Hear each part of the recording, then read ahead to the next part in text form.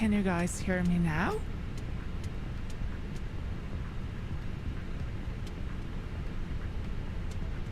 Please use your airplane fuel system to set the desired fuel. Finally, audio. For some strange reason, my Streamlabs had kind of like gone back to default, and suddenly I think they're starting to running. Holy cow! Does this look like they're starting to run commercials on the display as well? Oh dear lord. The things you experience every time you start the software all over again. Well, hello everyone. I have kind of been speaking to myself for the past 3 minutes.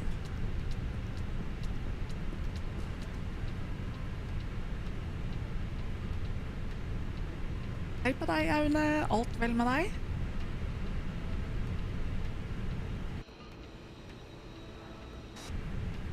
So yeah, we are putting on some prehistoric biological material into the wings.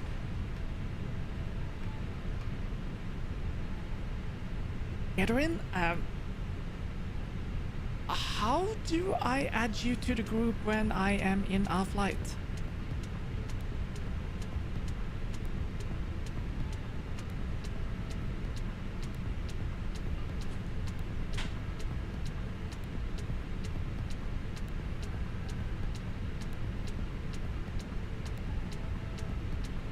Oh yeah, consult Maggie. She will be Silent Bobby.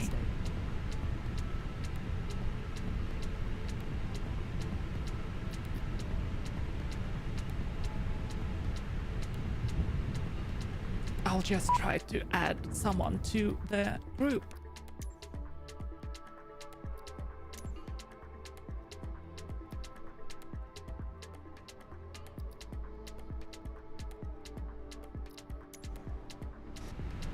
Which I should have been able to do by now, so let's hope that works, Edwin. Oh, Naomi, that is it a 350 1000? I thought it was a 900. The RKR, I don't think that's a 350 at all. It's a A330.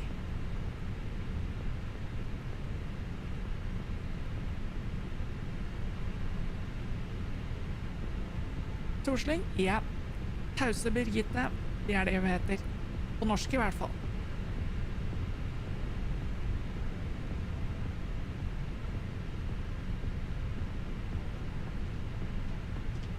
Okay, so last time we tried to stream this last week, and everything kind of like literally went straight into the ocean, and I've basically spent most of this week trying to get down to the bottom of what was going on, and what I found out by like really delving down to see the activity on the USB bus, what was happening. They had probably been too aggressive on how they were communicating with devices on the USB bus. So I found out that the software that is communicating between Microsoft Flight Simulator and the MCDU and Flight Control Unit, which is this device here and this device here. I have a replica of those in real life, and the software communicating between these two and the simulator, it was calling out on the USB bus approximately 8,000 calls each second. So it would be like you standing in the middle of Fifth Avenue looking for someone and just standing there shouting at everyone, and even though you do have contact with them, you would continue to call for them 8,000 times a second. So with that amount of traffic, the USB bus would just say, no, I'm not handling this, and then just start restarting things all over. So after I think it was on Wednesday, we came to a solution, and then they posted a fix where they kind of like reduced the amount of calls, and things have been working nicely since then. So this is kind of like the real test, general test, to see if things are working as smoothly as they should. If we end up in the fjord again, then it's for sure not working as intended.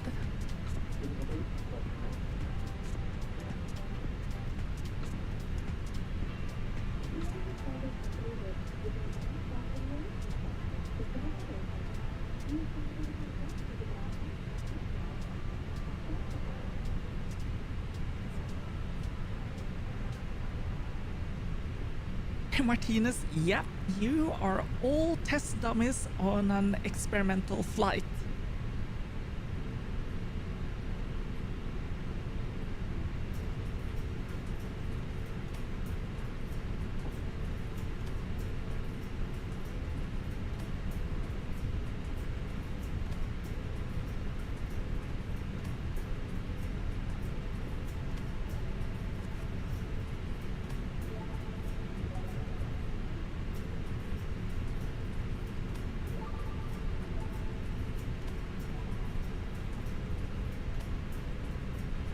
Oh no, you're asking if I bought my computer yet? I kind of had this computer here for, I think it's like 2 years now.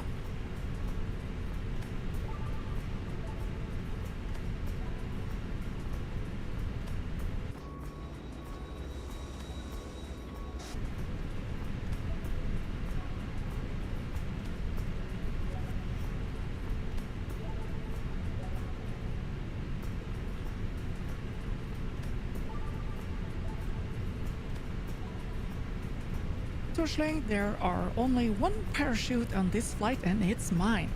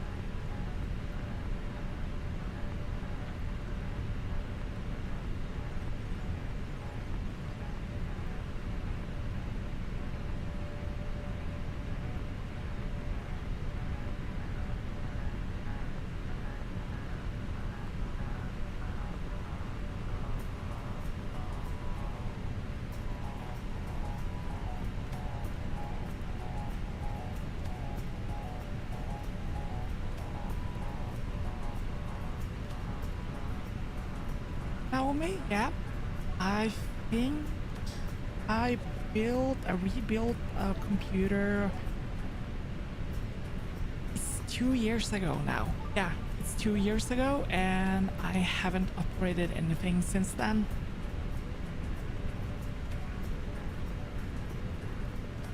William, yeah, we're absolutely hoping for success this time.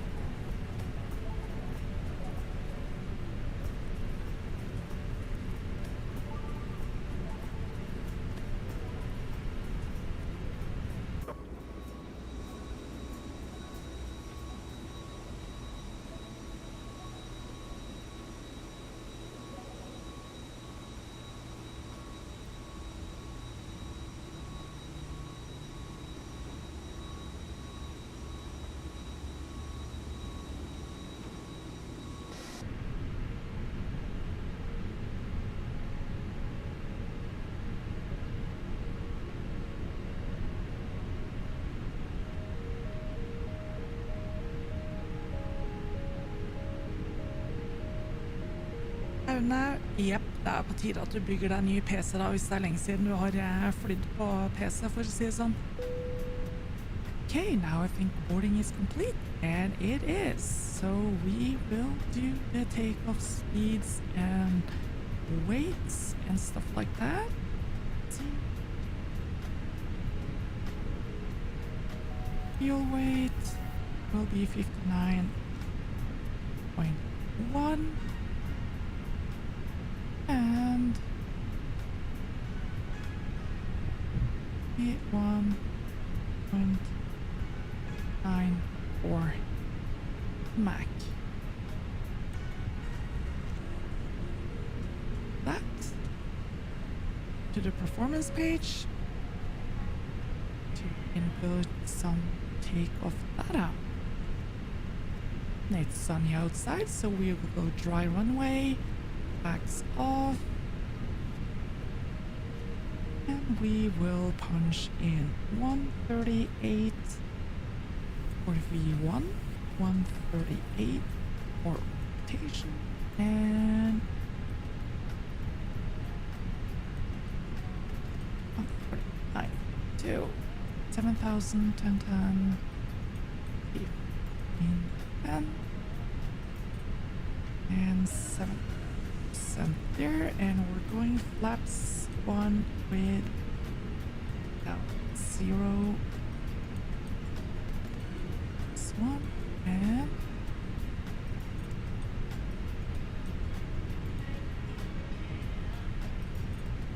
down 5. Okay, are set. So, let's see, for start, parking brakes are set.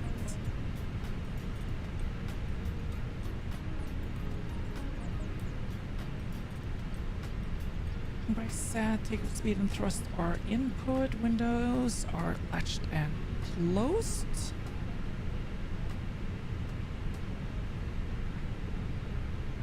Start APU.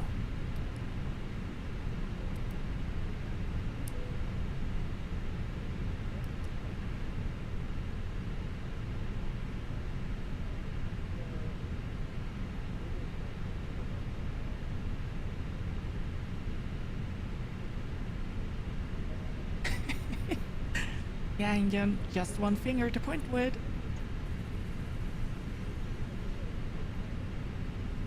Ah, Adrian, yeah, of course. That's... I forgot that. F-35 isn't in the base game.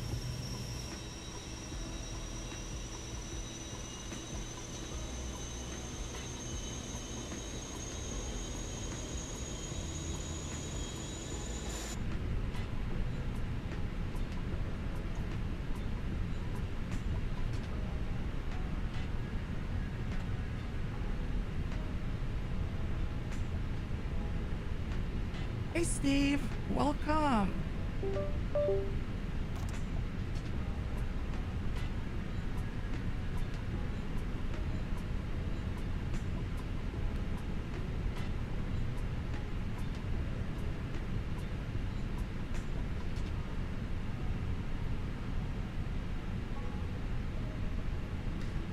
Yeah, Steve, haven't been doing very many like live streams like this since COVID, because life has been completely crazy.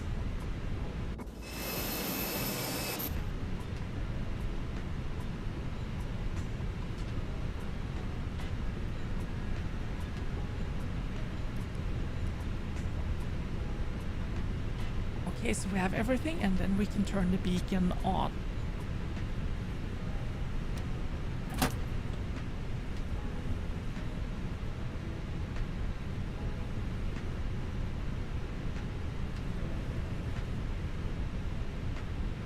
Hello, Captain. We are ready for pushback.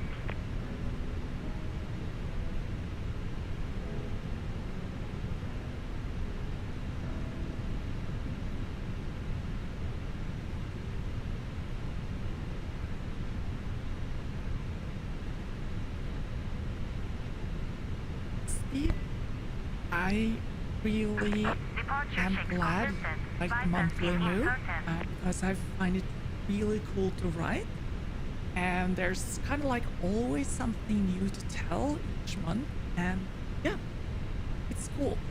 There's a lot of things happening on the railway these days, to say at least.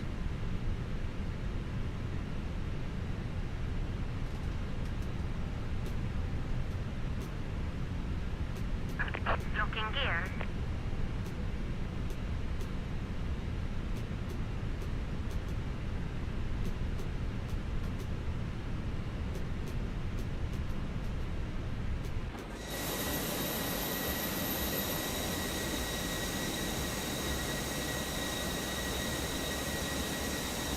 Thank you so much for the super chat, Vidal.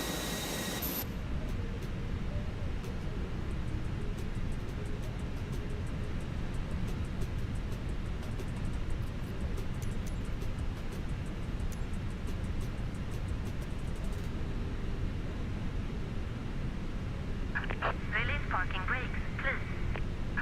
Commencing push. All engines clear. Start at wheel. Starting engine 1.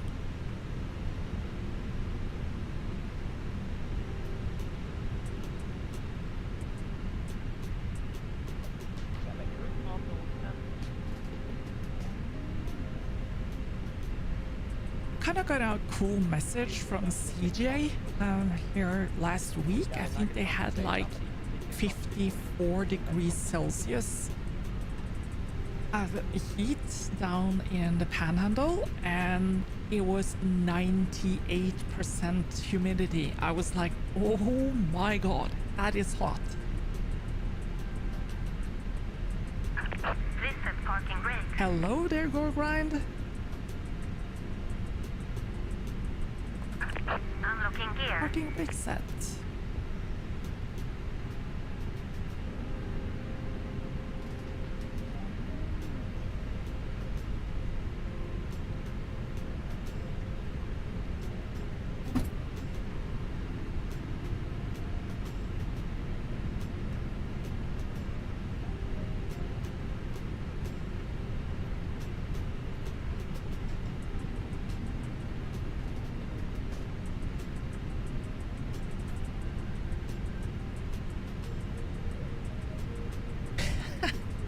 Okay, Sortling, buy more parachutes. For 100 knock, I think we will have like Tow truck disconnected. 50 Bypass centimeters removed. of linen. Left is clear. Right is clear.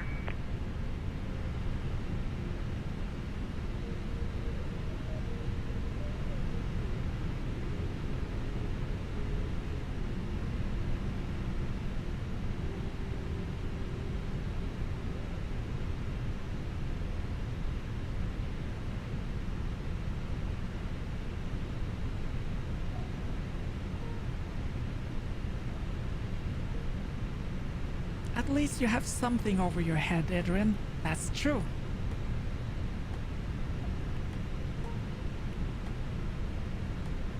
Okay, so let's start taxiing. There we go. It's on.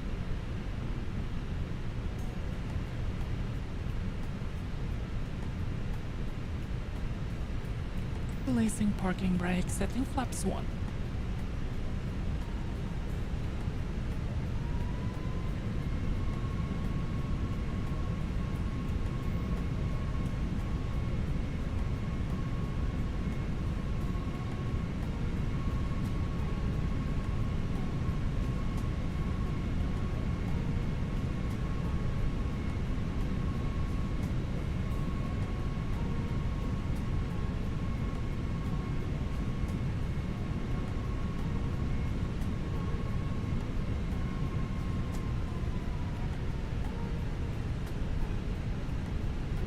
Hey Edorin, I've seen people buying parachutes off of Amazon to test them out, and some of them do actually fly, but not for very long.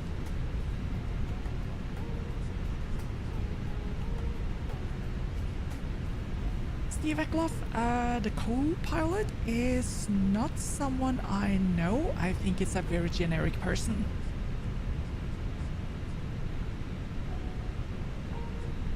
Starting engine 2.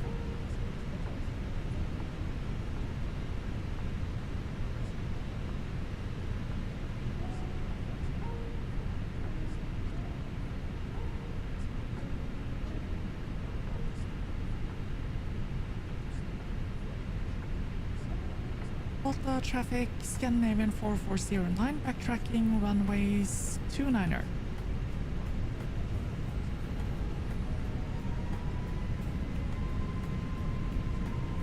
Approaching 1-1.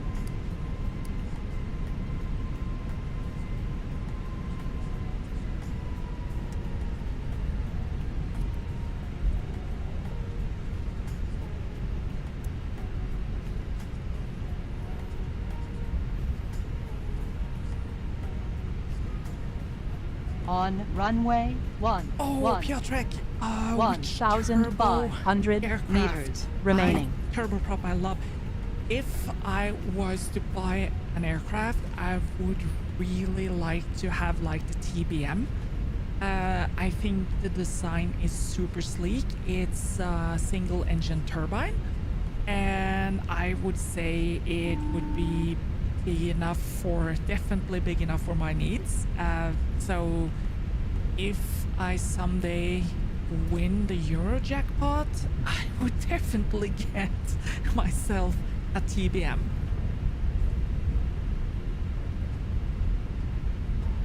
Torsling, yeah, that was probably our escort taking off.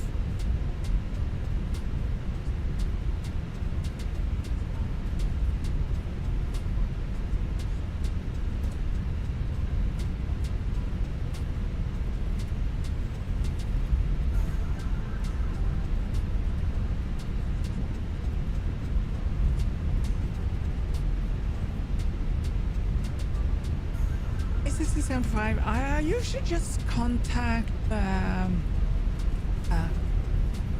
Purser and she will serve up anything.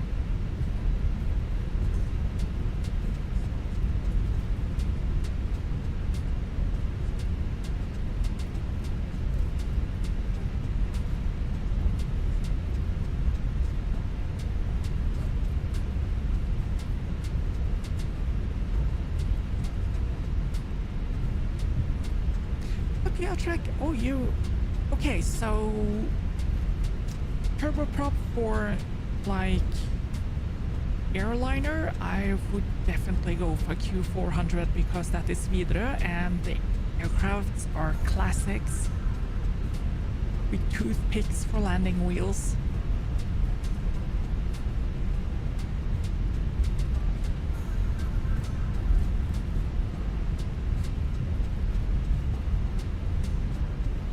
Hard-kicking group Germany, did you ask me what I had for dinner?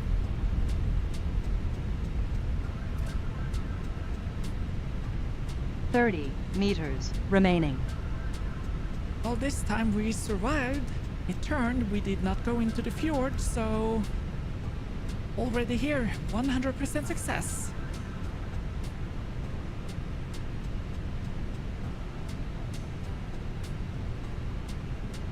On runway 29.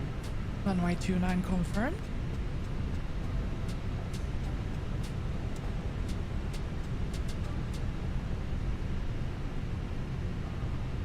Okay. Spoilers armed, takeoff config. Check that one, and cabin is ready. And we will turn on some lights for takeoff. And let's go.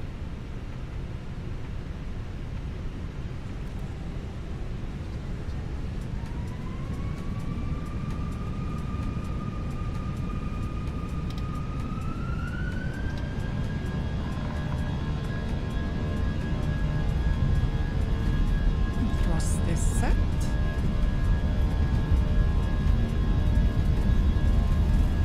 Yeah, Sourceling, we are having great success already. And 100 knots.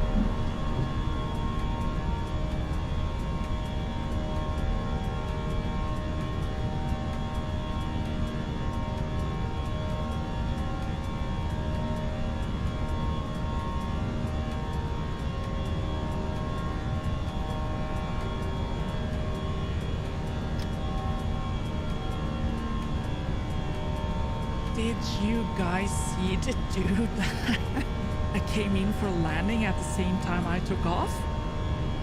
Man.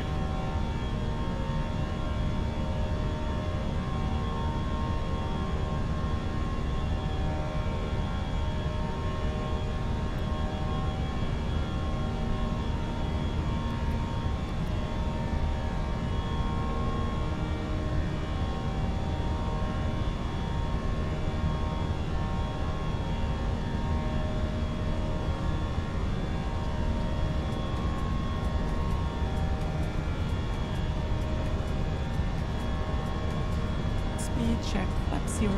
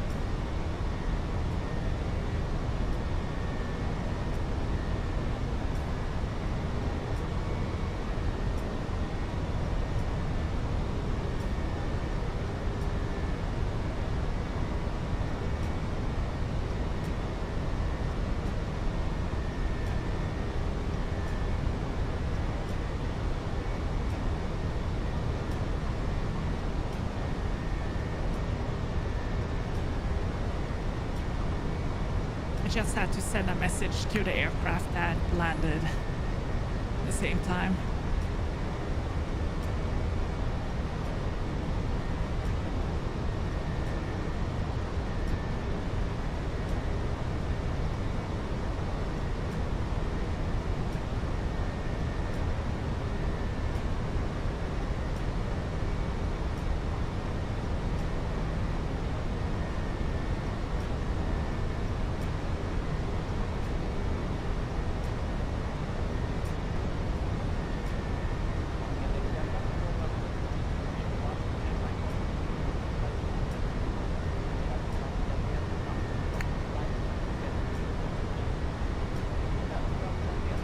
Radio check Scandinavian 4409er.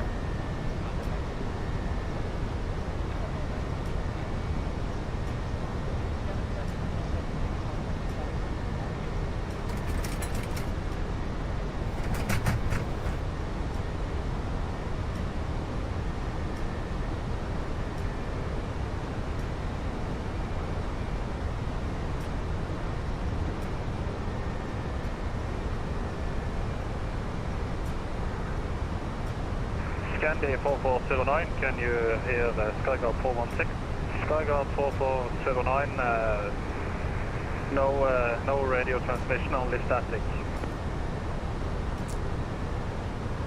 Scandinavian 4409er found the error, sorry about that.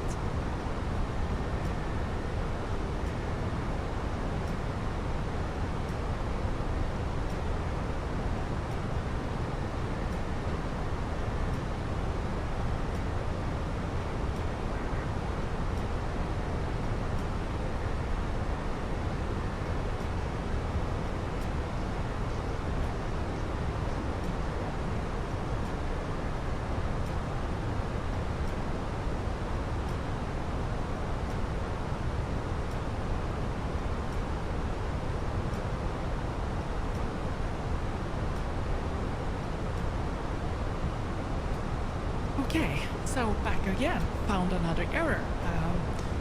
Seems like there are some sound devices that has dropped out from, like, everything. Oh. Okay, let's see. Where were we? Yes, SAS graphics. That graphic is actually pretty cool.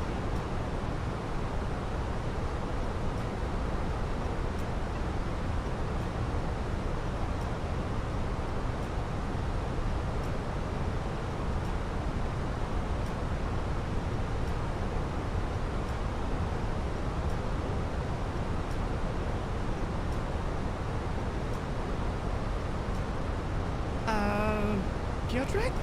Engines are too noisy, is that what you said? And are there Gamma and Vectron locals in Norway? We do have Vectrons. I was certified on Vectron in my last occupation, and I would say that the Vectron is one of the best engines I have ever worked on.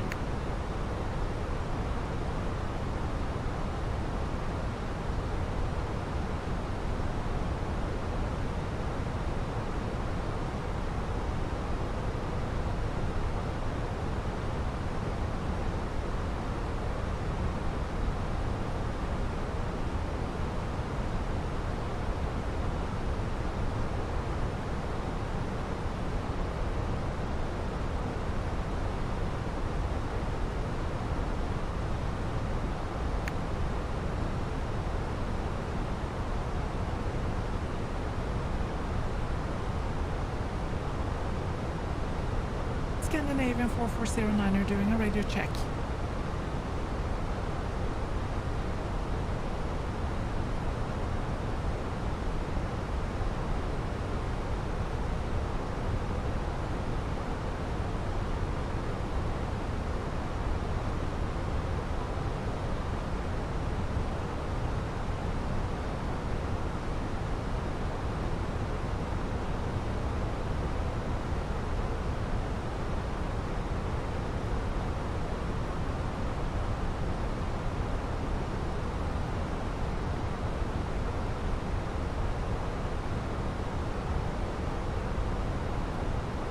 Scandinavian 4409 radio check.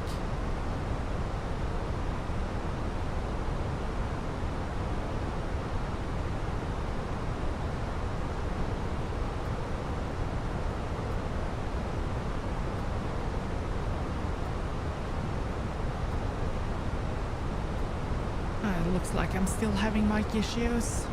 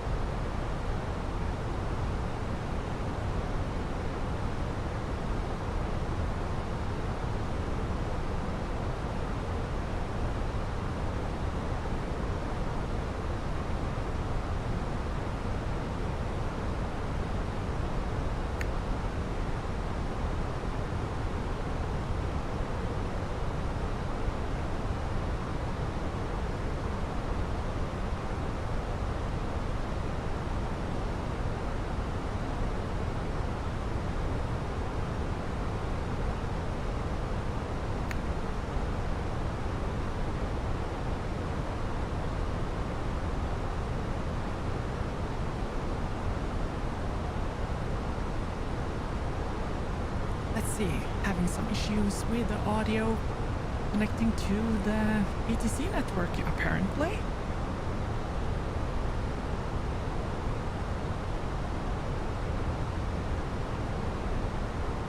It there, Jonathan.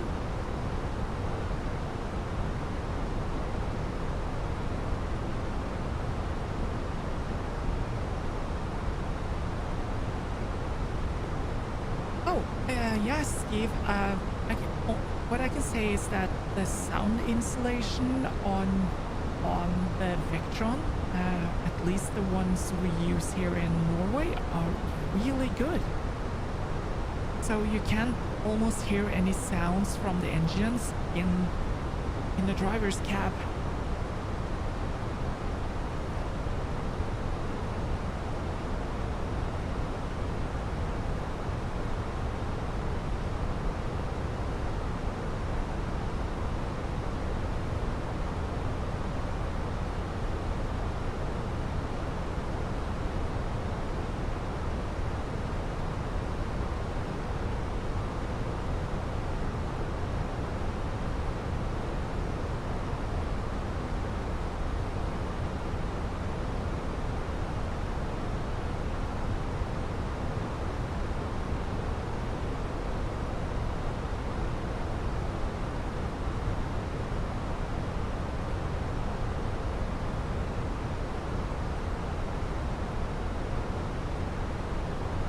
Hey there, Wally's World.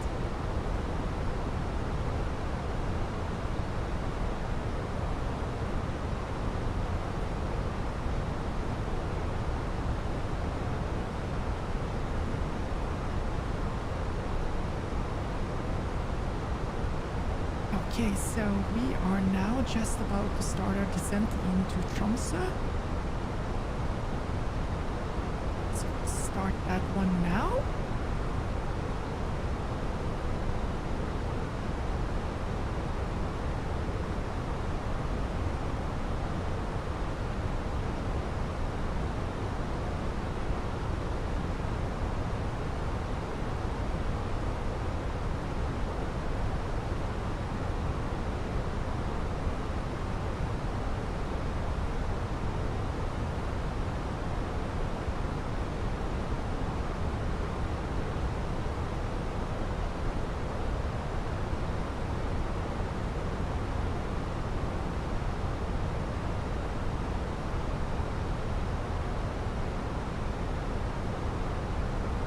Scandinavian 4409 radio check.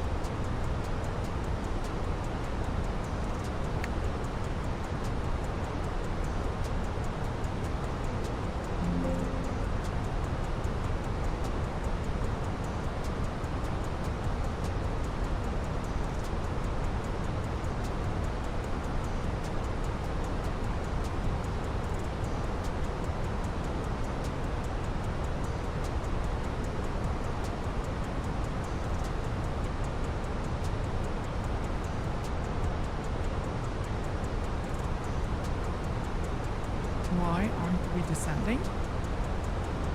Hello?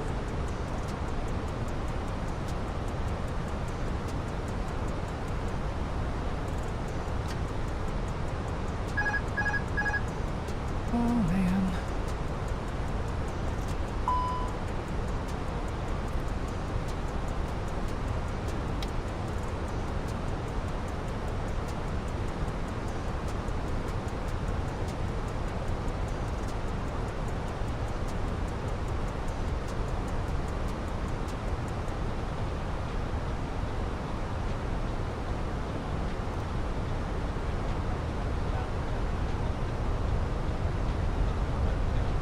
Okay, still having some audio problems, it seems, with the network. We'll see if something comes up.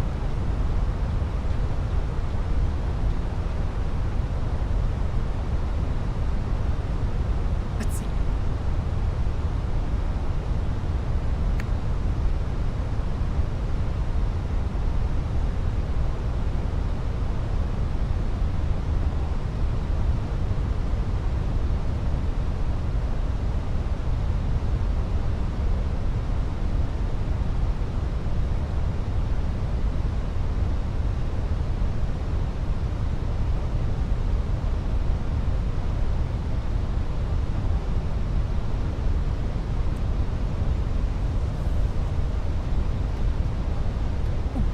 also way off.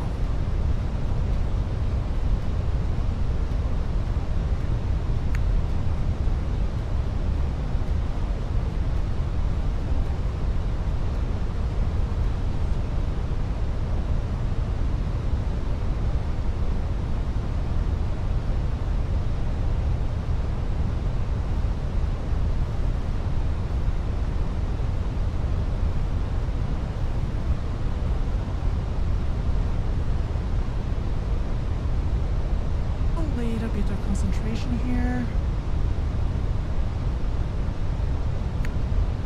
We are.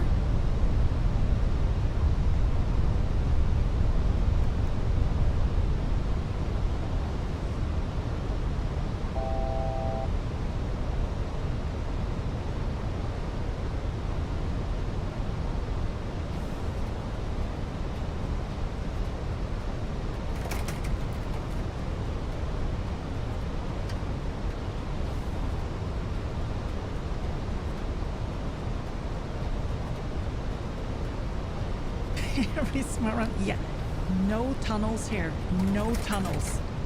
That's the nicest thing about sitting in an airplane, that there are no tunnels.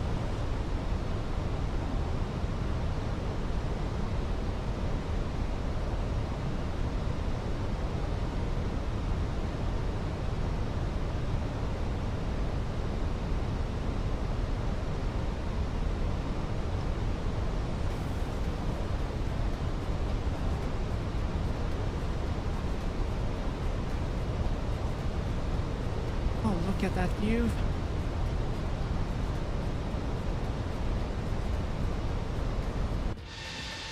Well, there he is, our escort. We are safe from intrusions.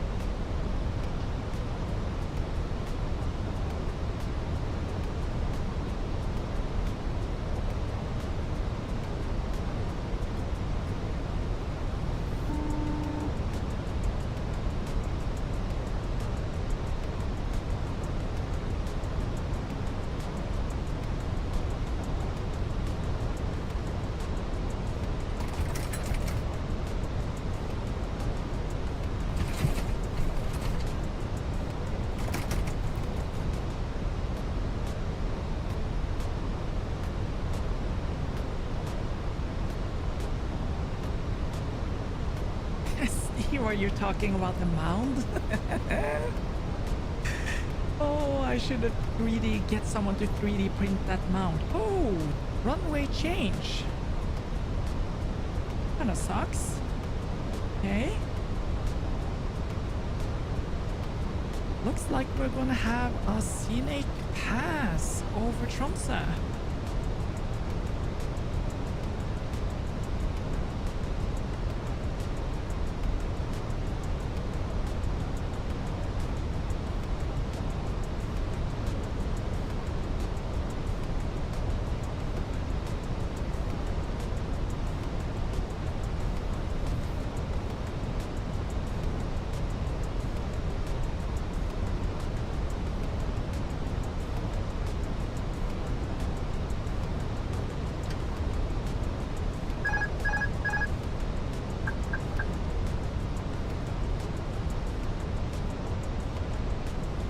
Do this visual.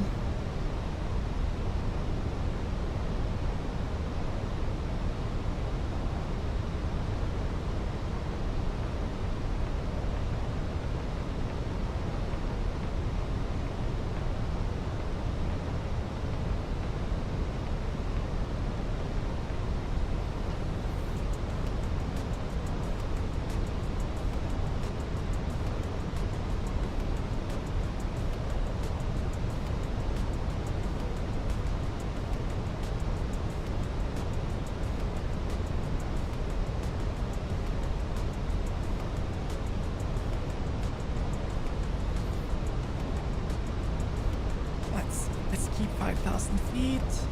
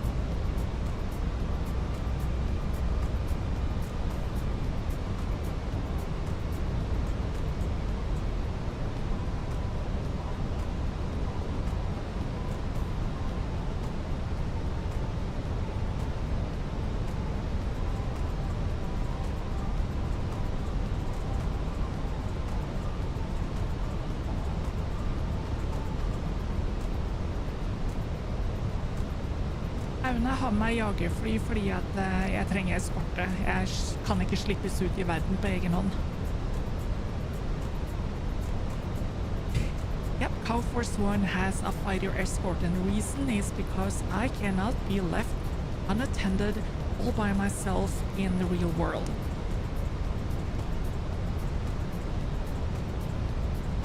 Laps 2.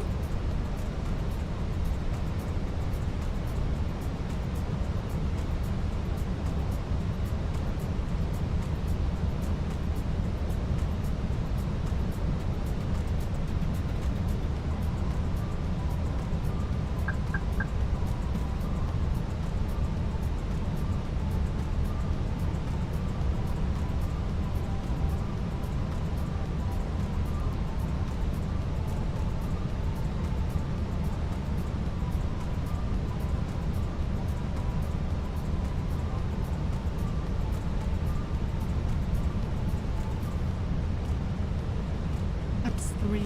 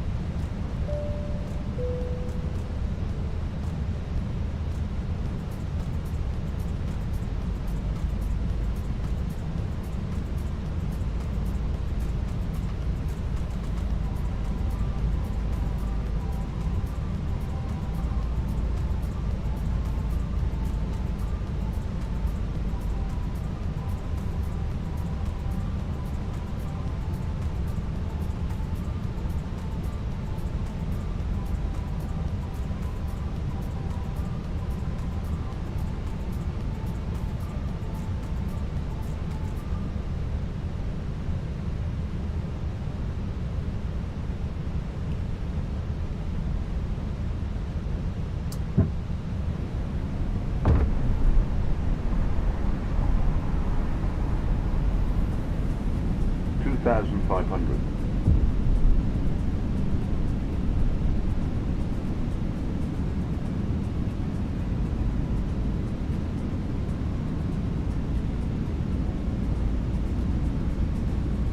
Tromsø traffic, Scandinavian 4409 returning left base runway 36.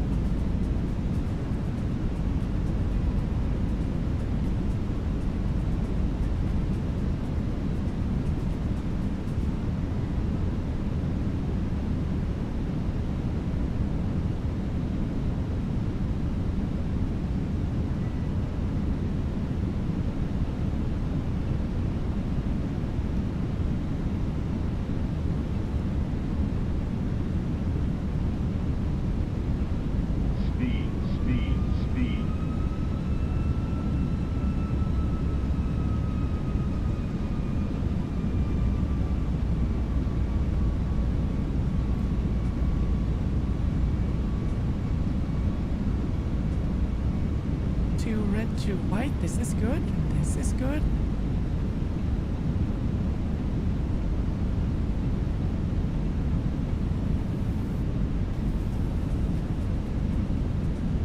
Tromsø traffic, Scandinavian 4409er, final runway 36.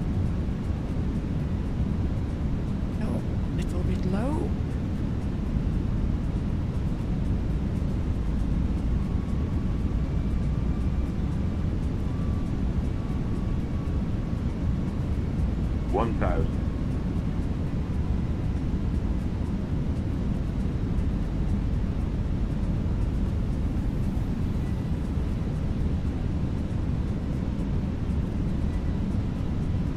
Approaching 3-6.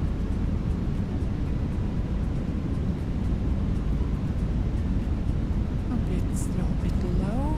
Correcting. We are.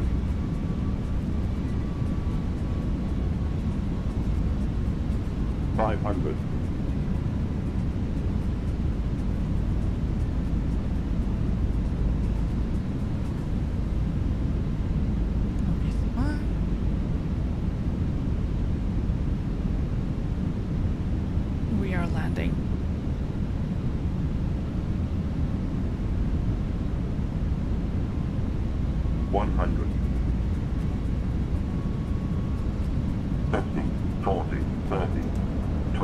Retard. Oh, float. 5. Retard. There we are. 900 meters remaining. Auto brake off. 80 knots going manual. 600 remaining.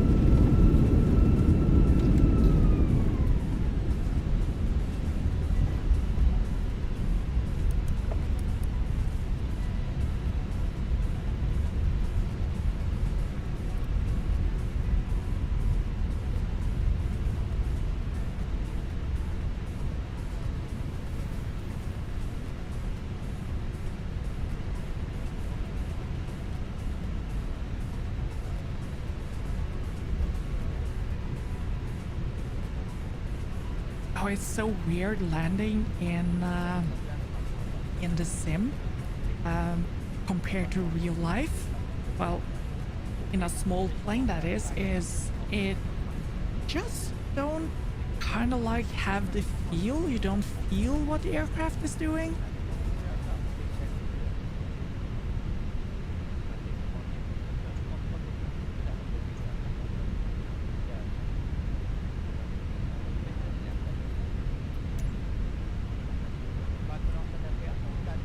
Let's see. Select from the map. Oh, we are choosing gate 20. And we know where gate 20 is, and we want SAS to handle that.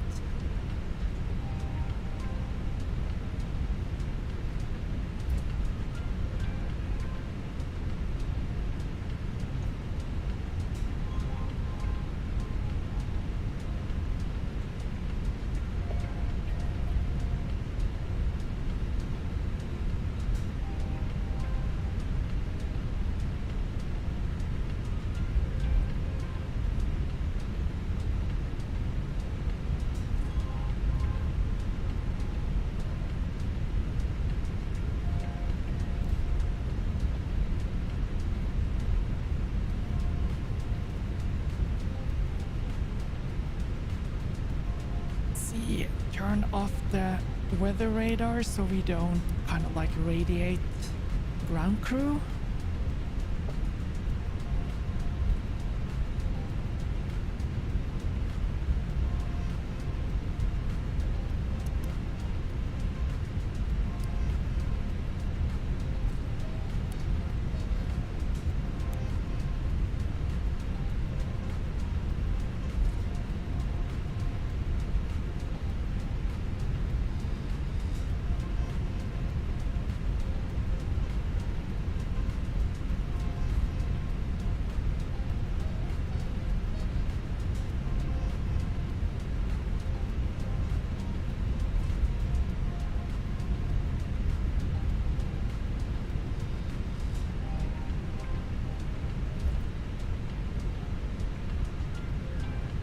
looks like Edorin, who's flying the Hornet. He's doing circles. It's drifting.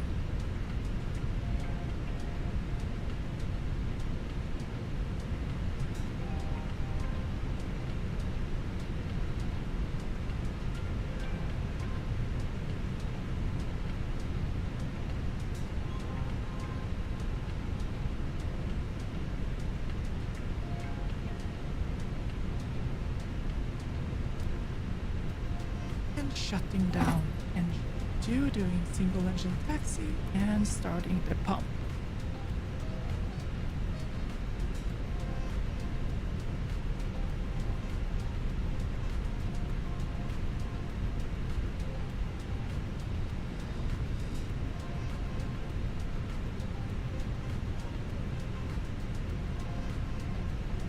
Matthew? No, not particularly busy right now. Flying on the Vatsim network, and right now there isn't much traffic up here.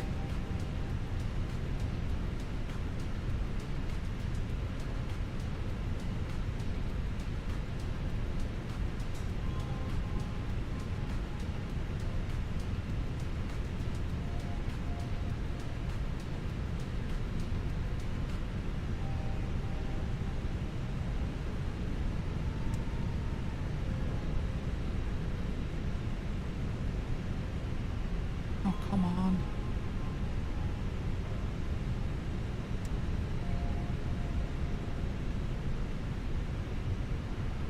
Not yet. A bit further, there we are. Please cut engines.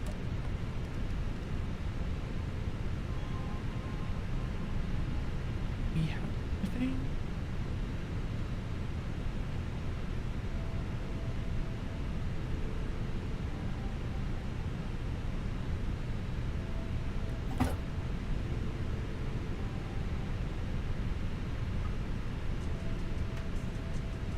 And off with the beacon.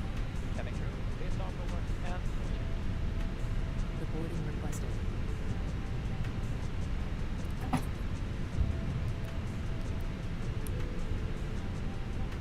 That was the first leg. It's kind of spicy.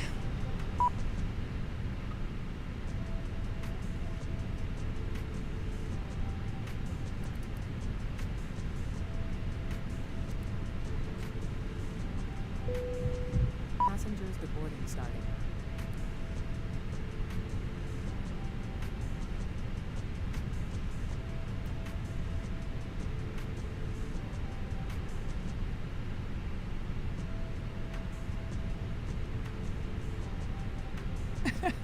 You did that hard kicking. I still have Mr. Zwangsbremsung. He sent me something and I haven't had the time to open that package yet. But this weekend I am going to have that time and I am going to film the reaction.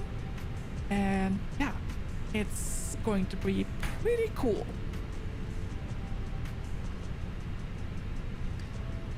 Krista, which airline would I like to fly for? I would like to fly for the airline that would hire me. I would like to fly for Scandinavian Airlines or Widerøe, which is of course here in Norway. But I am not. I'm not looking negatively on the fact that I might be moving to another country if that means I'm able to land a job in that country with an airline.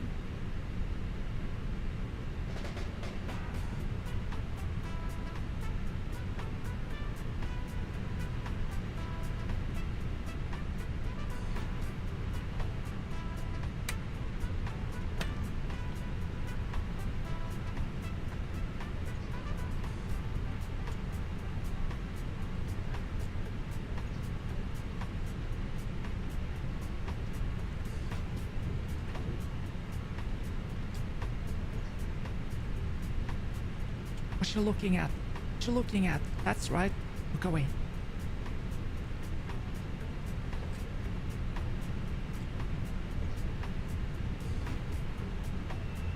Okay, so what was the landing rate on this one? Ooh, it registered 141 feet per minute. That is actually pretty good.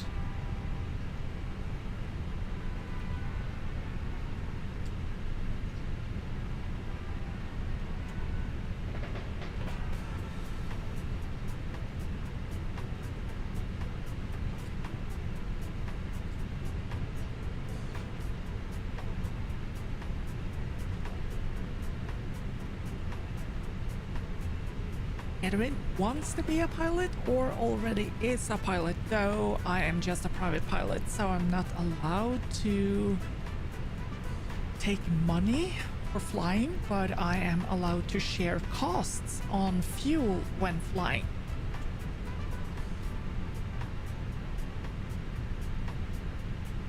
Which is kind of a thing these days because fuel cost is insane.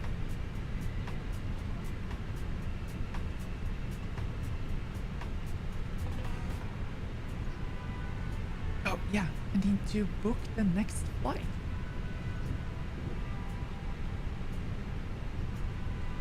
Roster, where is my roster? Roster. Dashboard, flight center. My rosters. There we are.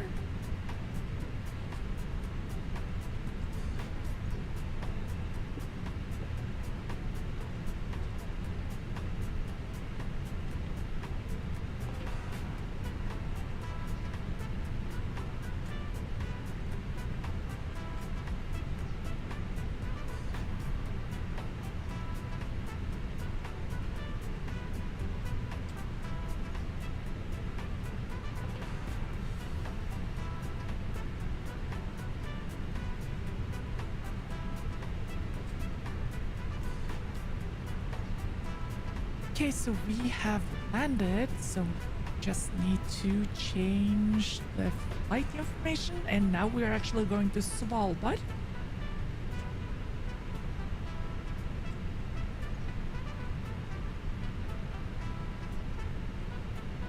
And we are flight 4414.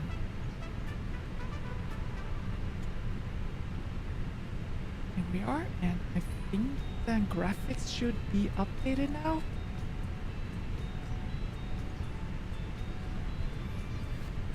It is.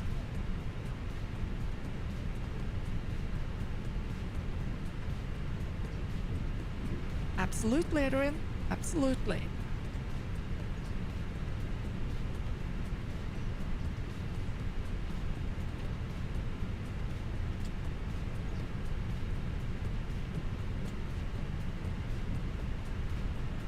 Orgrind, thank you, thank you, thank you. You're not the first one who's who said that. I find it kind of funny because inside my head it's kind of annoying.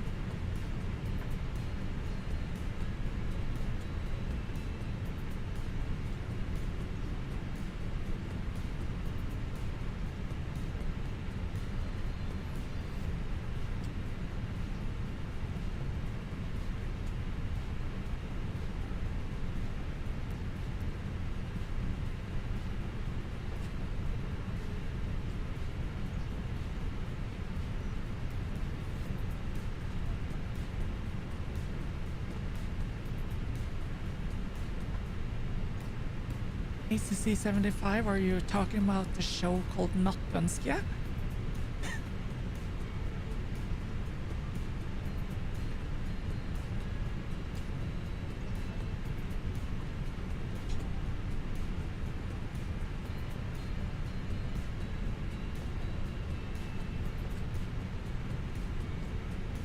I need to check the landing rate on our last landing. Let's see.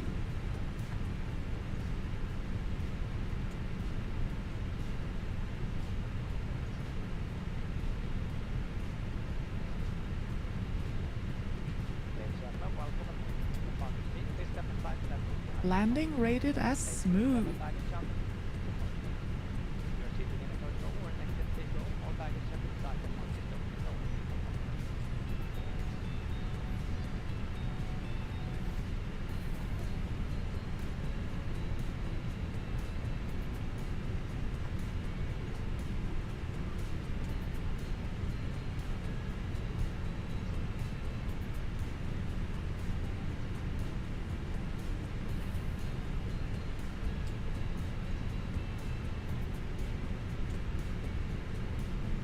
I don't think I would do Nattønske, which is Nightwish. It was this really popular, it is still, I think, I don't know, radio show that kind of like runs like at night where they would play music and read cards and stuff like that from people who wants to wish something for someone. And the host there, the past host called, whose name was Siv Stubbsvenn, she had this like really super soft, sensual voice on the radio.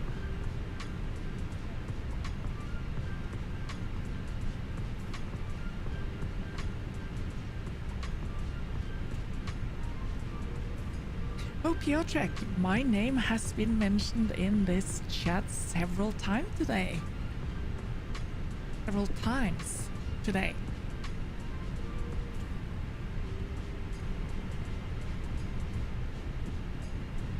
Is everyone deboarded yet? See? Nope.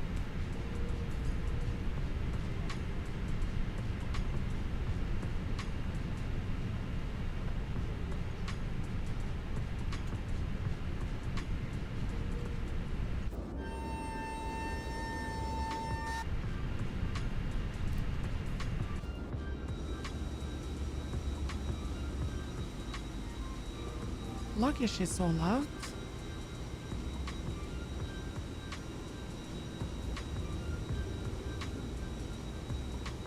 and gentlemen, welcome to London Speed 375 left. Thank you for cabin baggage jump. You're sitting in the first row or next to the seat row. All baggage have been signed and one seat row. Good evening, I think your luggage has arrived. It was not lost, it was directly teleported.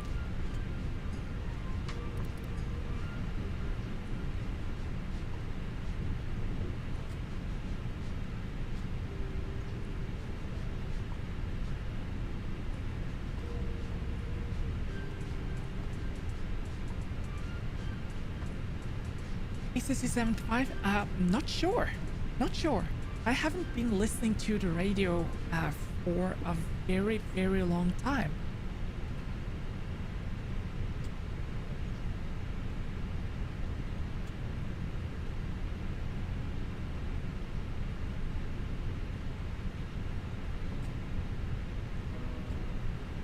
Oh, Henrik Sanaker, oh yes.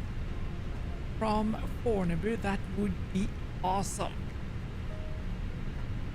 Is there scenery for that airport in Microsoft Flight Simulator 24?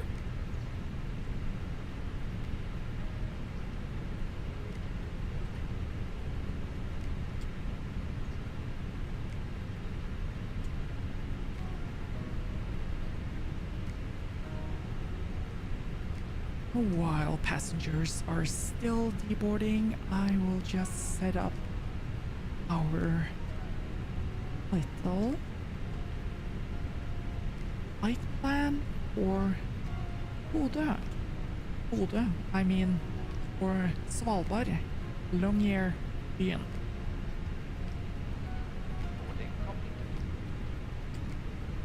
Boarding completed. Is that what he said? Flight mode on your mobile phone and all other devices. Cabin baggage jump and leave the front view window open. If you're sitting in the first row and next to the seat row, all baggage and loose baggage must be stowed in the first row. Items have you done one kilo, for example, a laptop must be stowed in the first baggage. Fasten your seatbelt, raise your seat back and tray table to an upright position and ensure that the window shades are open for the cabin.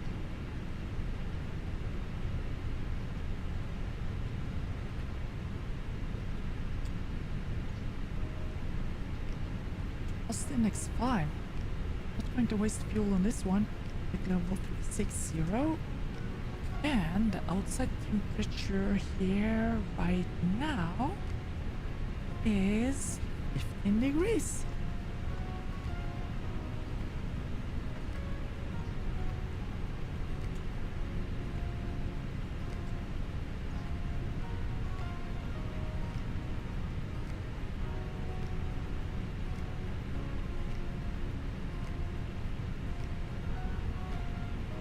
And I'm just going to put in some circles as usual to tell me when I should be clear to land with all preparations.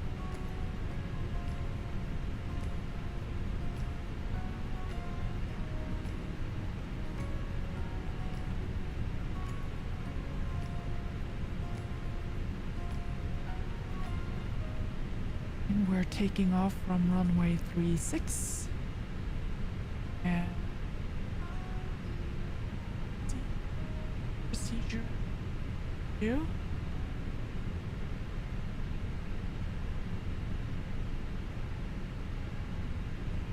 So we are doing the Longyearbyen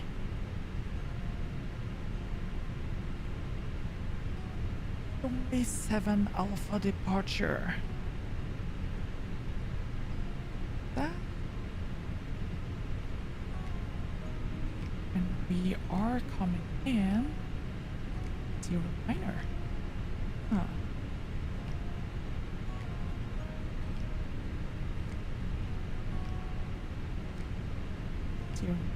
Okay, we are.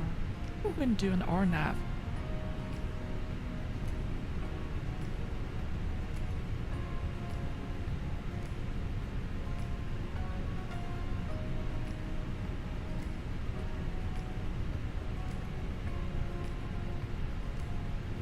Okay, so we are going to do some edits on this flight plan. I will have 09 X-ray.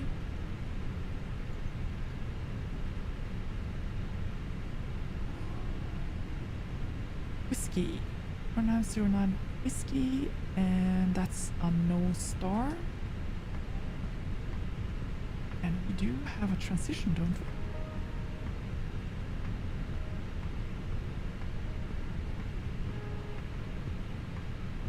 Via Alpha Yard. Okay.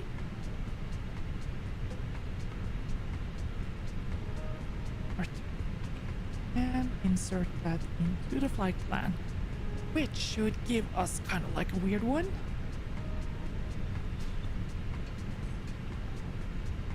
Here we are, so we are going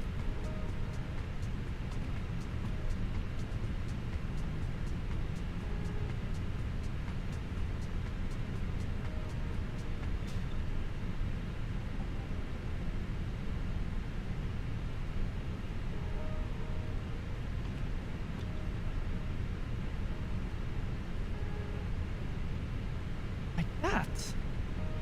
Seems more sensible, agree?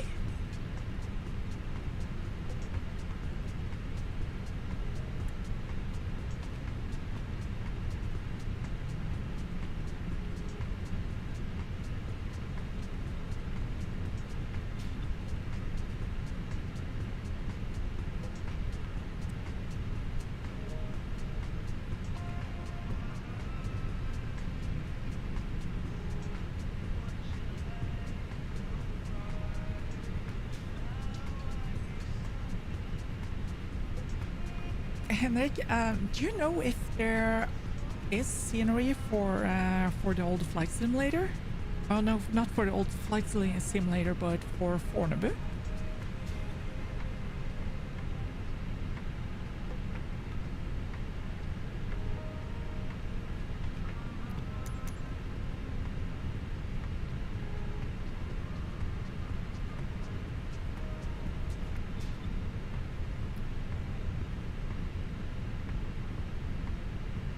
Refueling truck is on its way.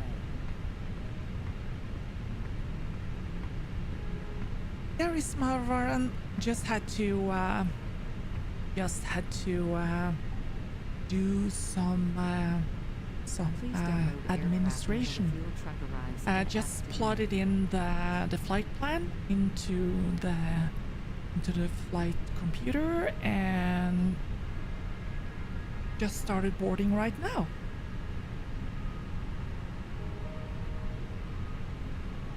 Piotrek, we just landed at ENTC, so we are flying from ENTC to Svalbard, which is way up north.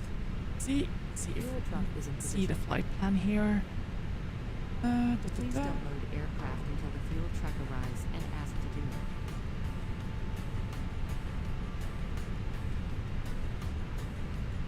So we're going to fly from Tromsø and we are flying way up north.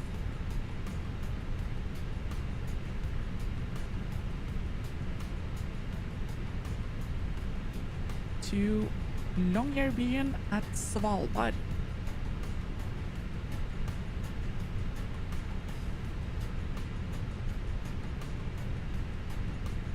No, Matthew, your ticket is a round ticket. You're actually going to Oslo, but you will be landing at Svalbard as well before you're going to be able to go down to Oslo. So after we have flown to Svalbard, we will return from Svalbard all the way down to Oslo Airport. So that will be the longest leg. So this is a full evening.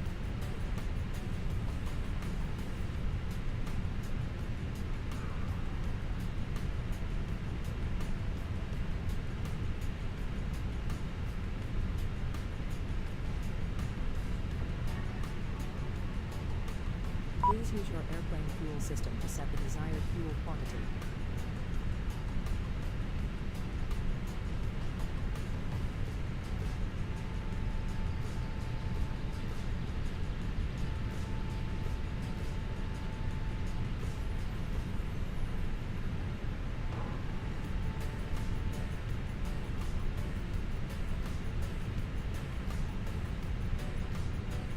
What?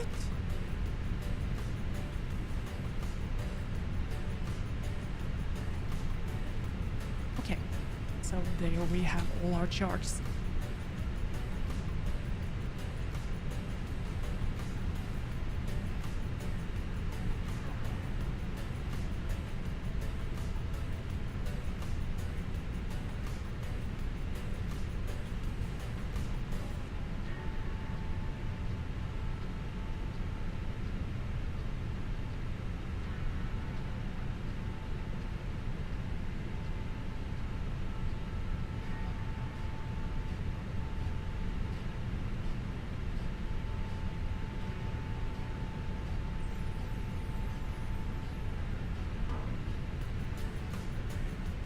See.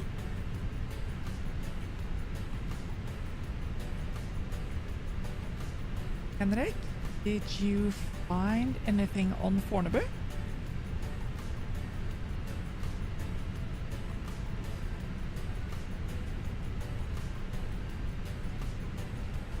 Oh my gosh, I actually found that airport.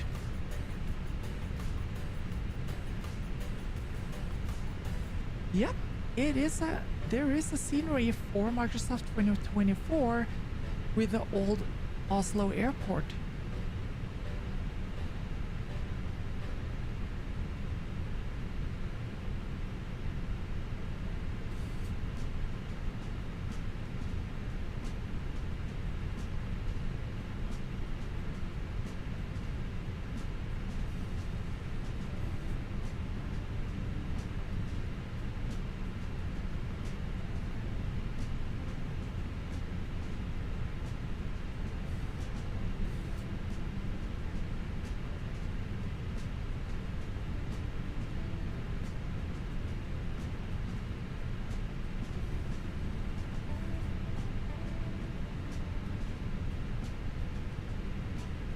If people here on the chat really want to, oh, I can probably do that.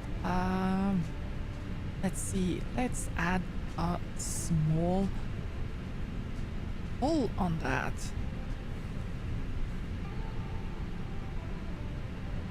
It's not possible to fly directly from when flying for the virtual airline, flying directly from Svalbard to Bergen, but we could go via Oslo, so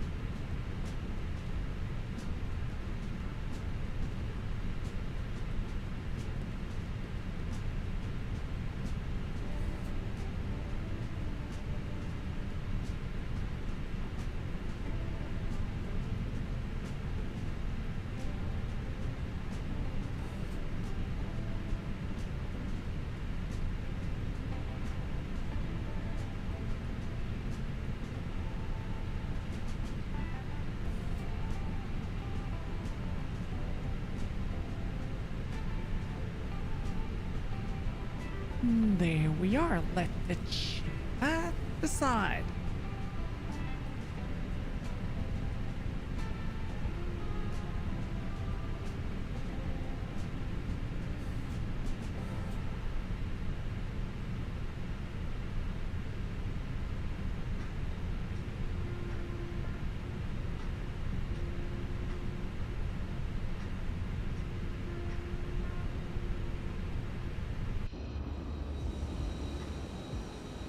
Still fueling.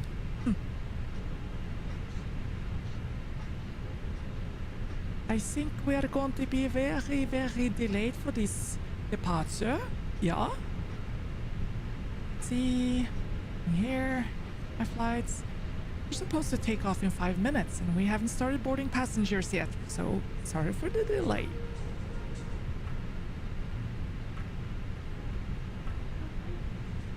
Yep, Matthew, we are sucking up more fuel.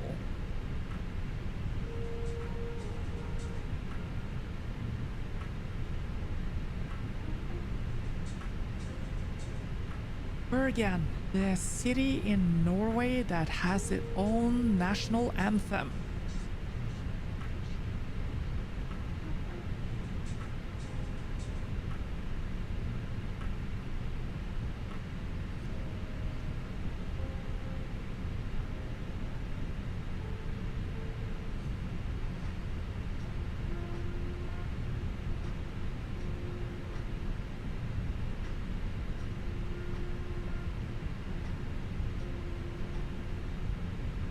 Boarding requested. We are boarding passengers, finally!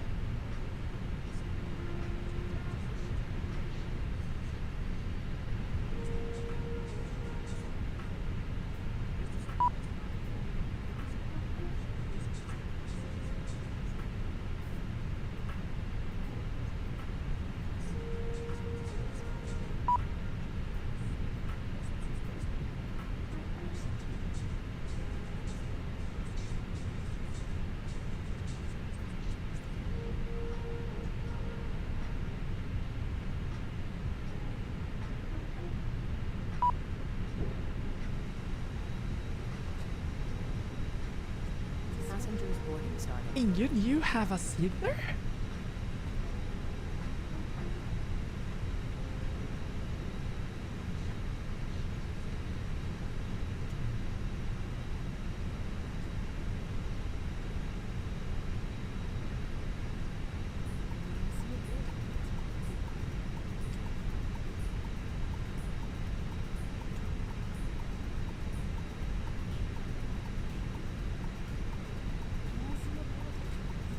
Auna, jeg tror torsken er i lasterommet. Som om den ikke har nok av det på Svalbard, liksom. Refueling complete, so that was... Ooh, what was the price of that? I think it was pretty extensive. Let's see. Where is that? Operate jetway, prepare for pushback, additional services. No, no, no, no. I think we're gonna get an invoice. Here we are. In Tromsø, 1,892 gallons. Uplift. Let's see, charges.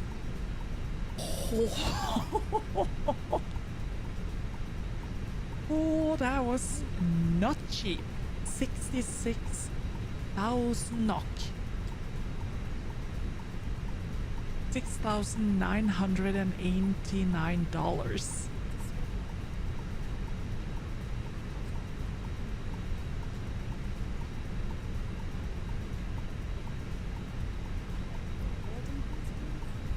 What, Matthew? You are used to the delays on the Deutsche Bahn? I thought you guys were like clockwork.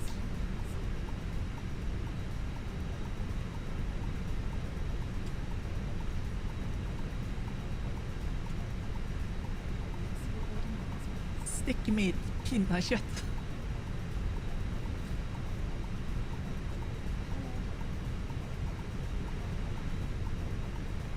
Funny story.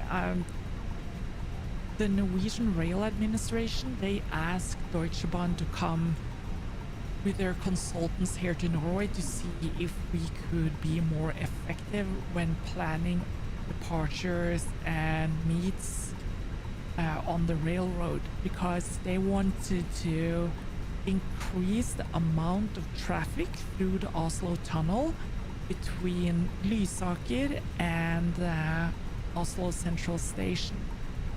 So the Norwegian Rail Administration told them their plans, and the German consultants, they were like, are you guys crazy? The amount of traffic you want to run on 2 tracks is what we run on 4 tracks. So they just pulled out of the whole thing, and we, of course, we did what we usually do. We do as we say. And we squeezed in so many trains on that section of track that there's basically a train running every 2 minutes into that tunnel.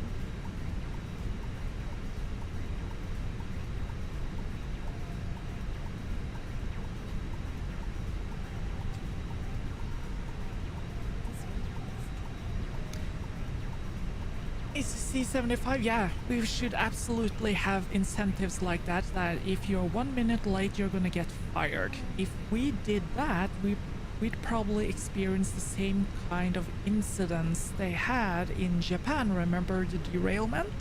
Because the driver was running, I think it was 3 minutes delayed?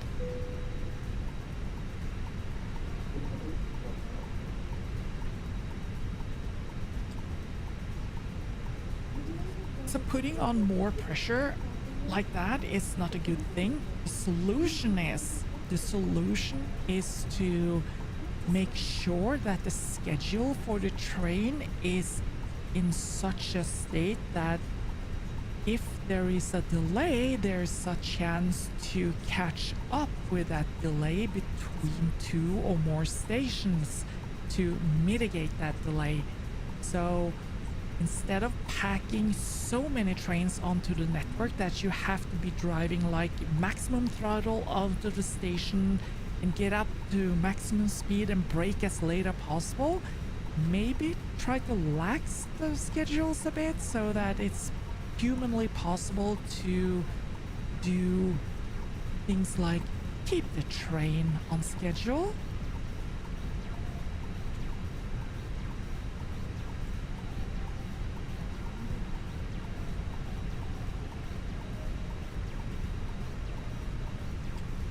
Leslie, hello. Great Continental Railways. Is that a TV show?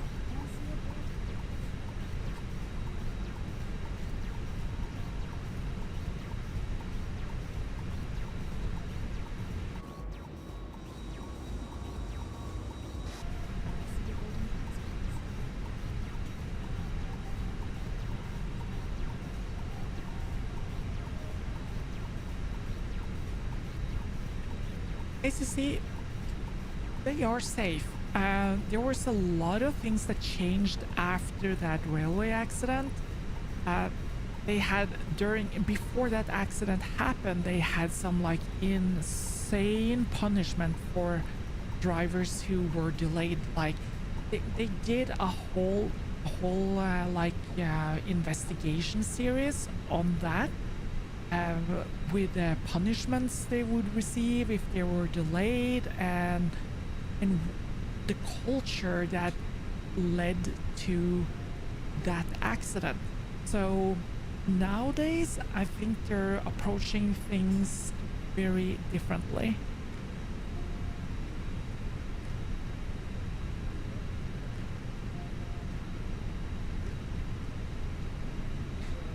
I think I want to check that show out, Leslie.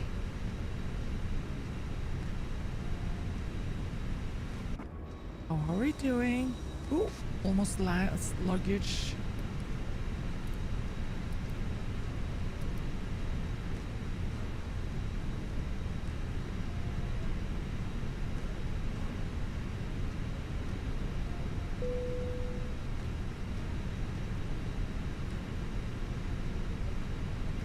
We are 4 minutes delayed.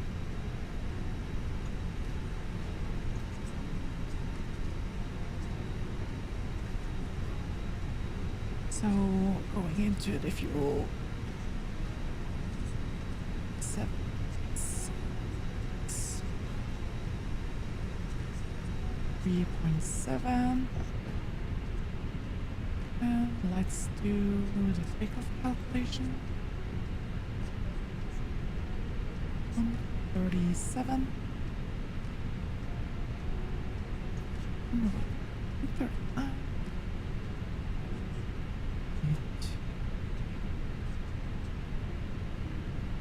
60%. And perhaps to read it down of 0.6. We are all set. Good.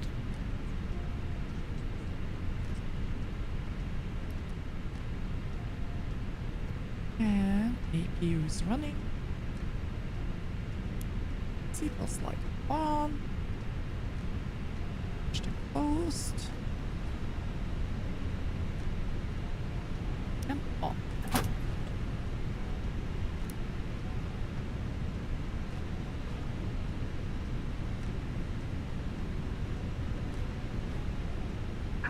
Hello, Captain.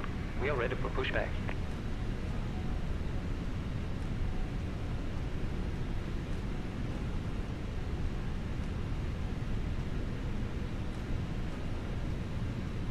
That's kind of sad, Matthew, because you guys like put so much pride into your high-speed network, and it's really sad that it's come to that state that you're not able to run at full speed anymore.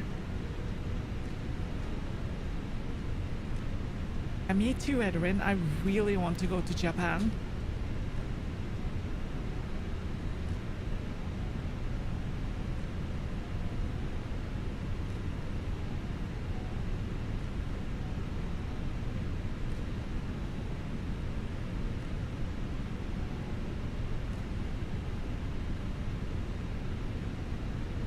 Sushi. Push back to Gardermoen. Oh my god.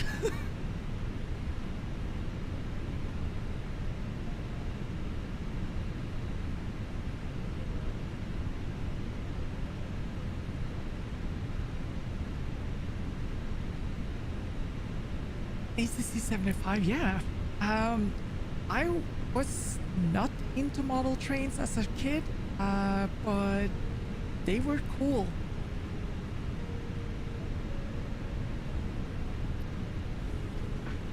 Let's see, we need our nose to the right. Release parking brakes. Releasing parking brakes.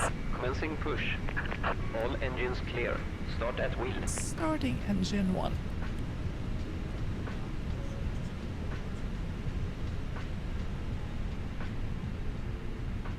Adrian, why do you need a direct route? It's, I mean, like, flying. Oh yeah, that's right. You have to fly from way up there. So you would probably have like 2 connections before you would get on that flight from Copenhagen to RJTD. Is that Hanada? Texas, the land of beef and cattle.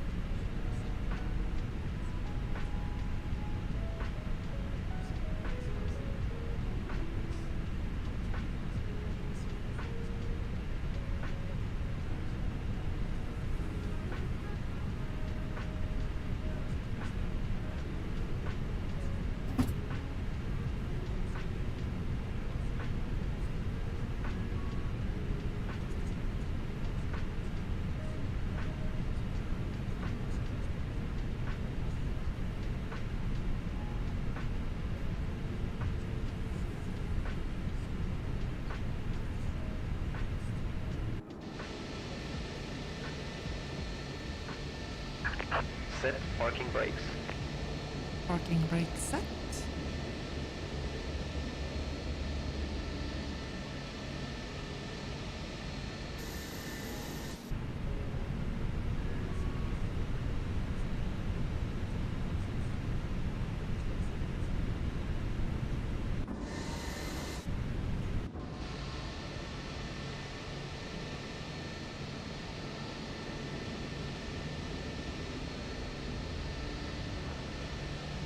Unlocking gear.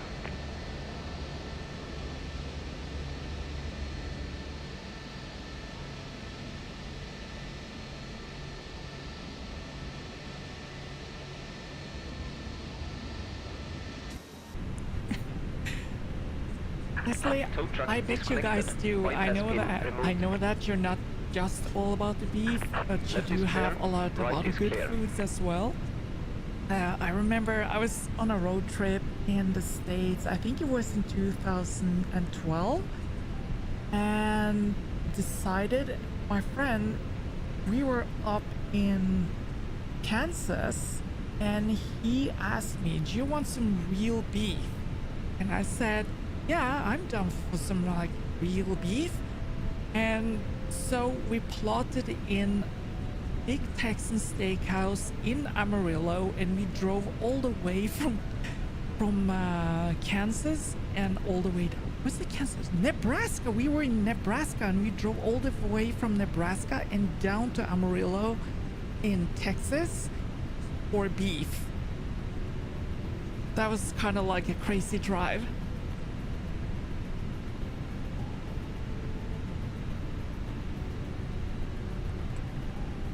Okay, so start. See, lights are on. Apps 1, and we are doing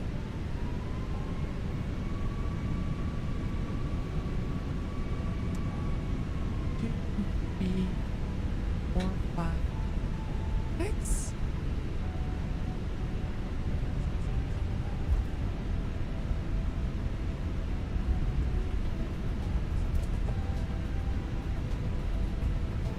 And check.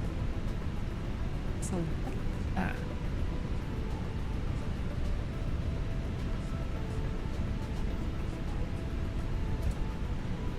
starting engine 2.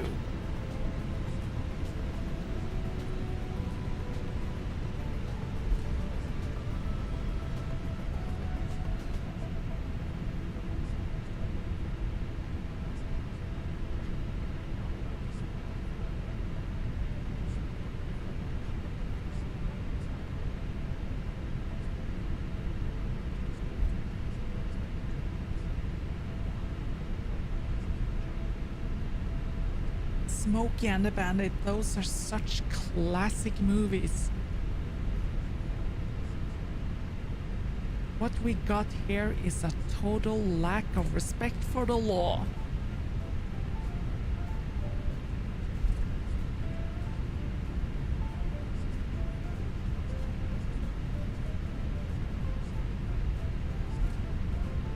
Oh, there goes Hidrin in his jet. Send it.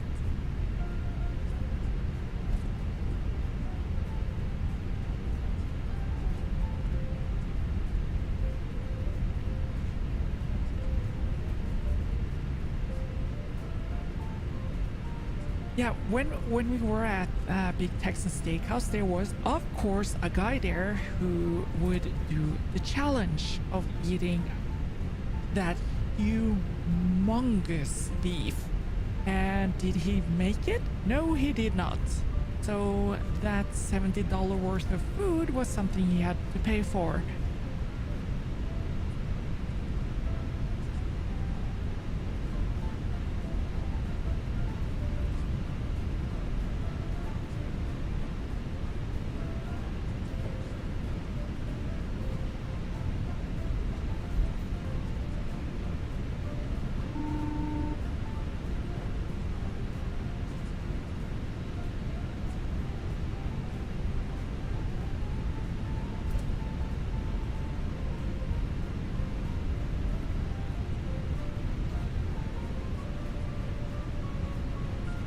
Traffic. My lord, what is my call sign? Brain fart.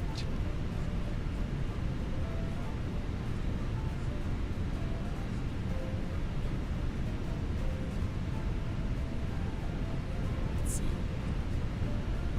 Clear left, clear right. Approaching Traffic, 1-8. Scandinavia 4414, backtracking runway 36.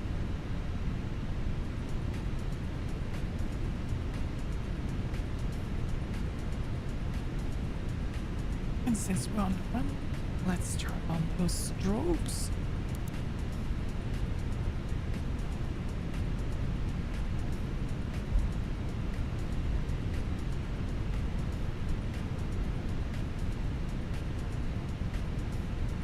On runway 36.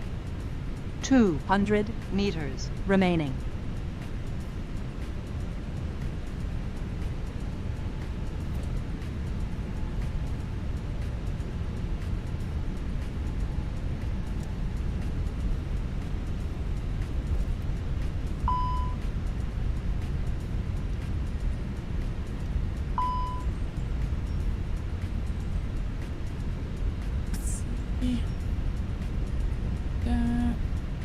Turn on 30 meters remaining.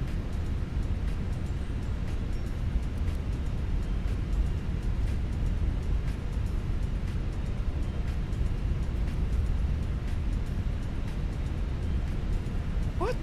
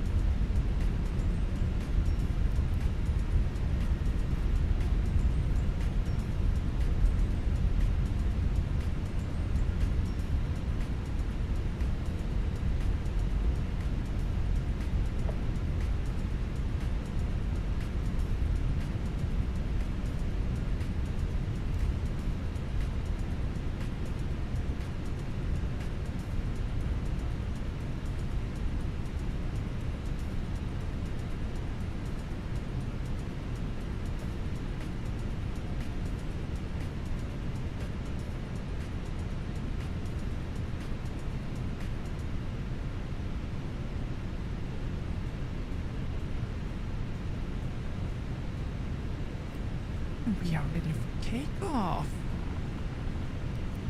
Some more.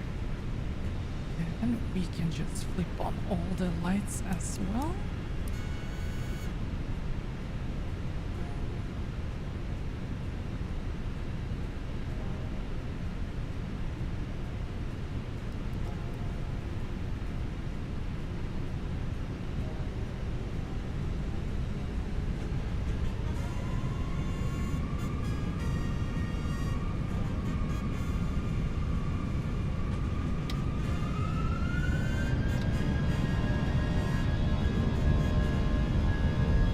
Rolling. On runway 18. 18. Did I take off the wrong way? Holy cow, yeah, I did.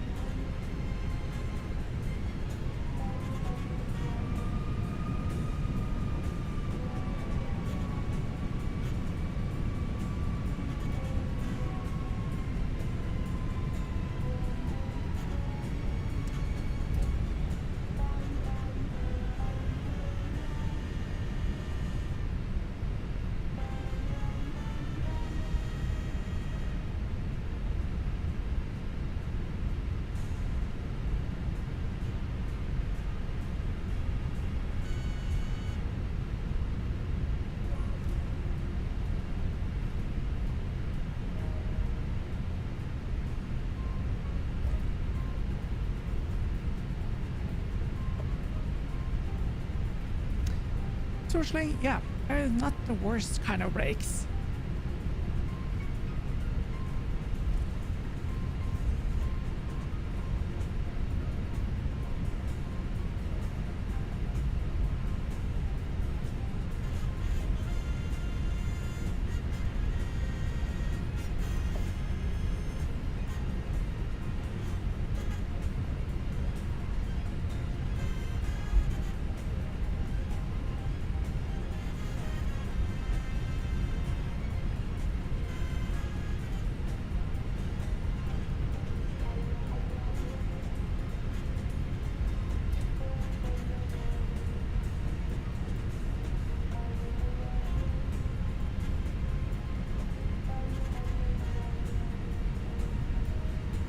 ACC 75, I don't have your truck simulator.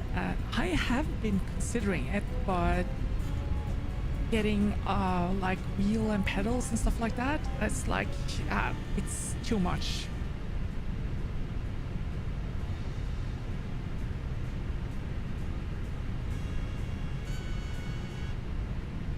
Approaching 3-6.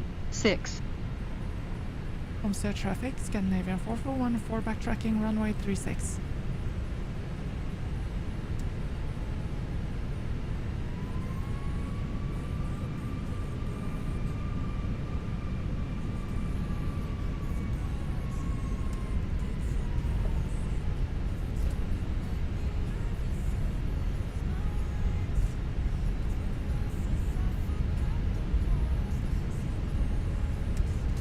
On runway 18. 300 meters remaining.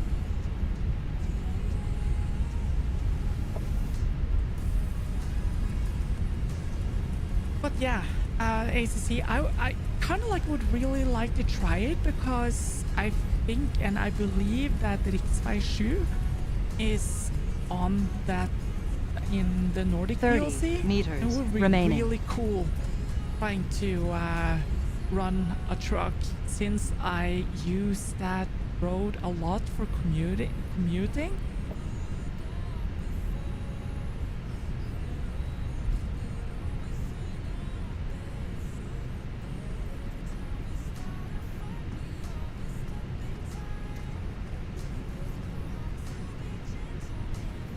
On runway 36. Let's try again.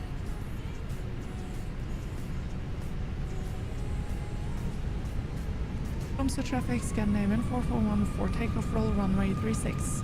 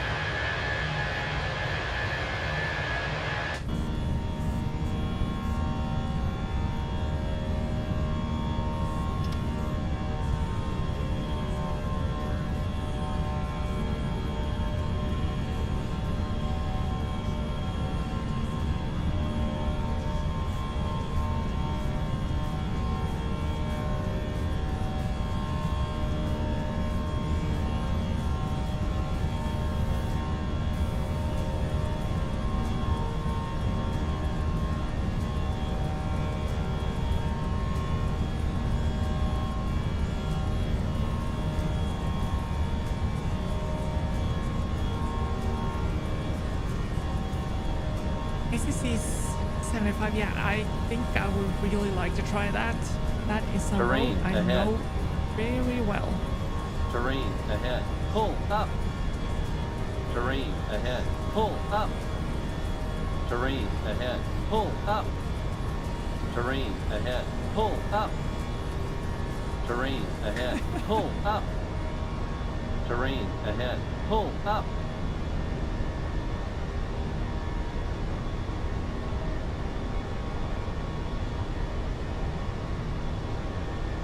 Oh, Iceland, that would be awesome.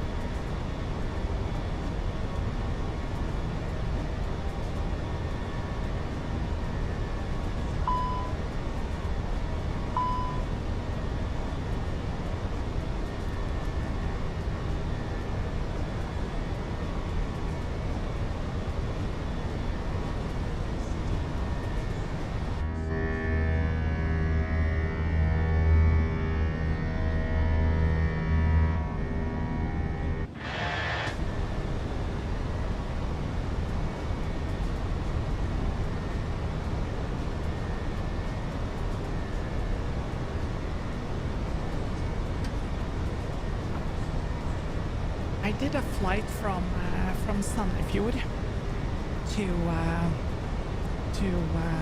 Voss in a small aircraft, of course, and that one also have terrain awareness system on board, and so in flying down to land on runway 27 at Voss, it's kind of like, it's really interesting because you kind of like follow the valley in from Granvin and you fly along the mountain wall before you turn left to join final. And the terrain awareness system, it was like going completely crazy, and I heard terrain all over the place. And knowing that you are where you are, they do have a very nice button that says inhibit, and pressing that one removes the warnings.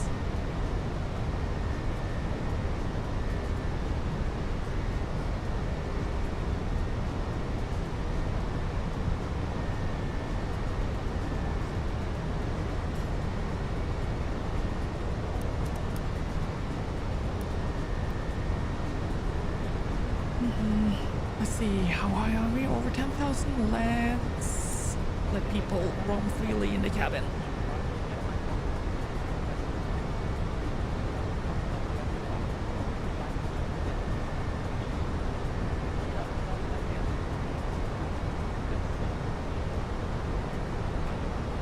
What? ECC, have they shortened the route? Why would they do that? 25 minutes from Oslo to Bergen, come on! And they call themselves a simulator. 1/19th scale. Dude, that is weak.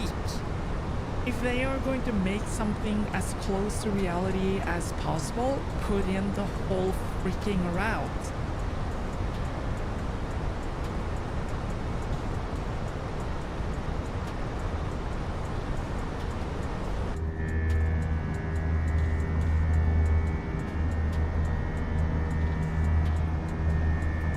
Yeah, it's super lame. It's just like, why?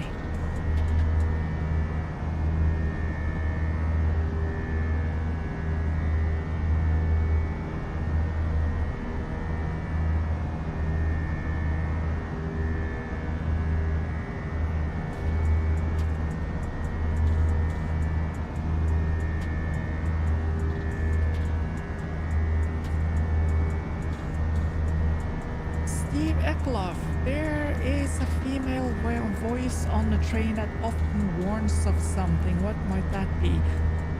Yeah. Bitching Betty, she is warning about absolutely everything that she doesn't need to warn about. For some strange reason, they have decided to use a voice for the CIFA or the vigilance system, So on the train we have a pedal we need to press down, and we need to hold it down, and we have to lift our foot off the pedal and squeeze back down every 30 seconds to show that we're still there. And and the system on, at least on the BR-187, is like super aggressive. So as soon as 30 seconds has passed, she will go Sifa, Sifa, Sifa, and it's so annoying.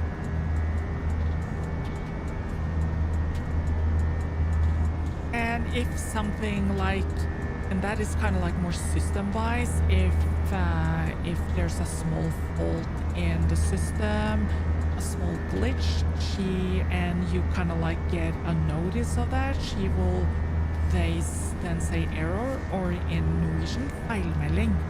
So she will be like announcing feilmelding, feilmelding, feilmelding, and that too is like super annoying. It should be once. You just need to say it once, and we understand that there's actually a notice because we see it on the screen. But she doesn't stop until you stop her.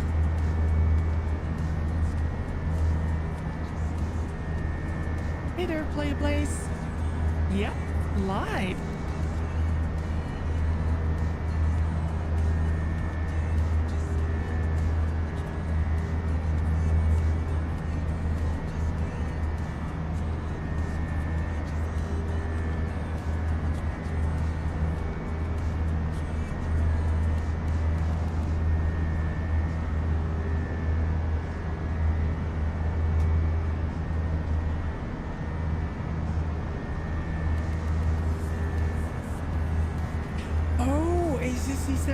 Did they also remove the roundabouts in the mountain? Over the Hardanger Bridge, did they remove that as well?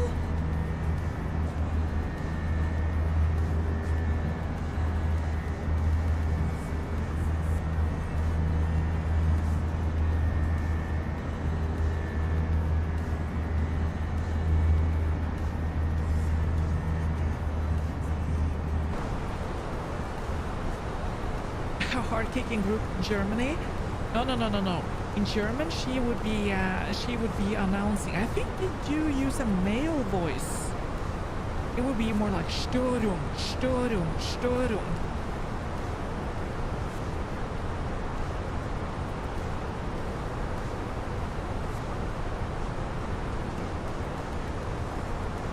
Hey there, Kelfish.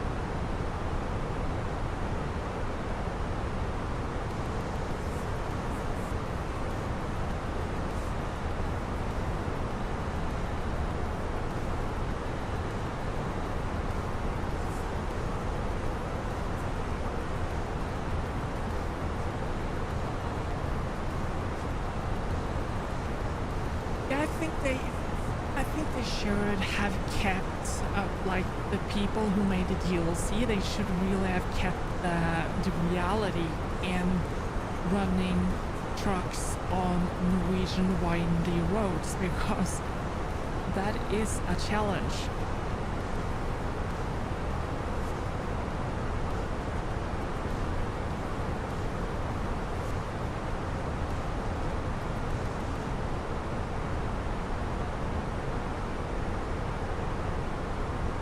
Master Walter, I am working on my pilot's license. I do have my private pilot's license, and I'm now reading and studying to get my commercial papers.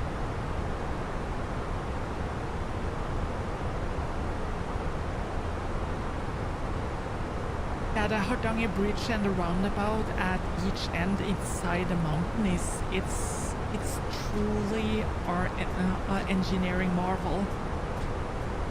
And so is the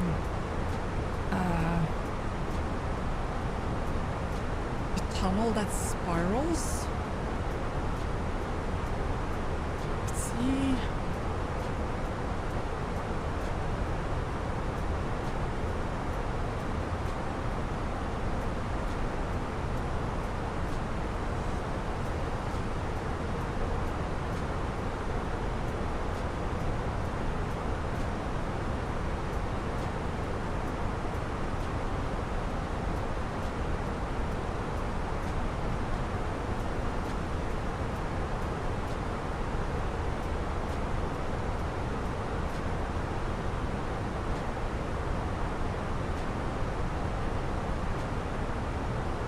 ACC 75, the really challenging part would be from when you're going down from Dyranut and all the way down past Vøringsfossen and down to Molbudalen.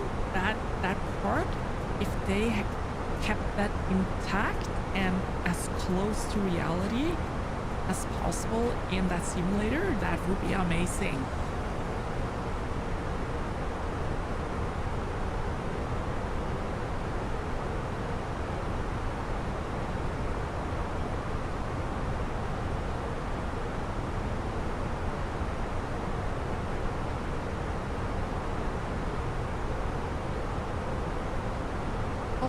Yeah, I am driving trains, but am I not allowed to fly planes in a simulator?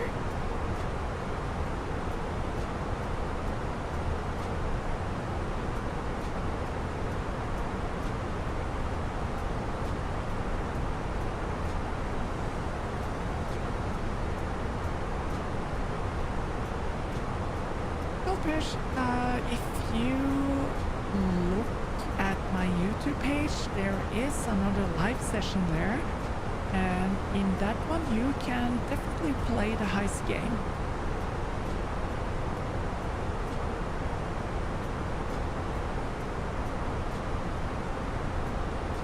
ACC 75, yeah, that is the one, but didn't they, in the DLC, isn't those two roundabouts gone or something, or that was what I understood from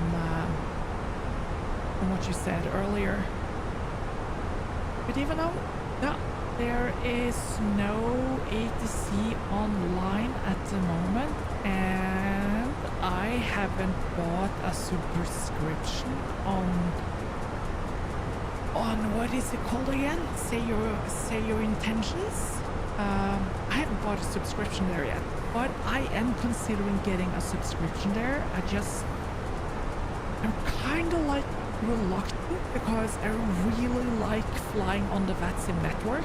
Sadly, there aren't a lot of controllers here in Norway, so it's kind of like empty sometimes, and I know that Say Your Intentions is able to hand over communications both to and from VATSIM controlled areas. So I am really considering it, getting a subscription there to have like AI controlled air all over the place, because the default ATC that comes with Microsoft Flight Simulator, that one is really, really bad.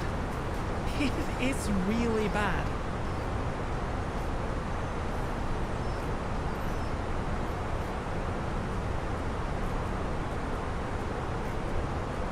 Yeah, Adrian, I think Say Intentions is the one that has become like standard.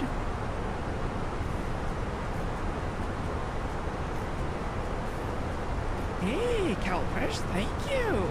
Since 2020. That's awesome, since the pandemic.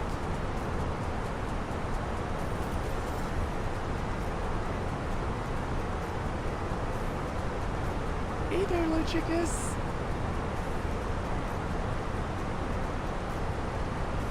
Hello there, Wogan.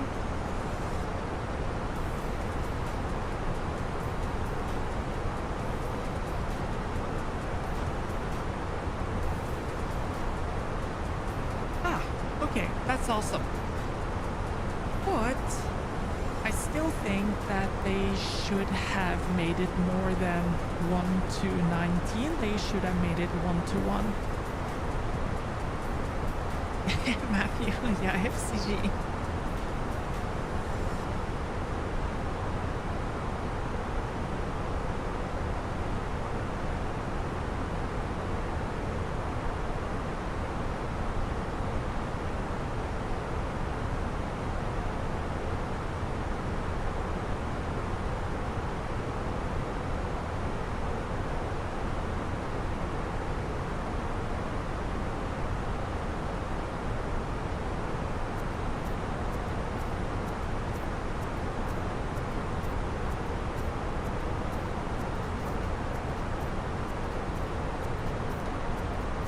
Welcome to the Q&A, Kalpesh.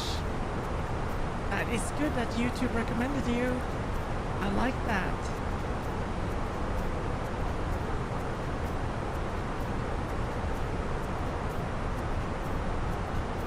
Steven, so they came from Sweden, so your last name is Eklöf. So, Eklöf. Do you know where in Sweden they were from?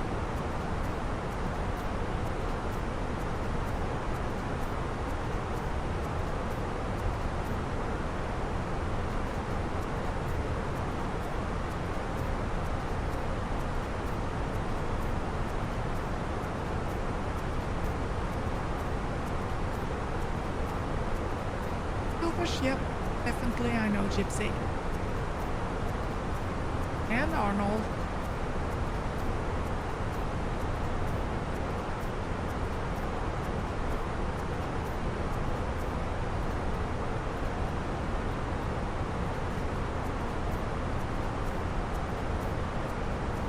Glenn, I really hope that since we are now in August, it won't be long before I switch over to the winter streams again. So I hope to satisfy you in the near future. If I could afford it, I would be running 2 streams. One winter and one summer, so people could basically choose what they preferred.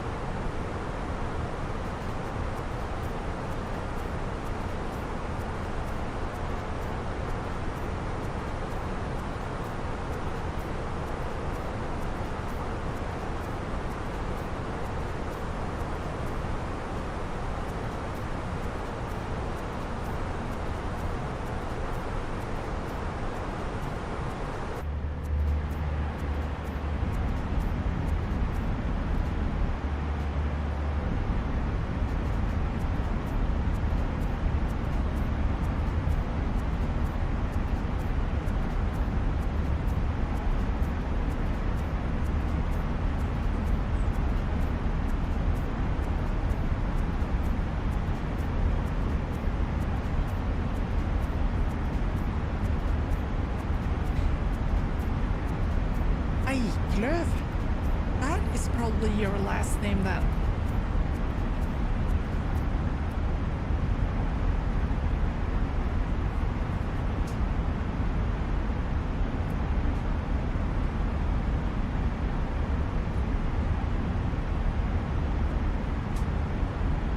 Eklöf. Eklöf.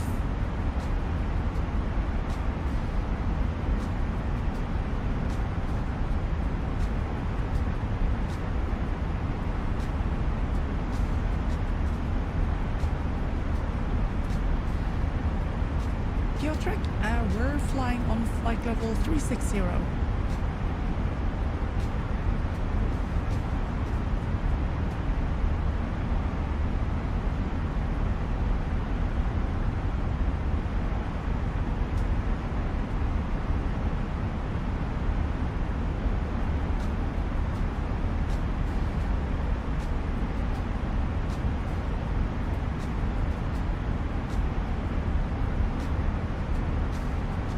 1675, yeah, but those videos were recorded like so long ago.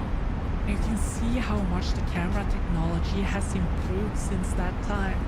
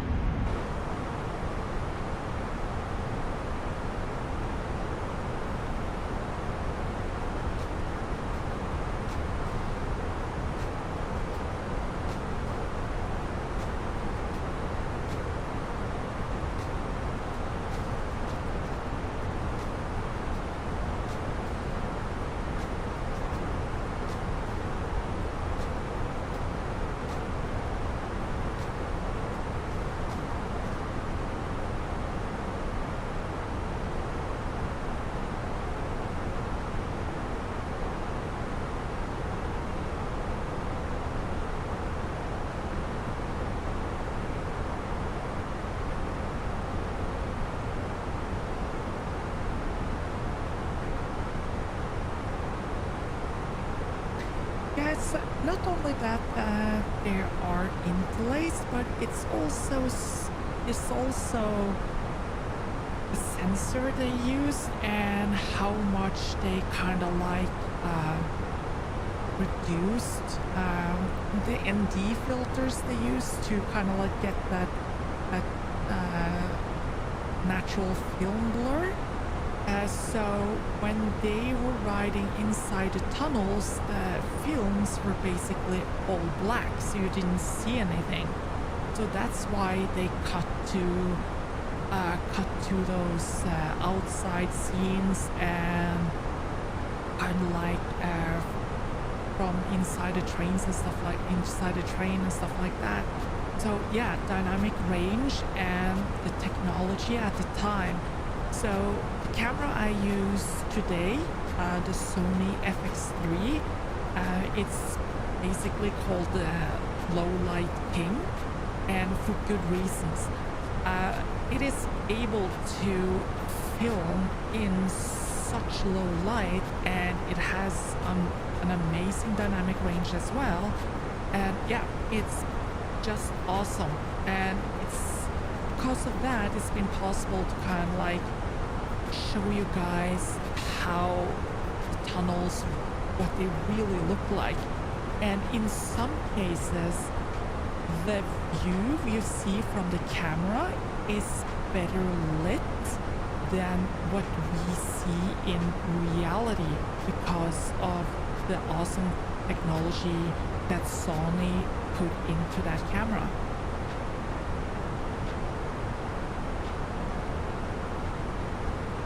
You can definitely afford it, but it all depends on kind of like what camera you have available and at the time and what you're willing to kind of like put into it.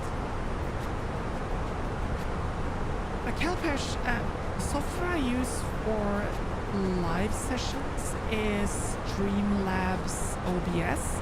That's at least what I'm using right now.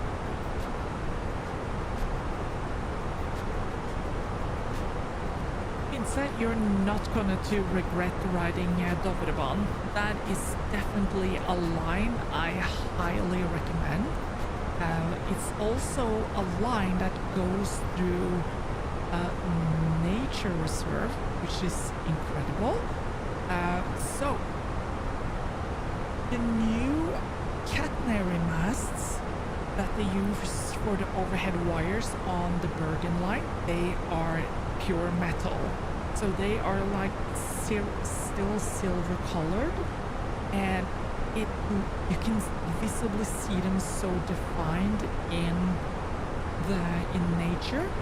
But on the Dovre line, the masts are colored or painted brown to blend in with the terrain. And that's because they are running through the nature reserve, so they are required to paint them brown. So they look like tree.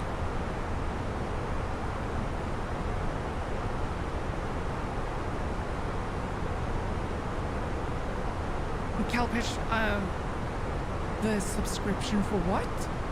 For Streamlabs? Oh, you can use it for free.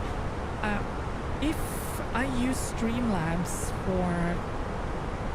because that is the one I'm most used to, but I also use open source tool that is called OBS. So if you want kind of like a more sleek broadcasting tool, then I highly recommend OBS.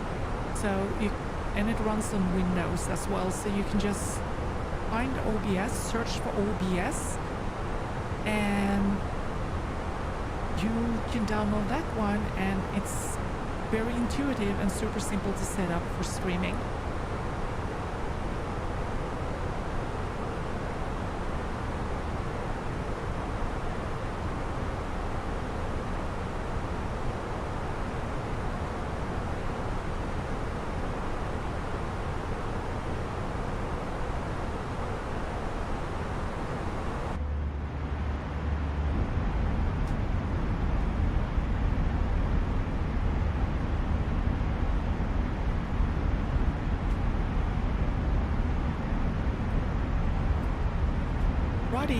Yeah, set it all spawn. I have never traveled with it. Been driving through the area a lot of times, and I've always kind of like admired the narrow gauge. So hopefully one day. Sweet dreams, Score Grind. You're going to bed already?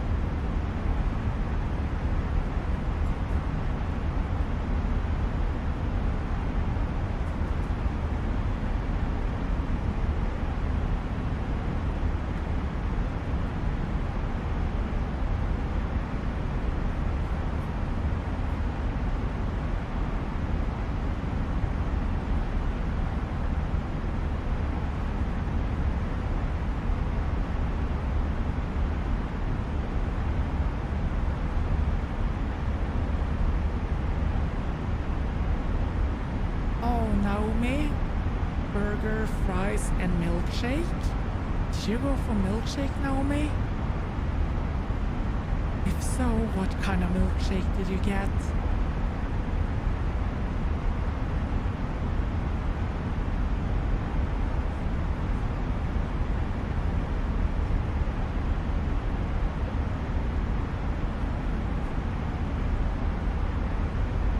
You're welcome, Calpash.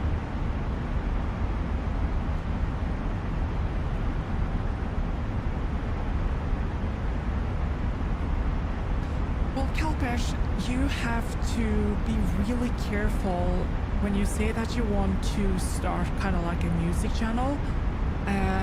If you are going to play music, you have to be aware of the fact that you need to have a license from the artists to use their music. YouTube is real strict on copyright rules.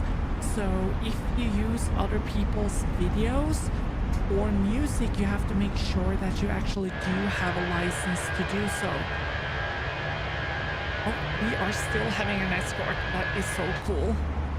Let's see, can we see you? Can we see you from the windows?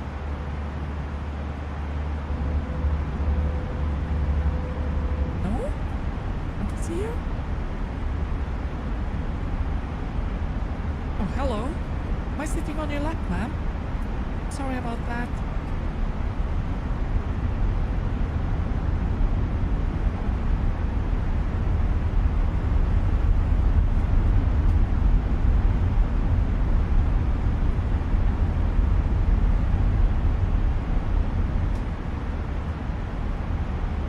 What?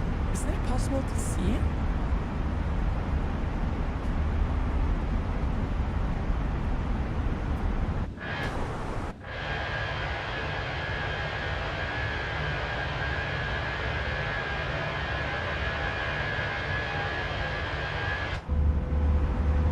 Oh, there we are.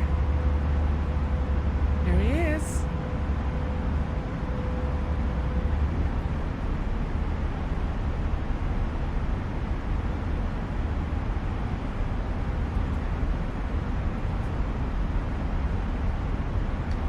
you. Yes, we are escorted by a fighter jet provided by the US Navy.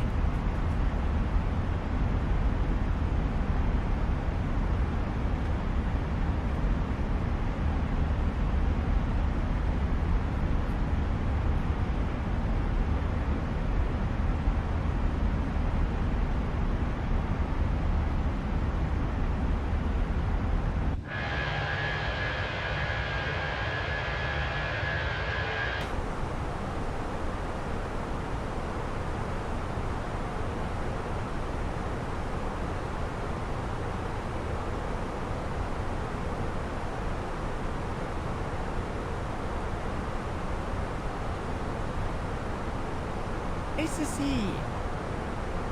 If I like Dundersalt, yep, I like Dundersalt. That is one of my favorites. But then again, I usually don't eat sweets, so it's been a really long time since I ate Dundersalt, but Dundersalt is really good. So one of my favorite things like sweets is licorice. I really love licorice. And there's this Danish licorice producer, which is super good, that I really love.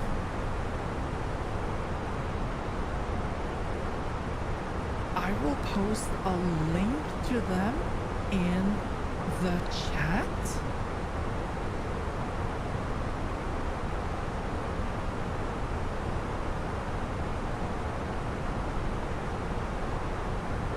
Do the .com, so people from the outside of Denmark and Norway and Scandinavia in general can purchase.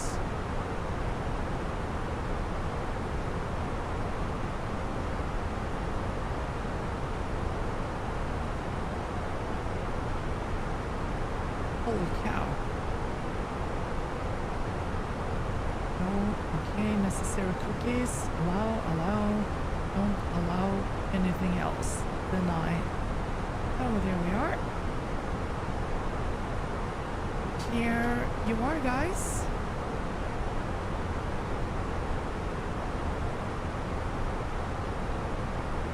So those are my absolute favorites. They are so good.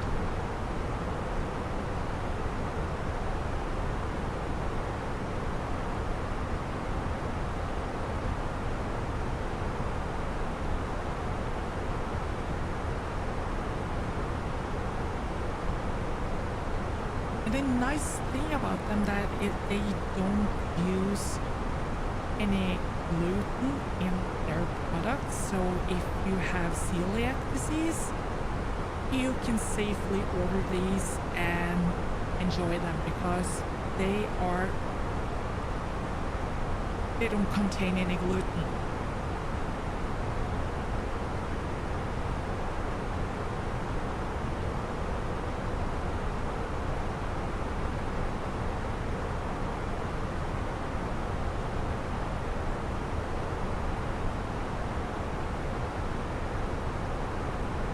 Every time I'm out traveling, I always usually get one or more boxes with licorice from Bulo, and yeah, they're so good. I don't know why. It's like I just love licorice.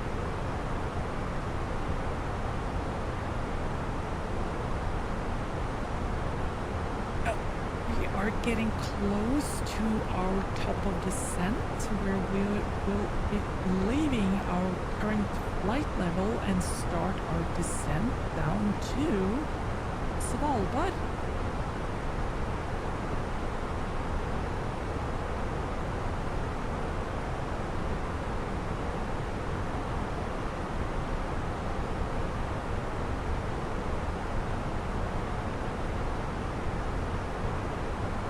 I will check the weather at Svalbard.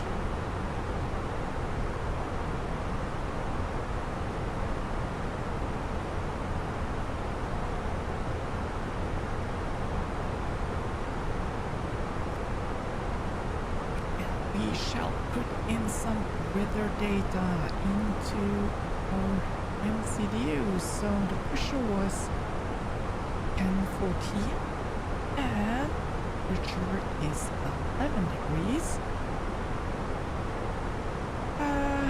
Havoc on weather, which is good, and the winds are coming 110 degrees and at 1 knot. Sorry about that, not 1 knot, 11 knots.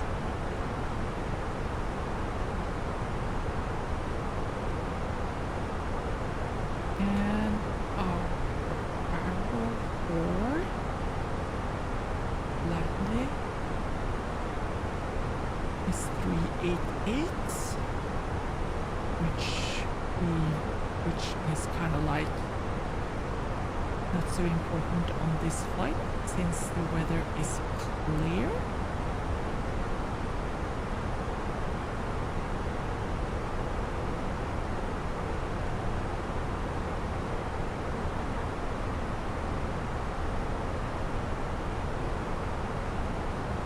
Also, the METAR is warning us with a remark that we do have a wind shift at 1400 feet, where it changes from 110 degrees to 70 degrees.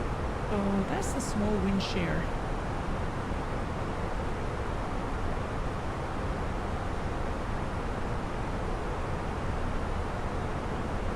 For those interested, I am posting the METAR into the chat. Here we are. Thank you so much for the super chats, Gordon.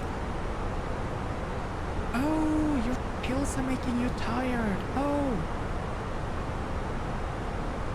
You have sweet dreams.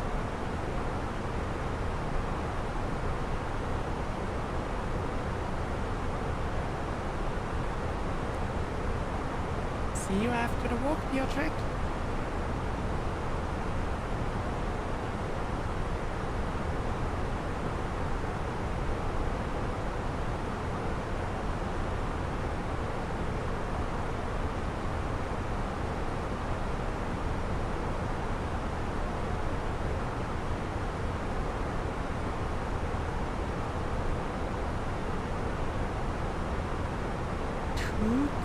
Shave and haircut at the highest point of your flight? I'm not sure I'm following you, Steve.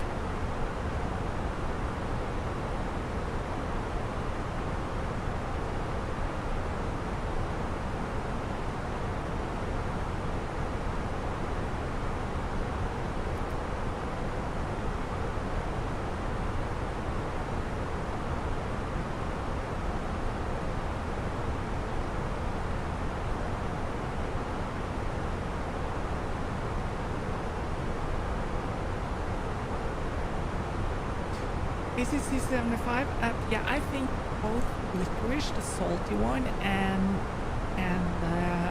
Dundersalt would basically be kind of like the same experience as the first time they try Brunost or brown cheese.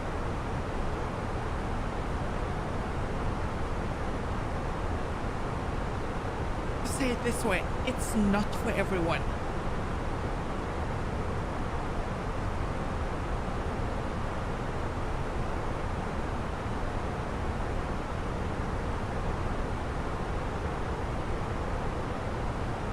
Mamma mia, ACC 75, you need to learn how to make it a real bolognese.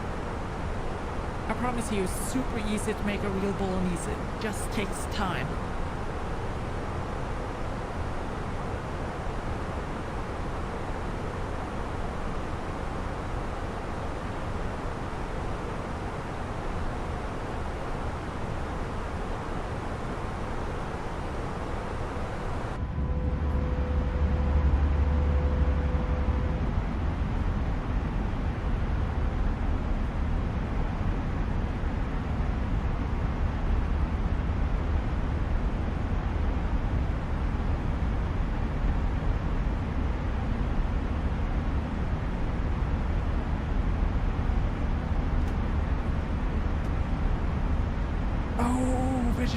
Yeah, does that still exist? Oh, Vegeta, it's so weird. That is, even for me, that is weird.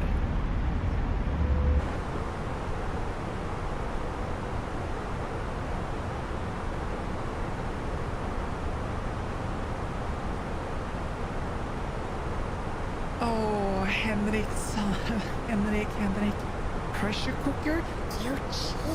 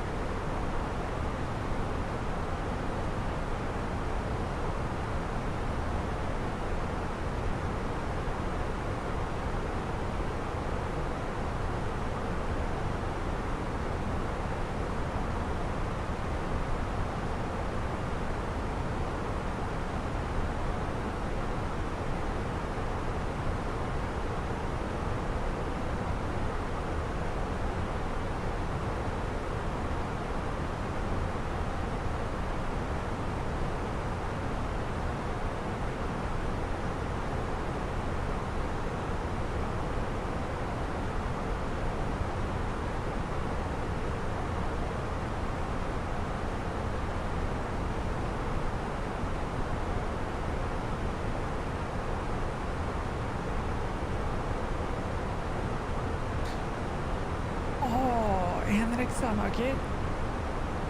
Cabbage rolls or quarter roulette, that is a classic. That is a really classic.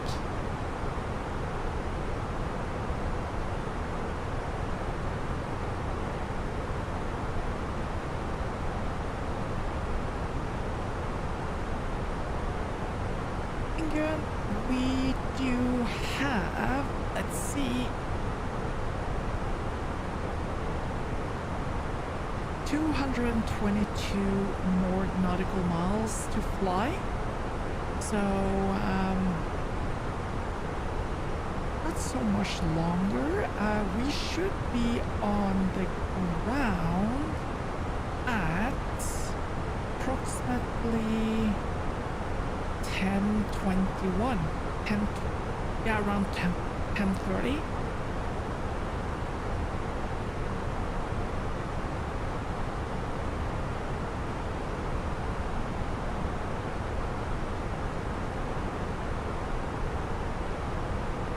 ACC 75, you can definitely play X-Plane 12.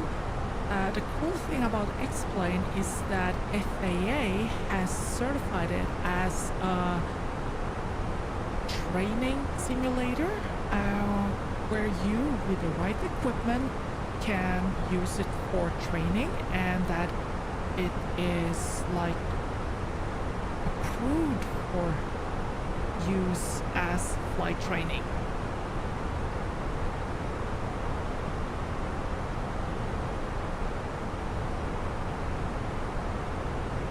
I'm just gonna test something.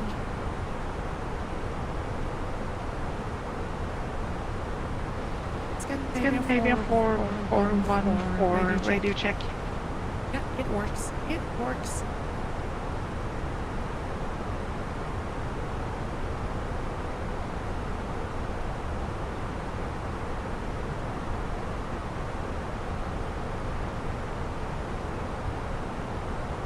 Hey, ACC 75, you say that PC is too expensive for you?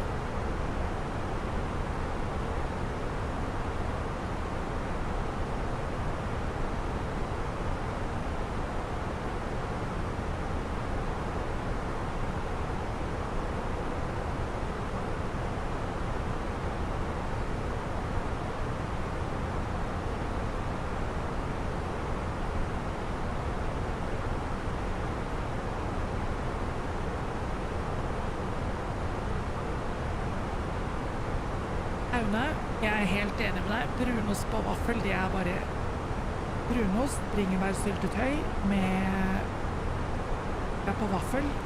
Det er bare helt legendarisk.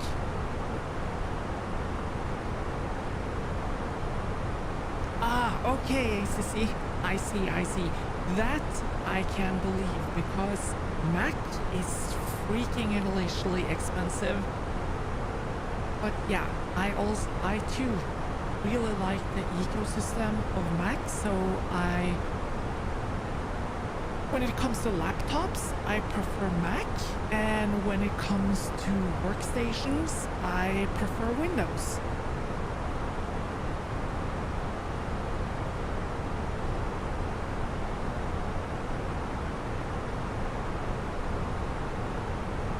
Why are you starting to turn around like that?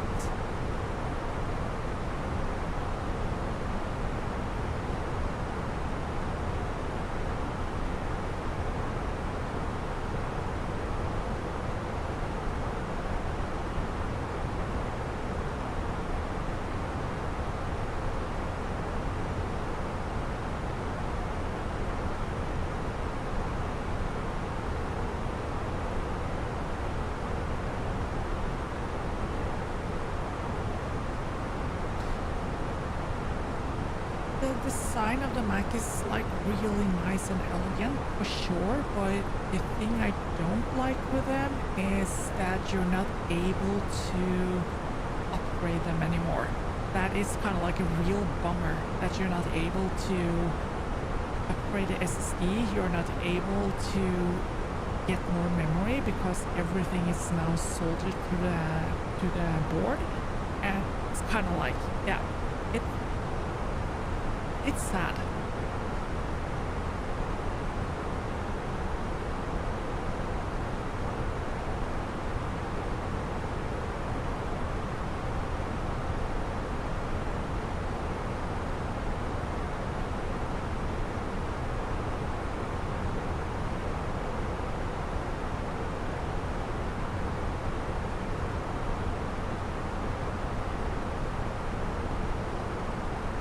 So yeah, I am going to end the poll now, and 56 votes, and 89% says fly till you drop.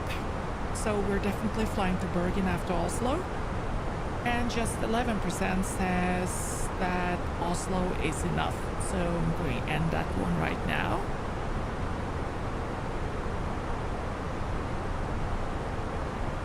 So it's settled. It's gonna be a really, really long stream.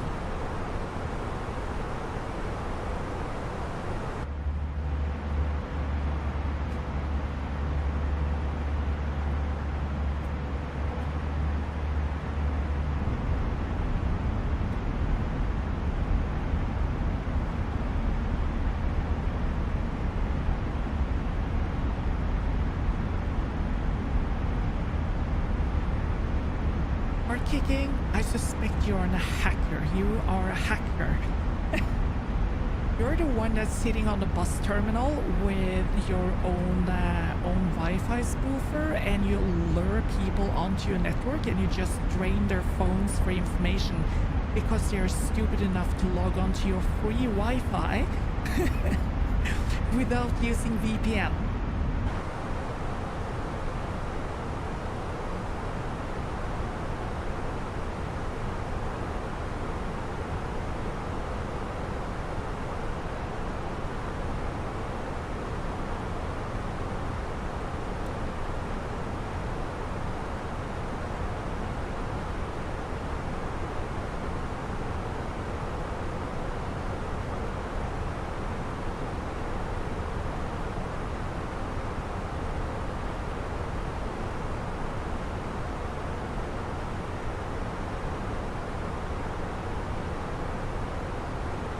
You stay away from Linux users, Scalpish? Why?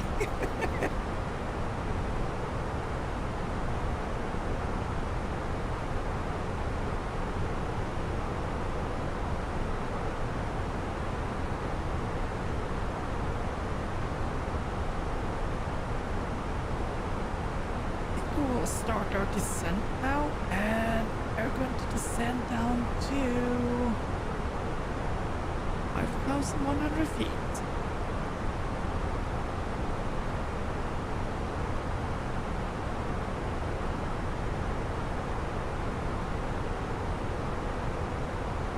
Starting with 10,000.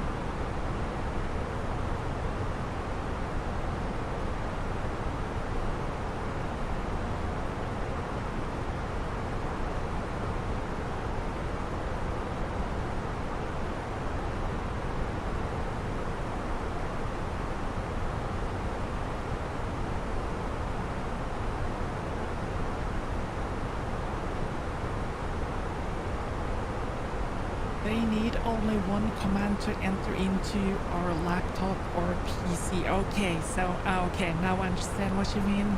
You meant that you stay away from other people who are using Linux because you are afraid that they're going to hack you.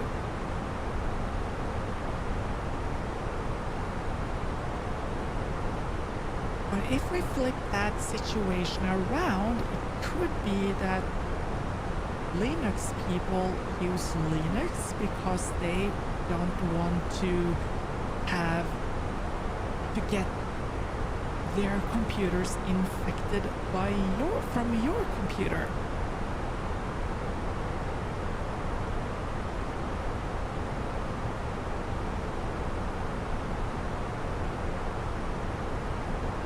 Unfortunately, at those 10,000 feet, they smell like crazy. Super crazy.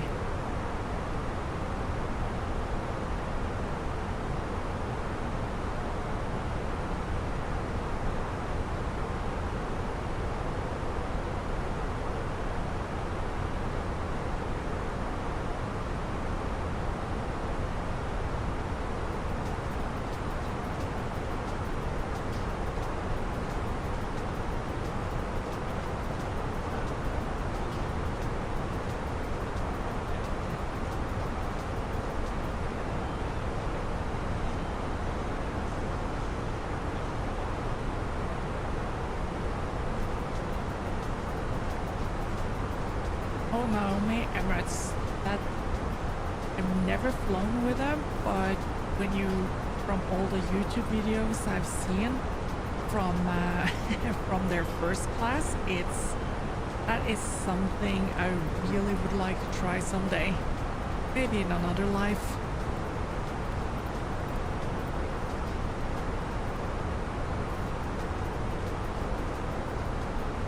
Not 2,000, but 10,000.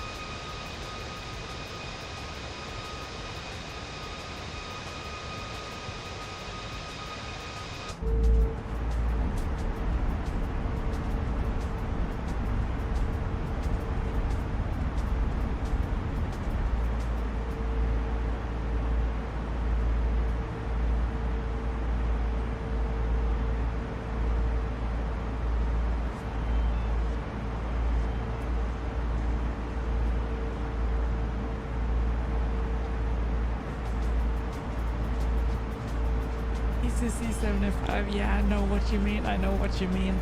We see that with the tourists here in Voss as well. They like it. It's kind of crazy. Det er brunost for rakkeren.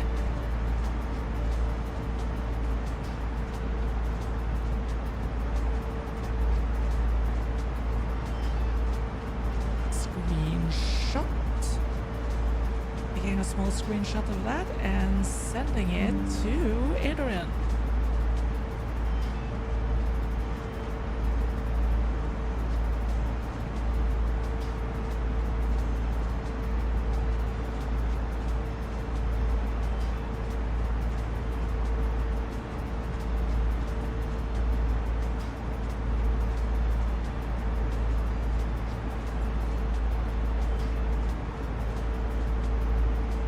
right, Thomas. We do have an escort.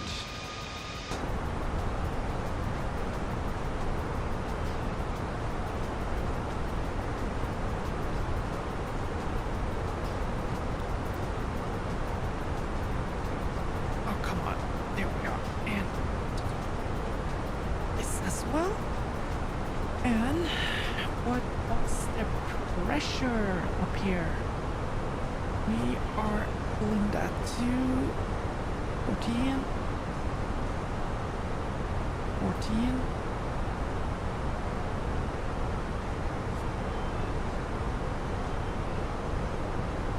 14.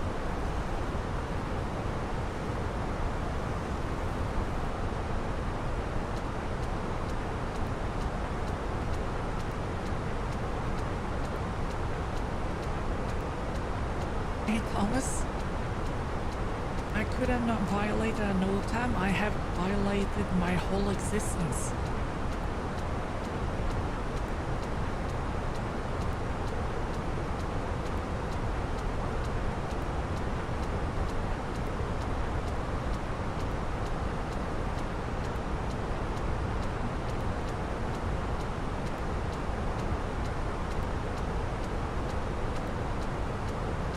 ACC 75 real goat cheese. I mean, the goat cheese, it's cheese made from goat milk, like the real goat cheese. I don't like that. That is like, for me, that is like, nope, nope, no, no, no.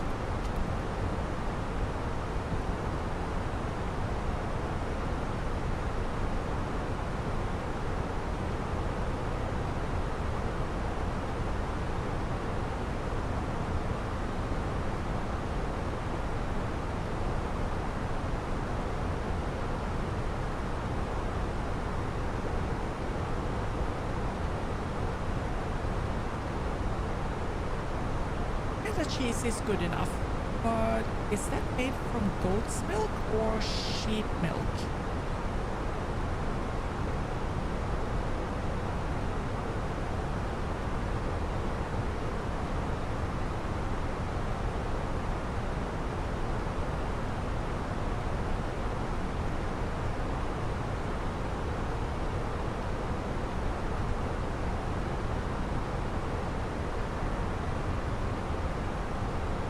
Well, then they have blended it good, because for me it doesn't taste like goat, which is kind of important because I really don't like goat cheese.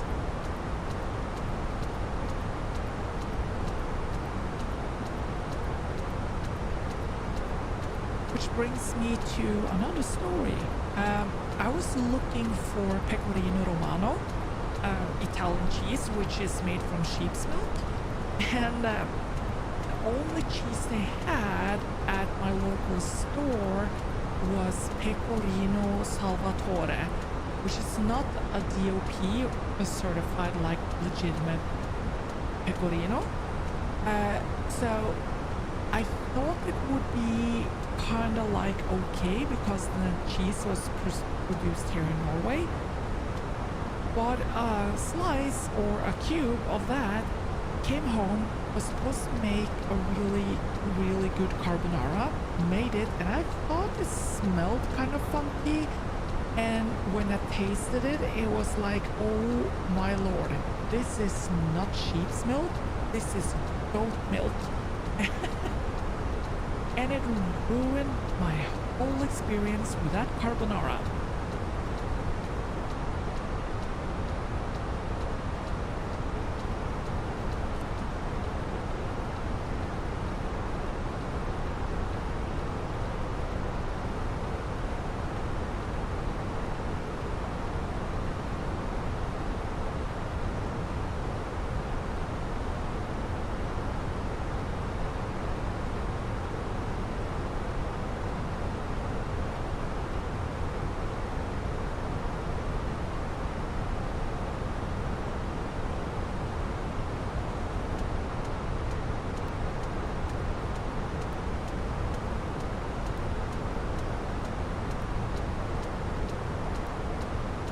ACC 75 gidder, da snakker jeg bare Is that just like cream?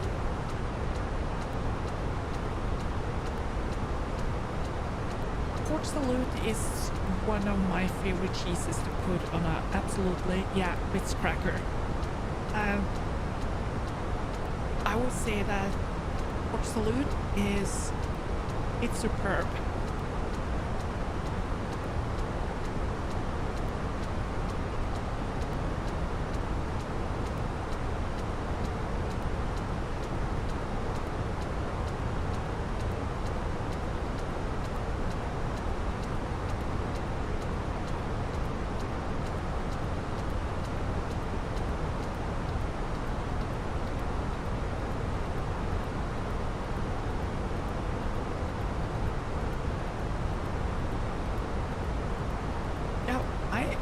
Test the function here. Oh.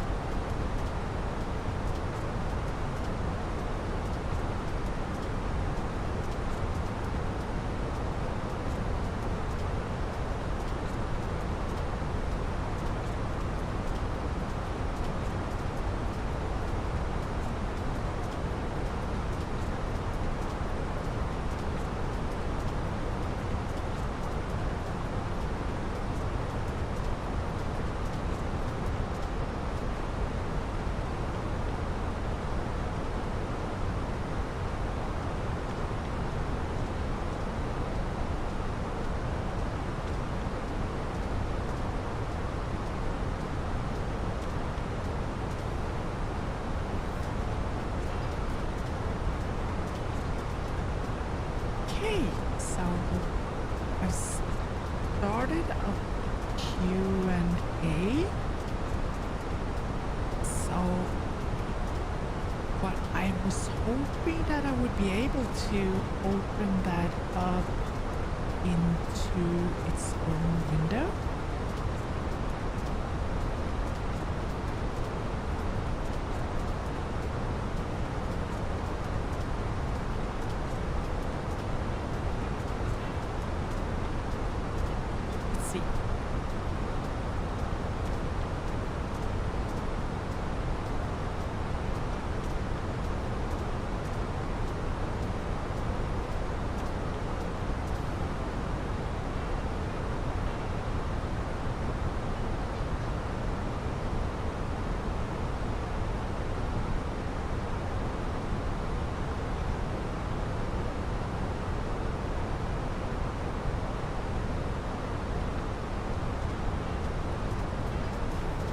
There we are. Now I have it in its own window.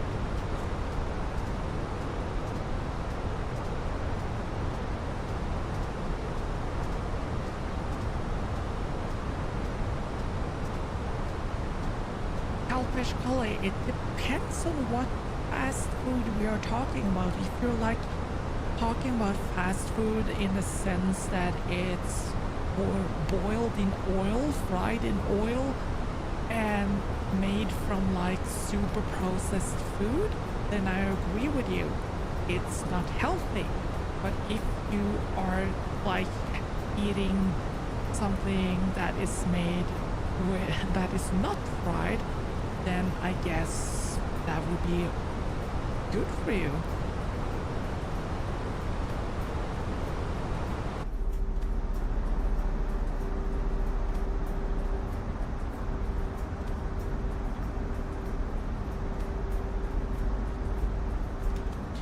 totally agree with you, Kalpesh. Especially for people who work crazy hours. Lay off the donuts. You don't need pastries at late evening and night, especially when you're doing night shifts, because that is going to destroy your health in the long run.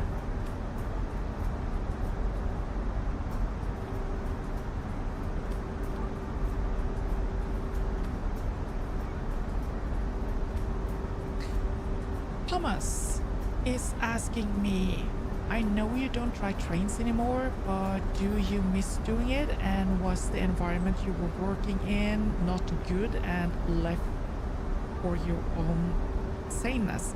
Okay, so this is kind of like, I need to elaborate on this one.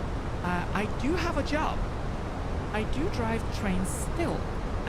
I work for a really small company who runs trains that has lumber as freight,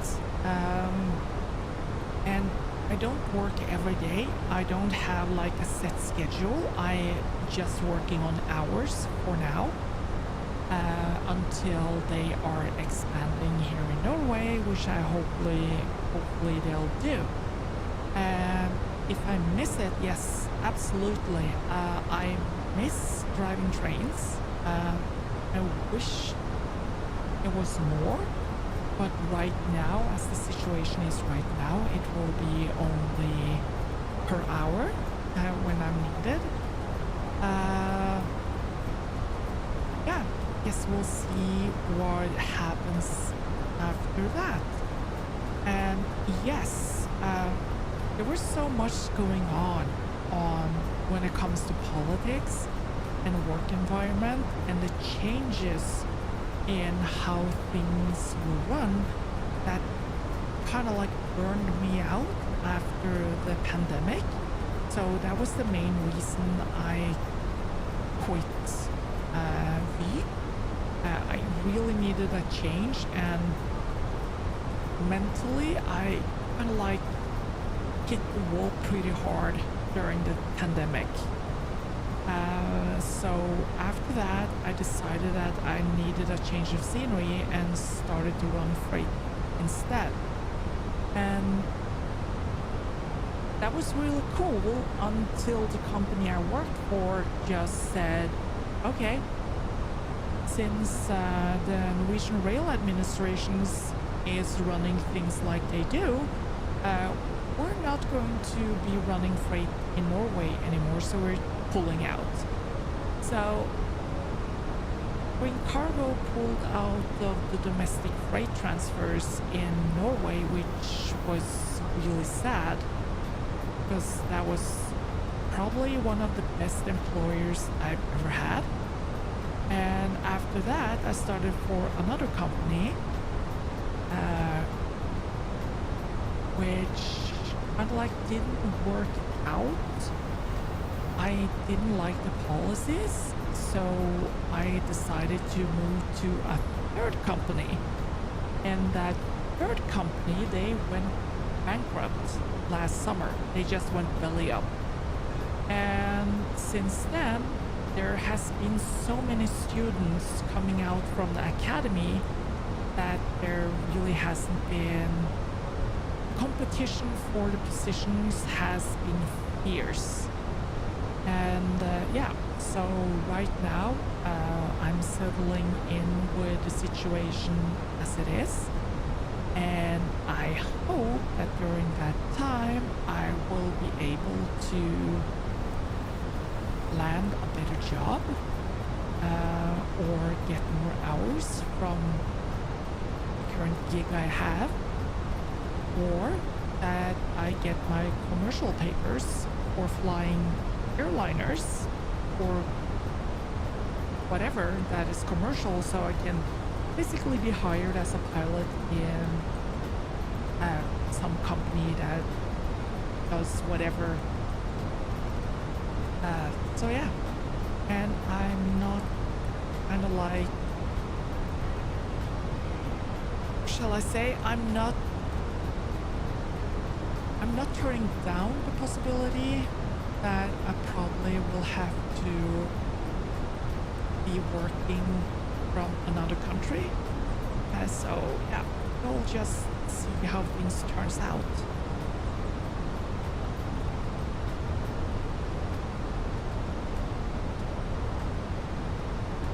Bristow, that is one of the most insane things about the airline industry is like how much your routines shift from month to month, as you kind of like have to bid for like a month in advance. Some companies, I think they do have for a year or something, or 2 or 3 months, kind of like different from company to company, but that changes as you never know when you're actually having time off. You really don't know how your next month is going to be. I find that kind of crazy, but yeah, right now I would accept that as and look at it as a positive change as long as I can be able to fly.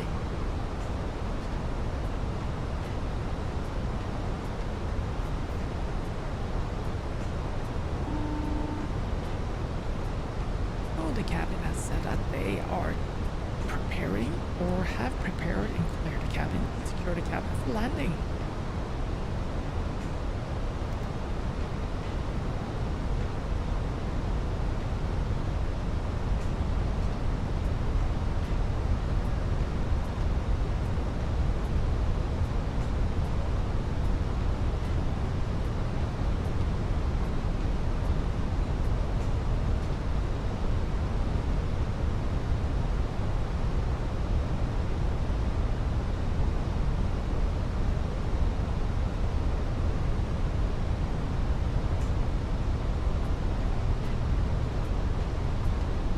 Now meet that 24-hour flight with the Airbus. That was awesome. That was really awesome.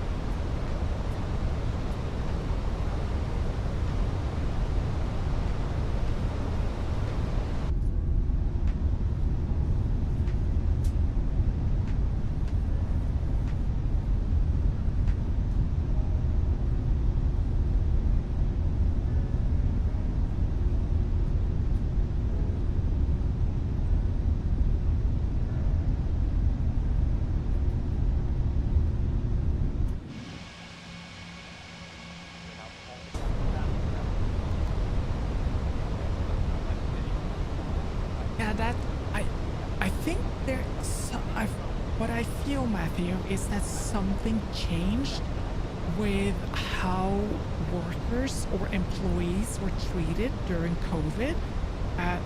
Kind of like the workload that they put on you and the new requirements. And it doesn't seem that they lifted those requirements after the pandemic. So the new requirements or those temporary requirements became the new freaking normal. So at least here in Norway, people are using more sick leaves and people burn out a lot more now than they did before the pandemic. And the health minister in Norway, or the health secretary, he says that they want people to work more and be less sick, and they want that the sick leave usage has to become as pre-pandemic.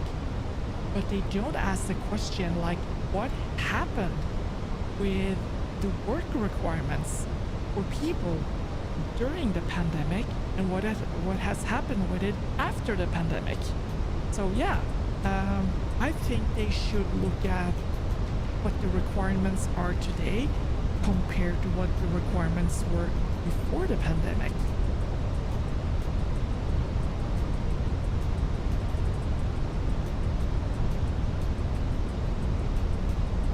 Socially, yeah, paramedic. No. that would not be a good fit for me. Well, it could be a good fit for me, but not for the patients.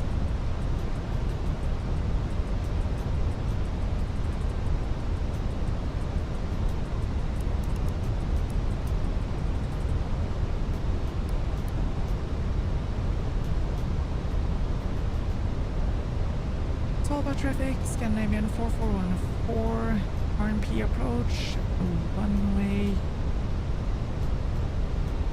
09er.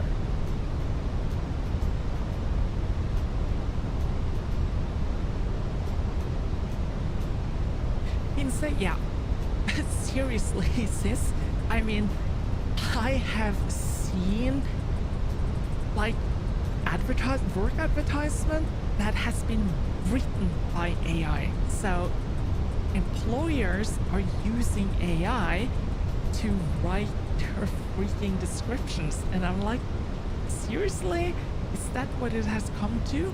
And not only that, something new in the professional life is that employers have starting to ghost people. So if you apply for a job and you are walking around waiting and hoping for a reply and you don't hear anything, and they never answer you back. So they don't say that you've been rejected, they don't say that they have chosen to go with someone else, or you don't know if you're called in for interview. And I find that it's like, is this Tinder?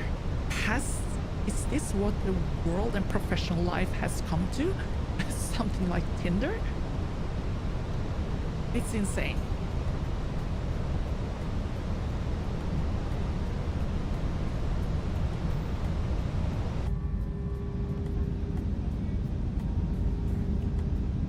Do you guys see the runway? It's over there.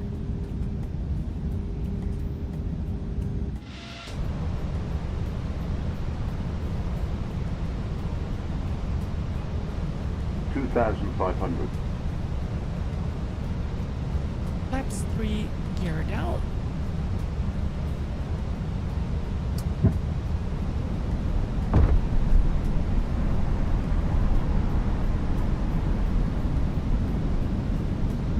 Whoa!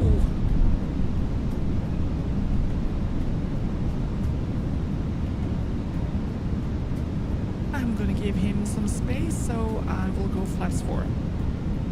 Or full.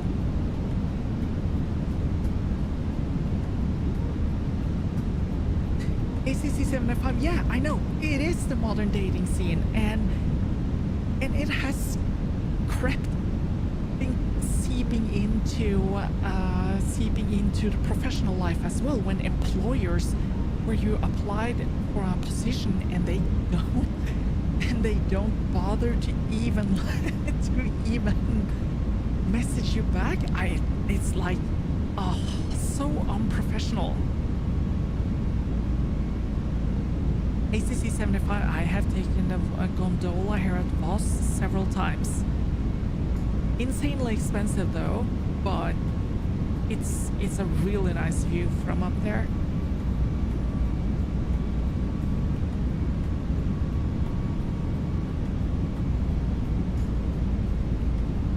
Svalbard traffic, Scandinavian 441, 4 final approach, runway 09er.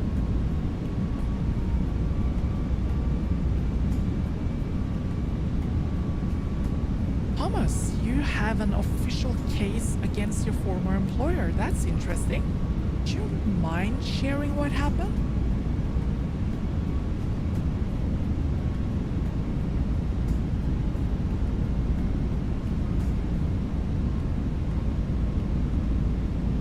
$1,000.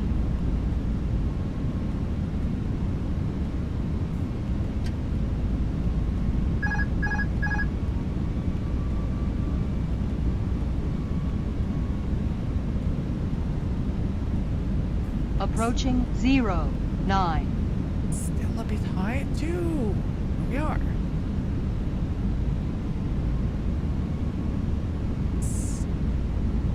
Wait to red.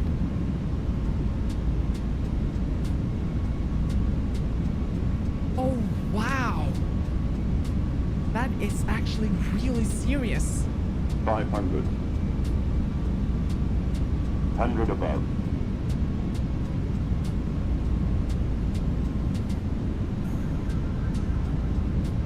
Minimum. A little bit of concentration phase here right now. Still a bit high. On slope again.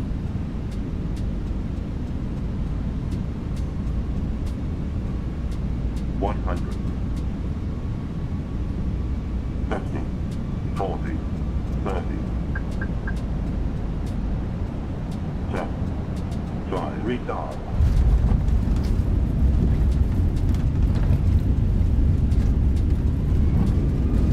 Reverse the screen. Diesel. Auto brake off. 900 meters remaining.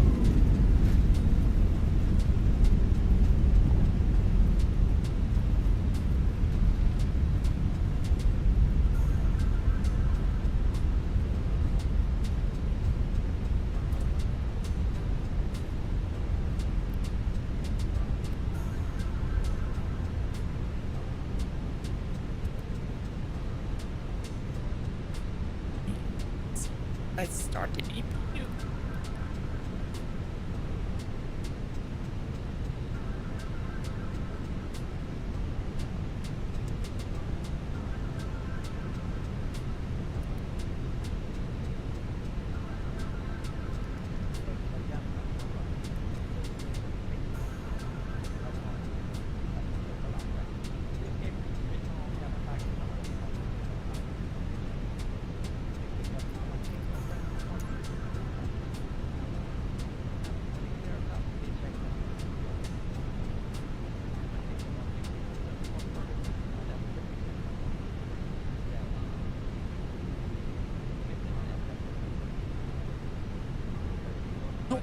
Yeah, that was not the one I was supposed to have. Back. Select from map.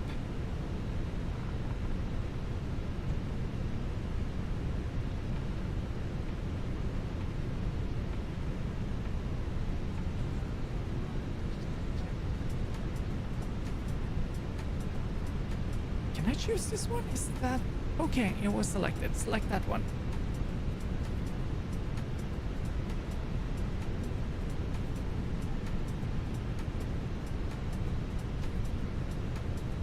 Here we are.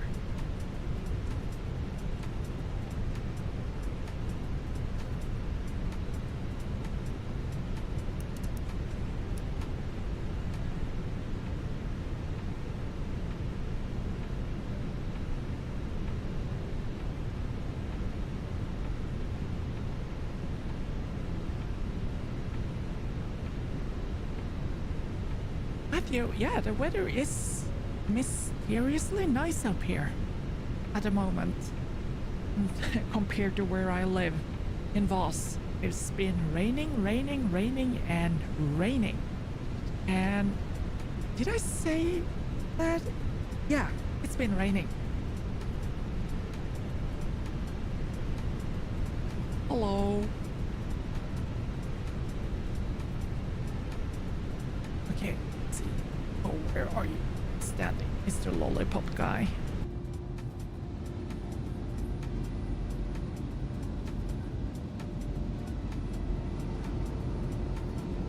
Hey, you're standing there. Excellent.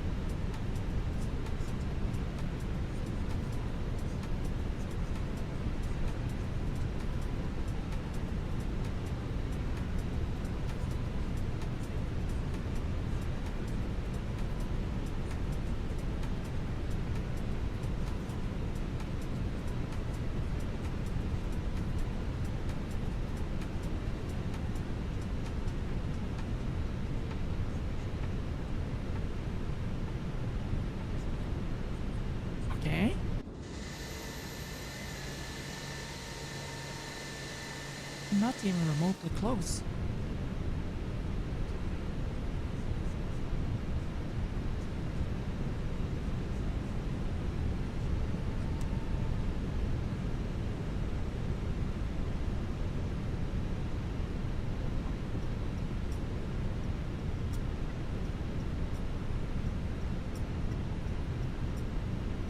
Let's cut to the engine.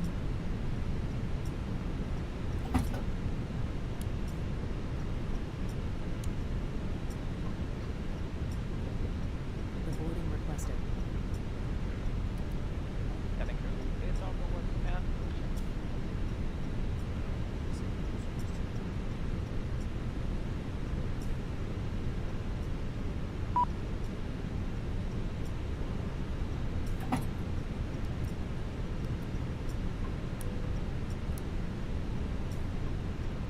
Okay.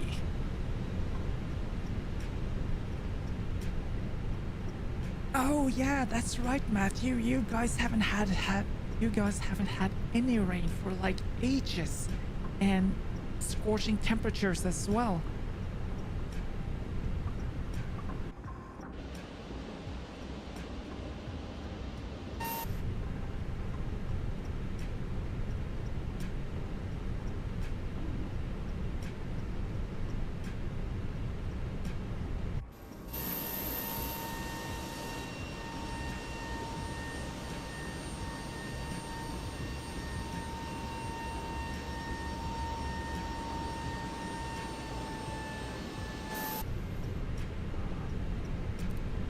Passengers bus is coming. Passenger bus? Okay, they could have just walked.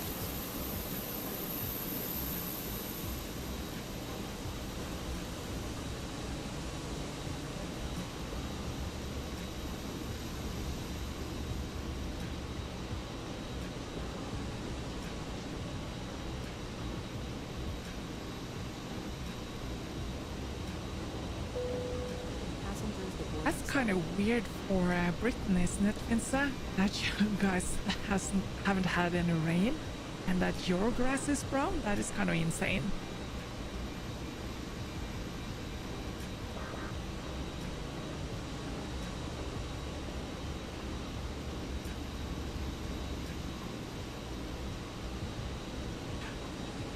ACC 75, yeah.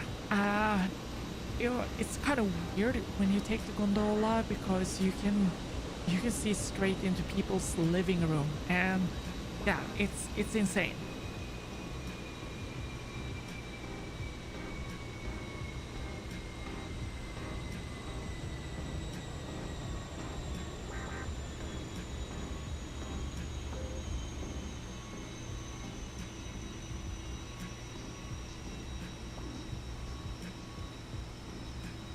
Okay, let's see how we were doing on this flight.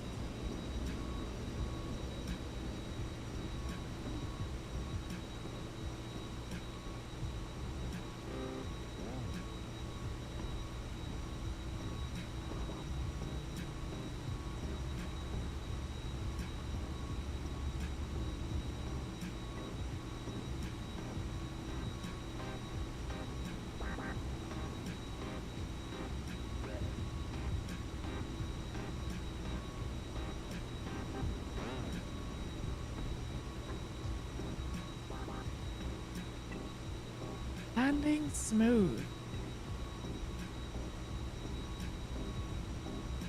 Not shabby at all.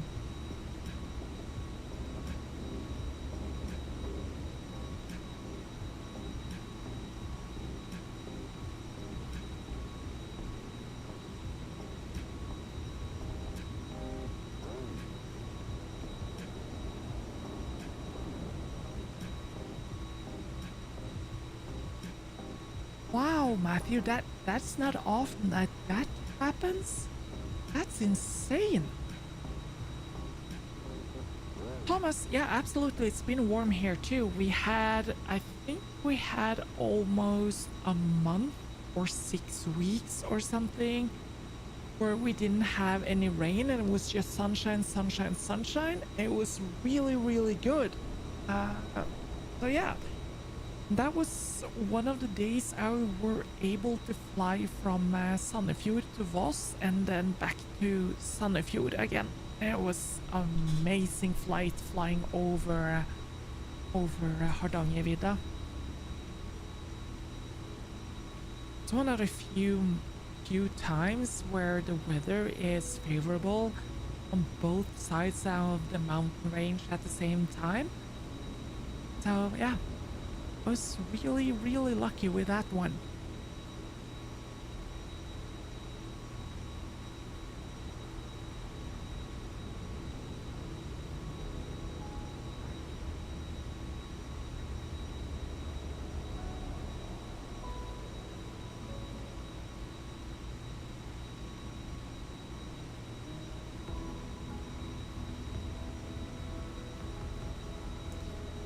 Let's see. Now we are at the Longyearbyen and we need to go to the Oslo flight center, my rosters, and we will book that.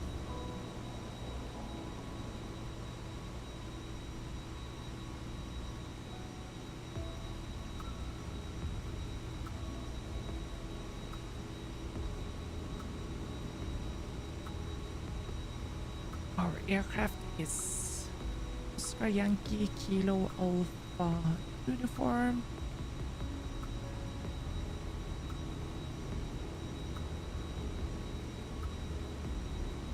Let's see.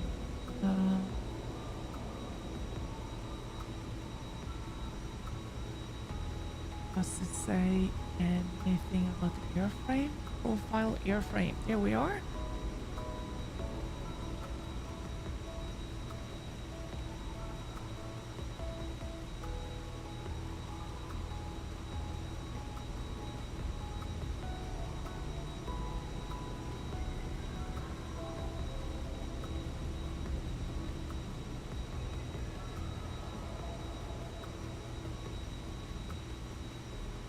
Create booking. You bowing out, Finse? Oh no. No, don't do it. Are you going to work? What time is it anyway? Oh wow. 10:05. Well, Finse, you have a good night and sweet dreams when the time comes, and see you again later. Oh, Thomas, same here. I really hope that the weather will be favorable so we can actually see it from here. That would be freaking awesome. But if not, I am considering hopping in a car and drive to a place where I will be able to see the eclipse.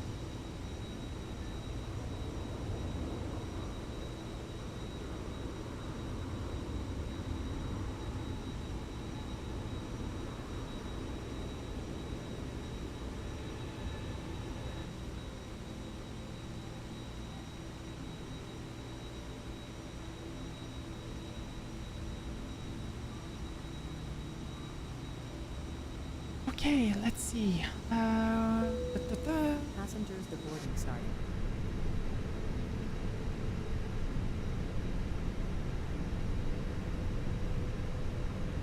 Flights arriving in port next flight.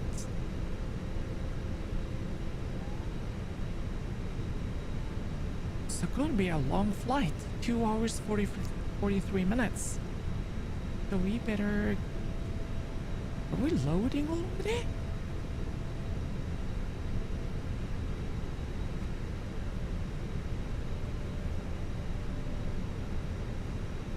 Or no, because these passengers are leaving. Okay.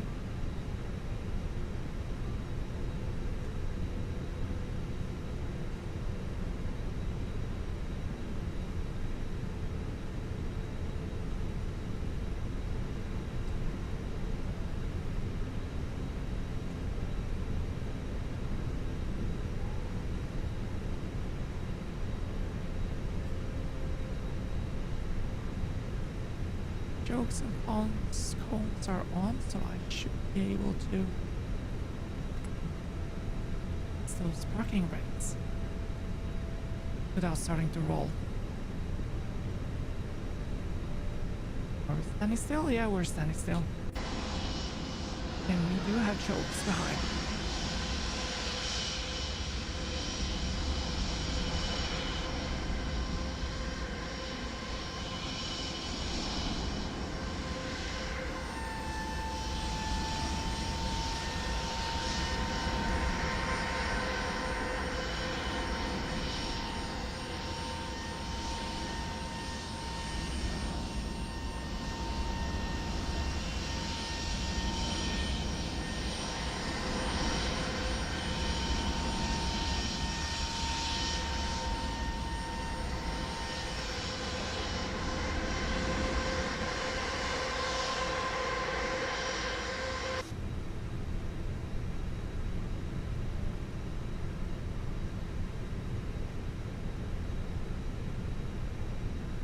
See you later, Matthew.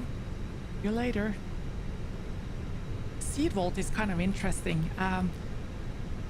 They had so high hopes for seed vault, but now the tundra at Svalbard has started to melt, so the water is penetrating into the seed vault, so it's leaking because of the increased temperatures. It's kind of insane.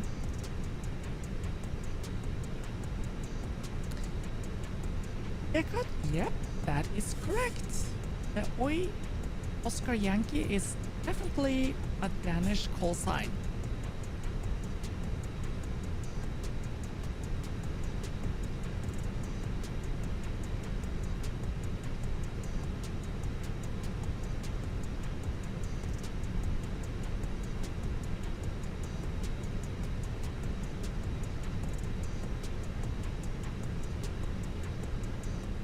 Refueling truck is on its way.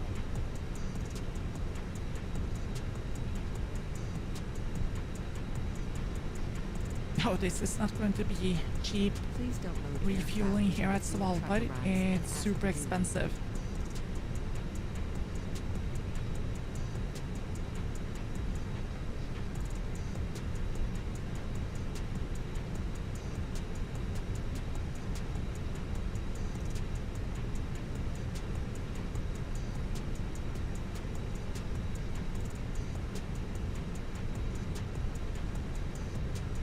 Fuel truck is in position. Please don't load aircraft until the fuel truck arrives and ask. Okay, so we just fill in everything.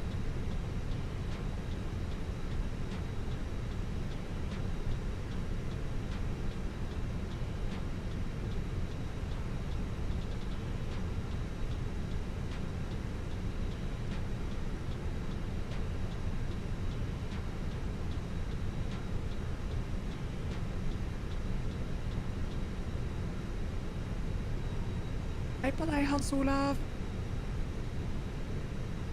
Askøy, faktisk. Velkommen, velkommen.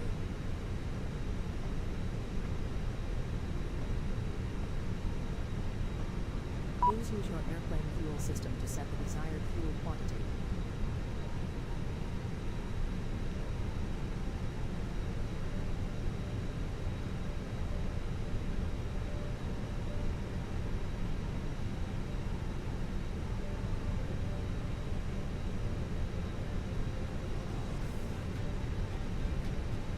Index is still 5 and we're doing like level 370.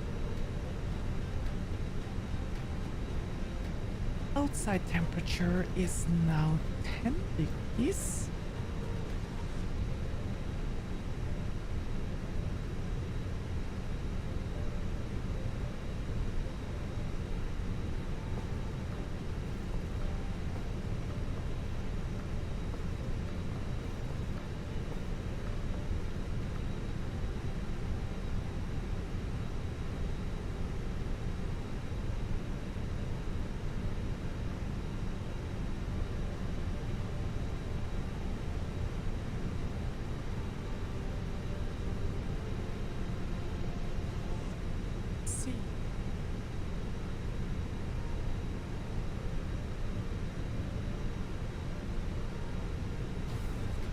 Taking off.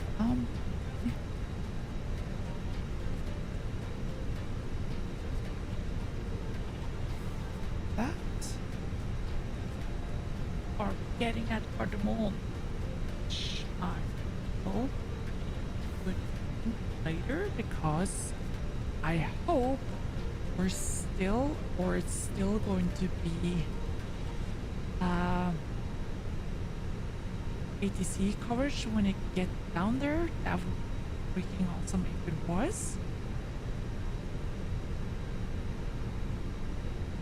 At least right now there is ATC coverage in southern parts of Norway. So I'll wait with filling in that until we get down there.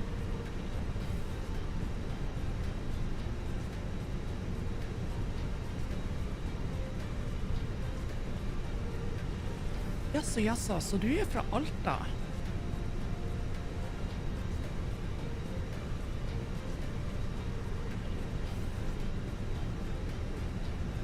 Good. No, I'm not going to fly directly to Bergen. I'm going to fly to Oslo, then to Bergen. So this is going to be another flight till we drop.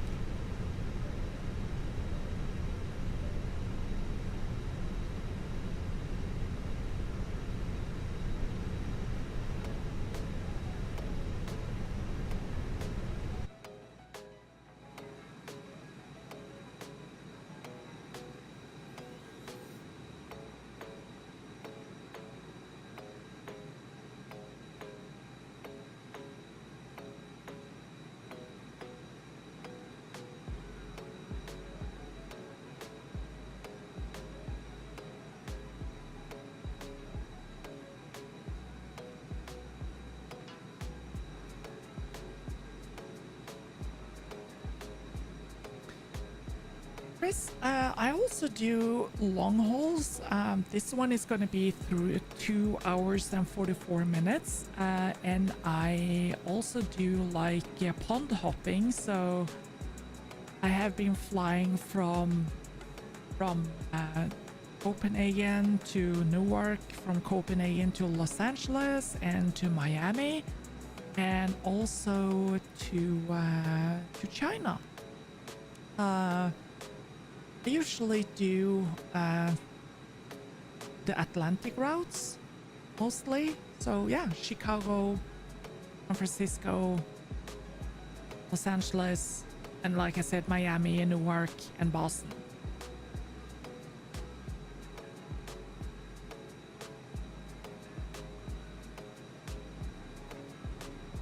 Ingen, he can sit on a wing because I think we might have a flyover over Askøy, so he can basically just hop off.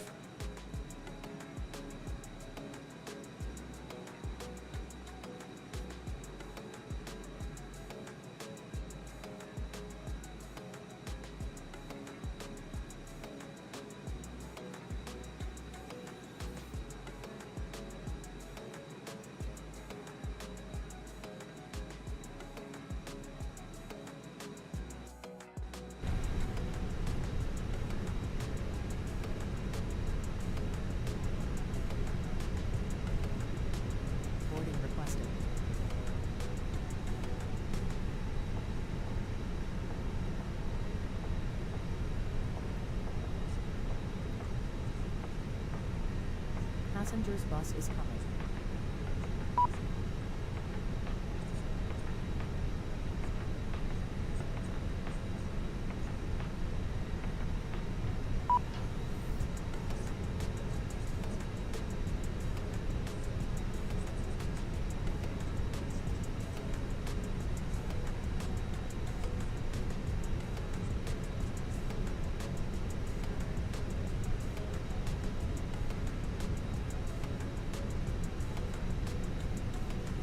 Passengers boarding starting. That is awesome, Chris. Yeah, I also use flight radar a lot when I hear planes coming over here. think it was yesterday, or was it earlier today? I think it was yesterday that C-130 or something was flying over here, and they are kind of noisy.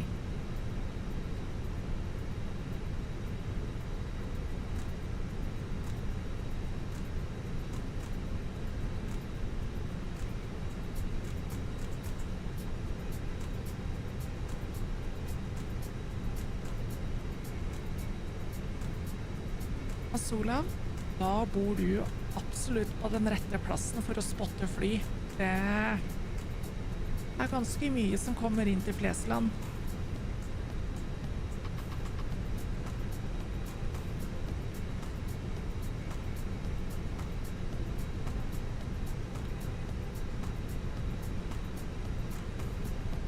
Let's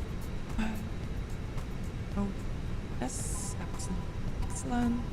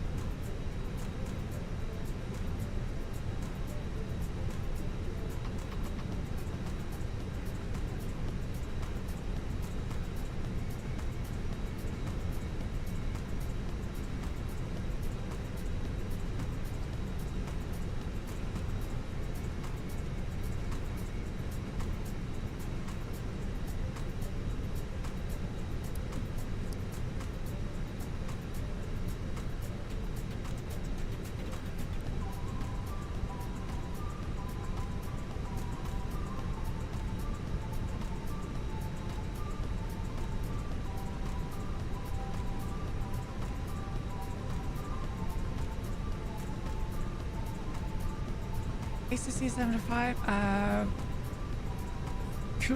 kinoen på Kulturhuset tror jeg ikke brukes lenger. Det er nå på Kulturhuset, sier jeg, på i rådhuset. Det brukes ikke lenger. Det er jo på kultursenteret nå. So yeah, the movie theater in Voss, the old one, is not in use anymore, so it's the new one that is in use. The sound and image is like so-so, but yeah, it's what to expect from a small place.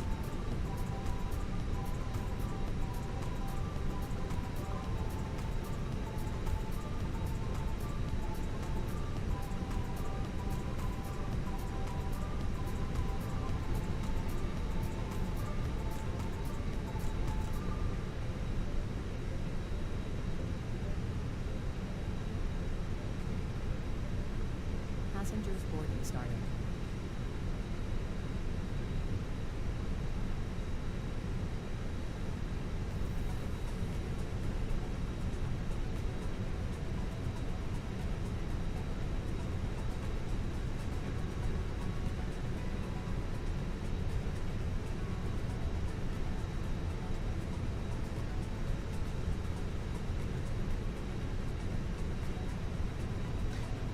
That company aircraft over there, I wonder when he is intending off. Scandinavian 7085, radio check. Hvis du sidder på første række eller ved en udgang, skal bagage løse 5 by 5. bagagehylden. You're welcome on board when you have found Thank you. You read 5 by 5 as well. Thank you very much. Have a good flight. You too. Seated in the first row or in an exit seat row, all baggage and loose items must be stored in the overhead compartment. At least now my communications are working as intended. Yes, ACC 75, that is the building with the roof on top, which some people has managed to crash in during unfortunate circumstances.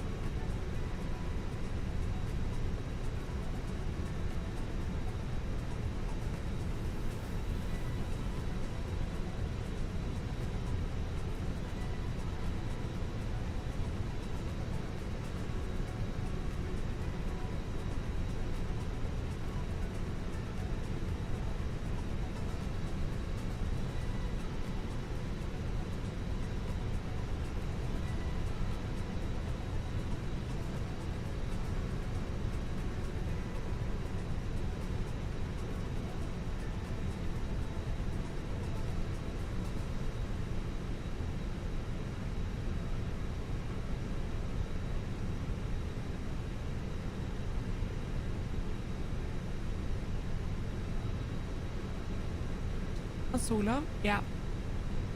Torp is a really interesting and nice airport because that's where my flight school is.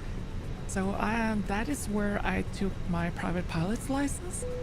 And ooh, we are completed. It's boarding complete. Yes. And I find it amazing. It's a really nice airport. Let's see. Just punched in some data. Håndbagagen under stolen foran dig, eller i bagagehylden. Hvis du sidder på første række eller ved nødgang, skal bagage og løse genstande placeres i bagagehylden. Vi beder dig spænde sikkerhedsbæltet og stå ryggen på bordet til dørret position. Tunge ejendele, der vejer mere end 1 kilo, for eksempel en computer, skal være placeret i håndbagagen før start og landing. Der skal være frit udsyn ud gennem vinduerne under start og landing. 141. We are now preparing for departure. Please select flight mode on your mobile phone and all other electronic devices. We ask you to place your cabin baggage either under the seat in front of you and down If you're seated in the first row or in the exit row, all cabin baggage and loose items must be placed in the overhead compartment. Items heavier than 1 kilo, for example a laptop, must be safely stored away in your cabin baggage for takeoff and landing. Fasten your seatbelt, raise your seat back and table to the upright position. Also note that the window shades must be open for takeoff and landing.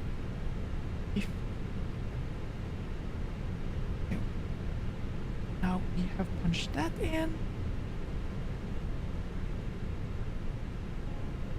Zoom out. Oh.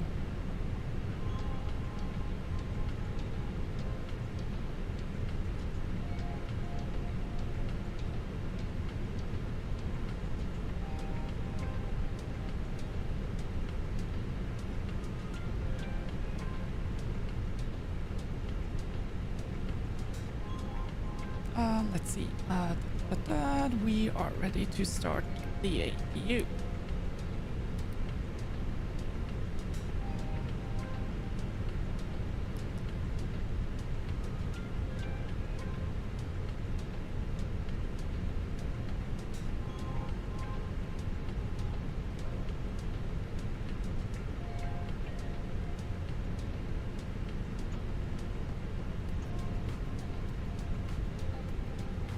Let's see, where was I?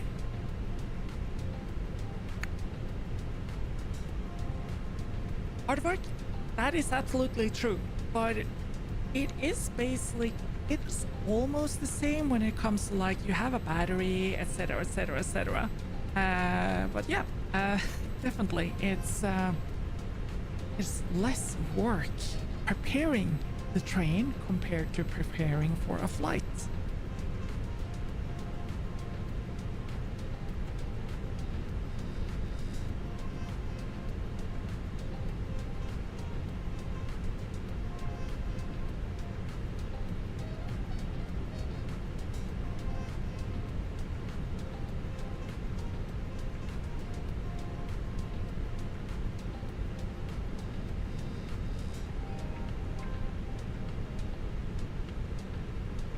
Okay, and we have everything and we're ready for pushback, so we are going to begin.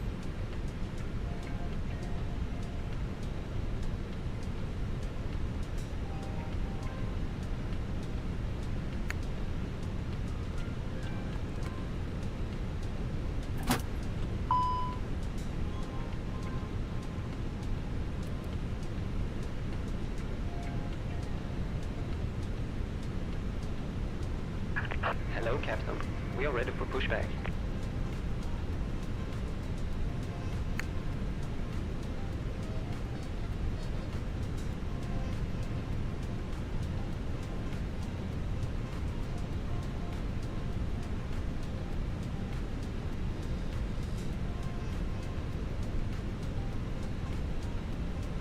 Departure check completed. Bypass pin inserted.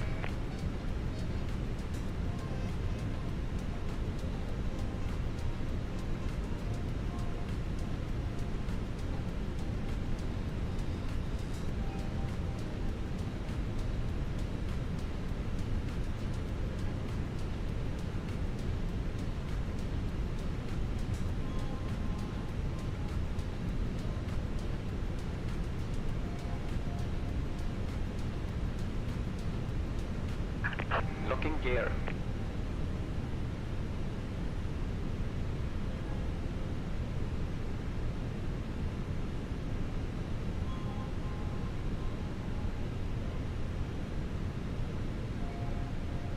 Oh,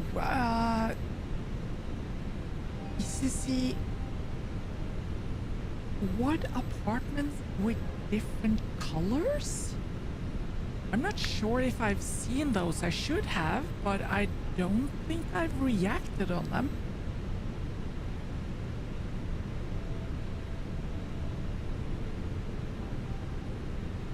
Gluten for punishment.org? Oh lord. That is not nice for someone who has celiac disease. Well, I don't have, but for those who does have, gluten is not good.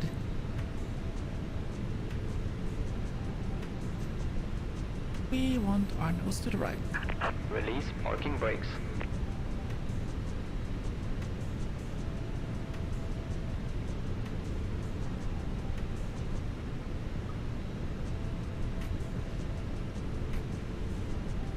Low rises. Oh yeah, do you mean the ones on the other side of the river at Vildemon?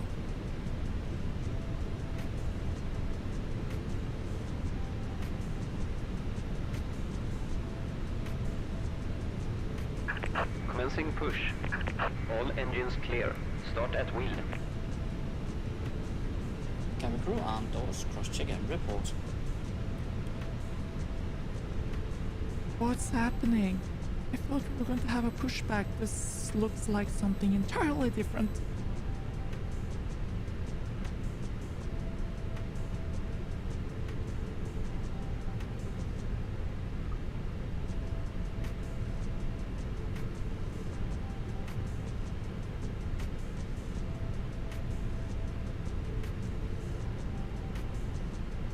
Whoa! What happened there? I feel dizzy. Vi vil nu demonstrere sikkerhedsudstyr ombord og beder dig derfor om at tage høretelefonen af og lytte op. Okay, I see. Yeah, I know which one you mean, but I kind of like never noticed it that they're ugly or anything. It's just like modern architecture, I think. Your seatbelt is fastened and open like this. Always keep it fastened whenever the seatbelt sign is on. We recommend that you keep it fastened during the entire flight. If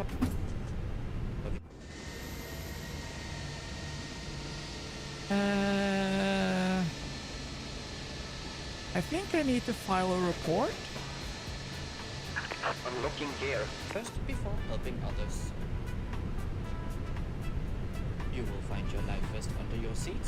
Pull the vest over your head and pass the strap around your waist. Fasten the buckle and tighten the strap. When leaving through the exit, inflate the vest by pulling the tab. The inflation can be adjusted Tow by truck using the disconnected. mouthpiece. Bypass pin removed. The emergency exits are located in the aft, Left is clear, over the wings, right and is in the clear. forward part of the cabin. They are all marked with illuminated signs. Lights in the aisle will guide you to the exits. Look for your nearest exit, as it may be located behind you.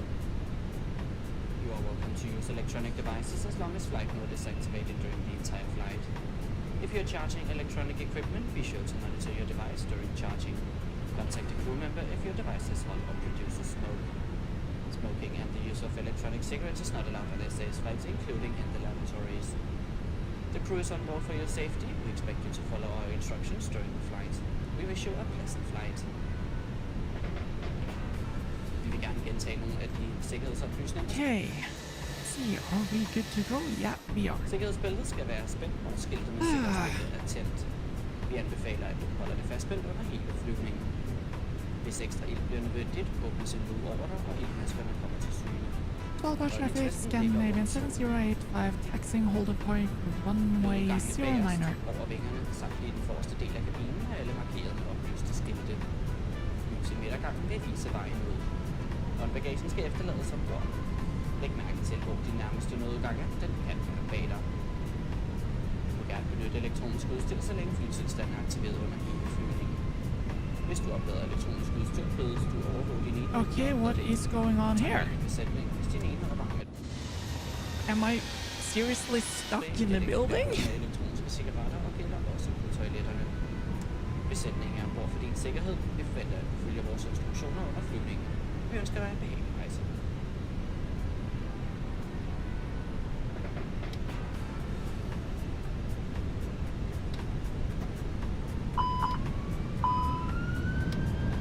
I think I'm stuck in the building.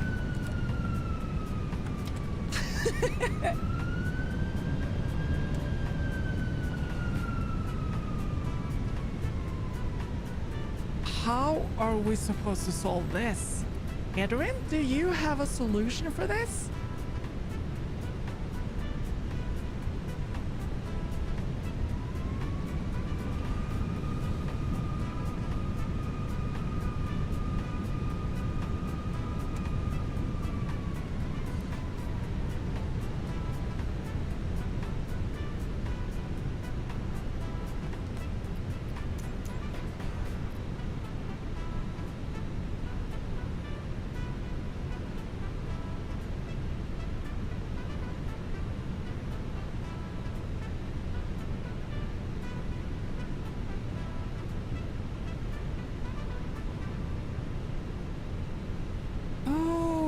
They do have a GSX profile. Oh no, download.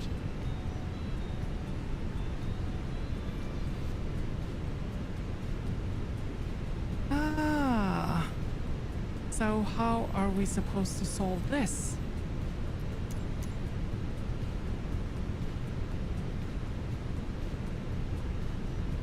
Check bindings? Slew. Oh yeah. Let's see. Do we have slew?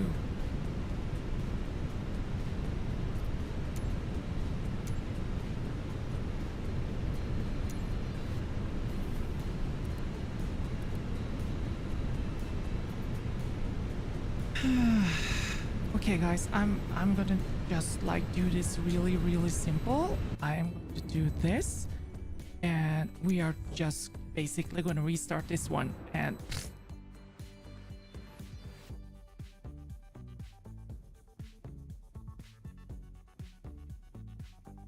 I'm gonna see if I can download that GSX file. Let's see. Where are we? Here.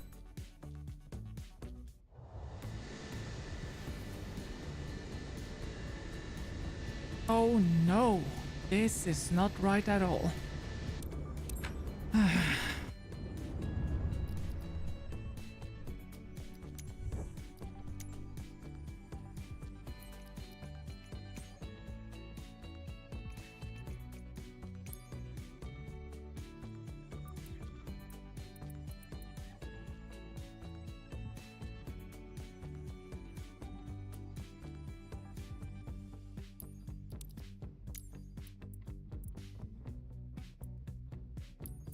Oh.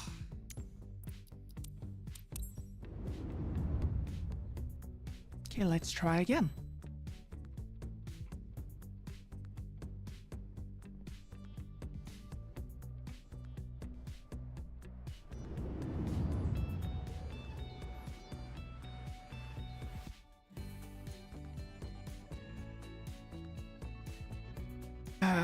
Okay.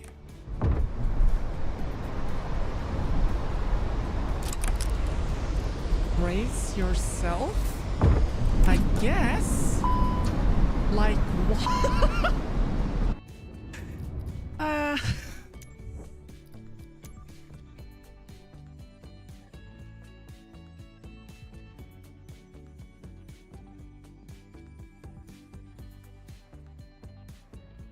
Oh, this is weird. This is so weird.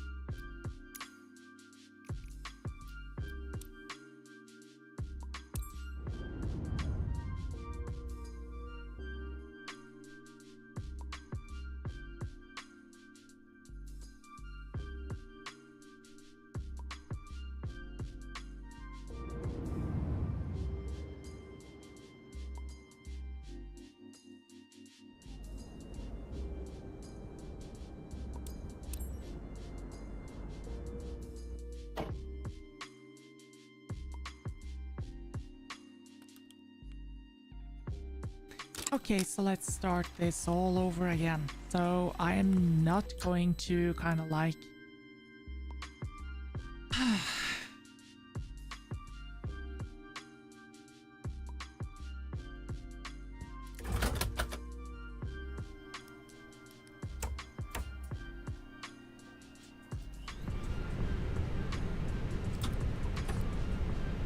I'm not sure if you can hear the annoyance in my voice, but yeah, I'm slightly, like Captain Windmark would say, I'm slightly agitated. And if you don't know who Captain Windmark is, it's one of the observers from a TV series called Fringe, which is really good. Runway. Awareness. Okay. Meters.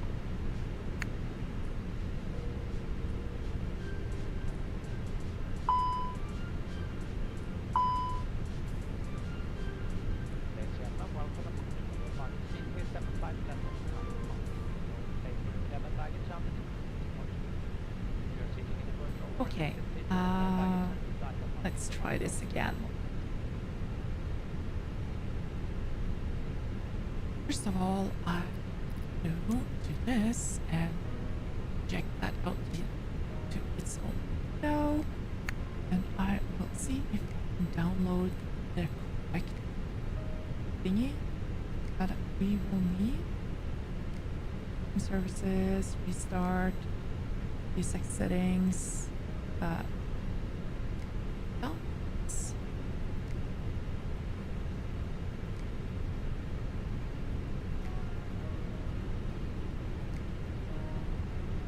Yes, I did. Please.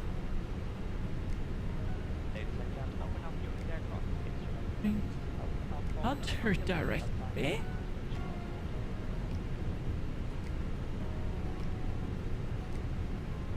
It's a cool thing about flight simulator is like you need to know your system and you need to know your way around absolutely everything, because you will bump into things like this.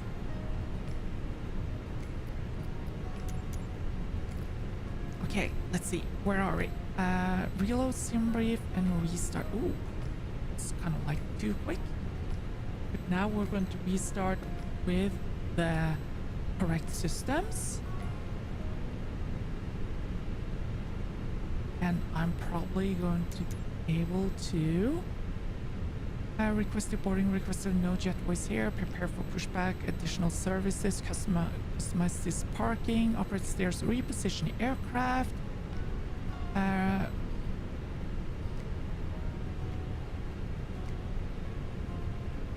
Reposition here. There we are. Okay.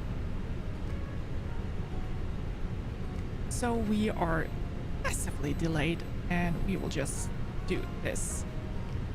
Refueling truck is on its way. Yada yada yada, and I will just like do what we did earlier, punching in everything we need into the system.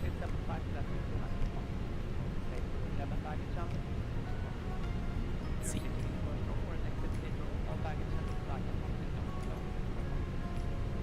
Please don't load aircraft until the fuel truck arrives and ask to do it.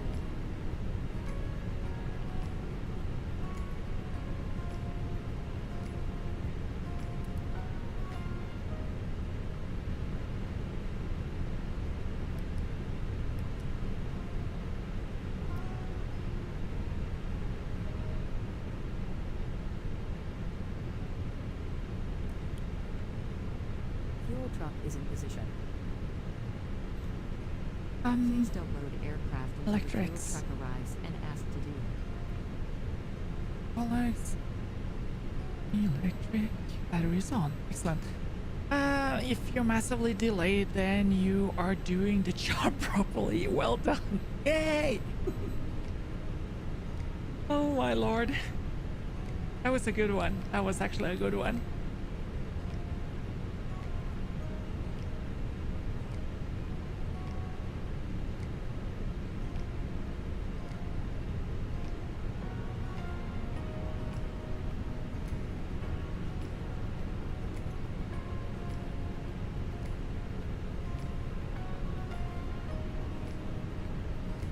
Choose your airplane fuel system to set the desired fuel quantity.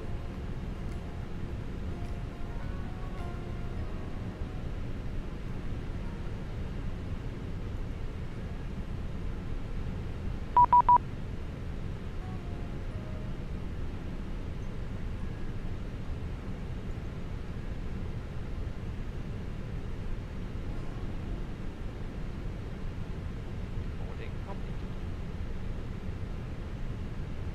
Now preparing for departure, please select flight mode on your mobile phone and all other buttons. We have communication cabin baggage Okay, company. ATC menu, no, MCDU, Sitting in the first row when PTSU, and we are going to AOC, then flight ENAT, and initiate data for this flight because I don't want to punch in absolutely everything by hand. From there, we are going to ENAT, and we are do that SAS 7085. And we remember cost index 5, and we are 370. It's still 10 degrees, I think. Double checking. Yeah, still 10 degrees. And we are doing request.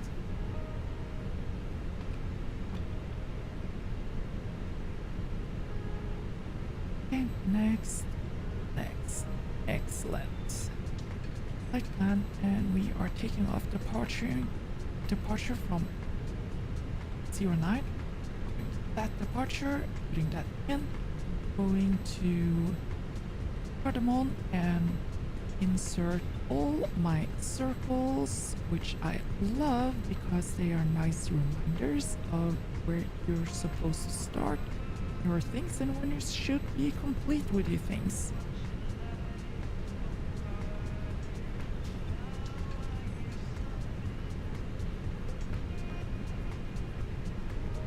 There we are.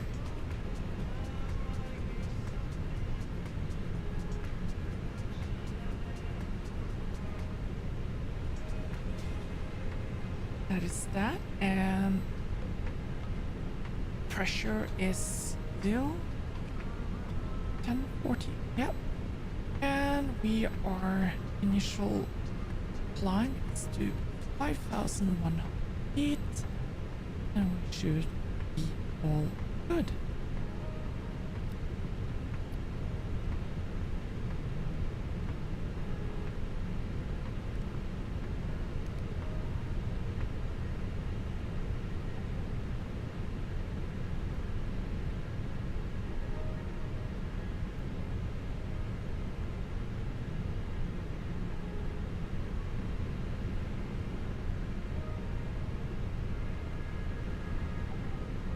We're still fueling? Yeah, of course we're still fueling.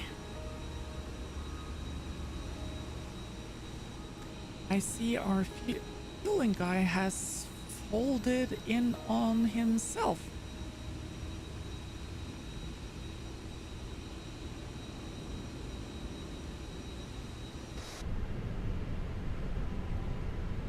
You know what?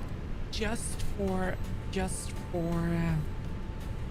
cautions, and just to be sure, I think that when passengers loaded and we're ready to go, that I'm just going to like stop GSX and don't have a pushback and just like turn from where I'm standing just to be sure.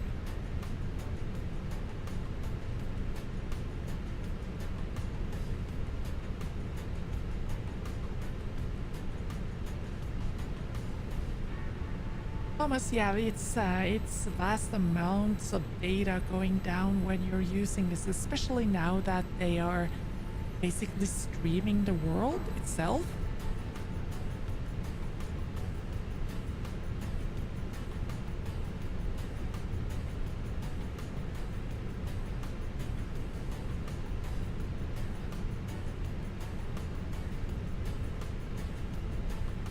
But look, yeah, there are speed limits.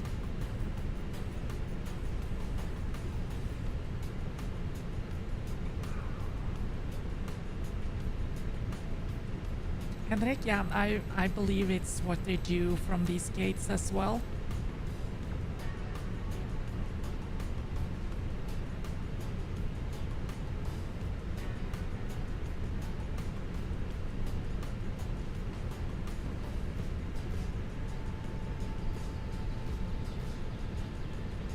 Yeah, they are taxi out stands. So stands and pushback is disabled at every stand with this GSX profile that I just installed. So I think we're gonna be good.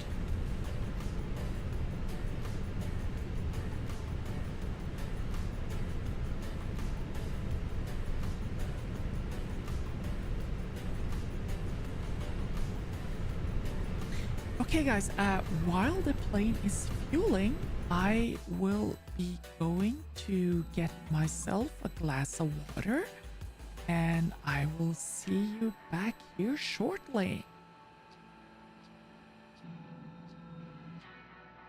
In the meantime, you can enjoy Folded Sven as he is refueling our plane.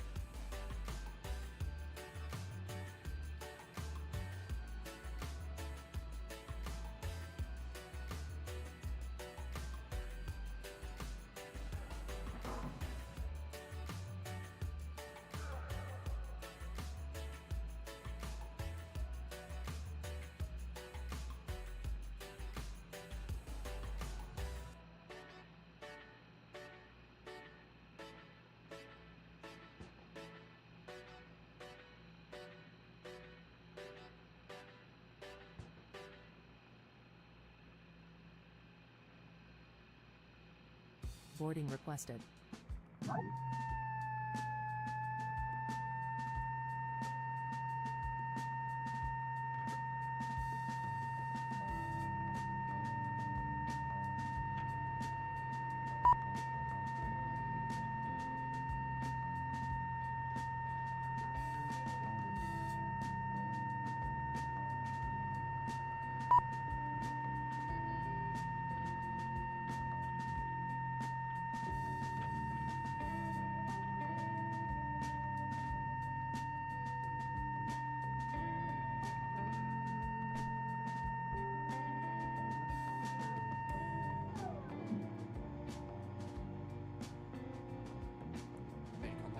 Når du har fundet din plads, vil vi bede dig om at tage et skridt til siden, så de der går bagved kan se forbi.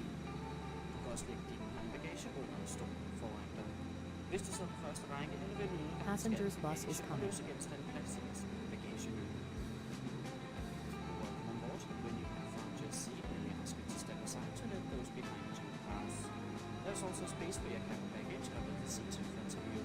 If you're seated in the first row or in an exit seat row, all baggage and loose items must be stored in the overhead compartment.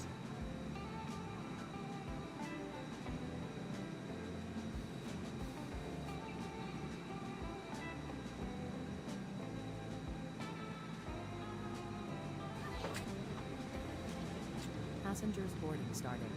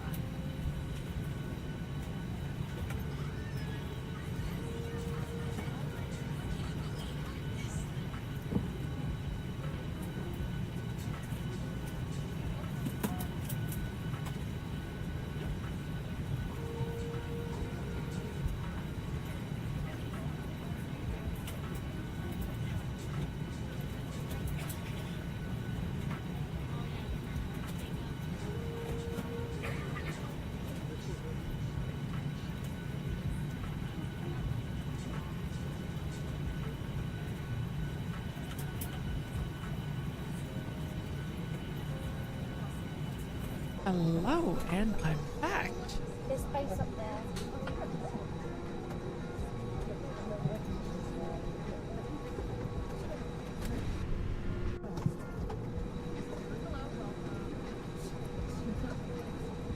Are they still coming with buses? Okay.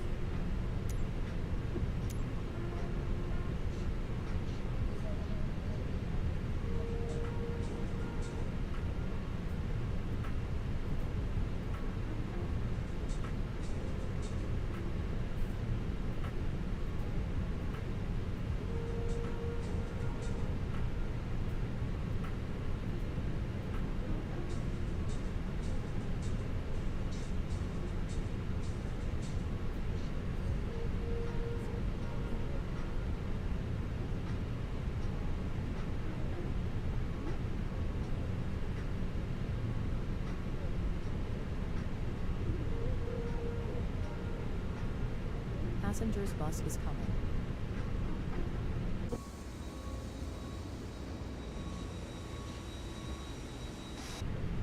Well, this isn't good.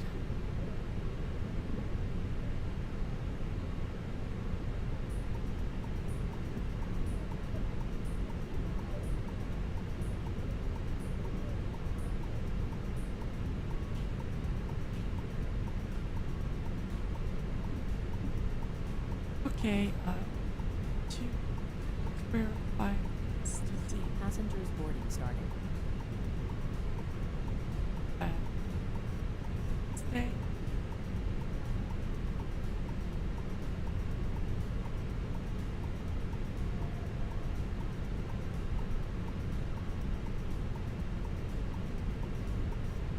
Let's see. Where are we? We are to that direction.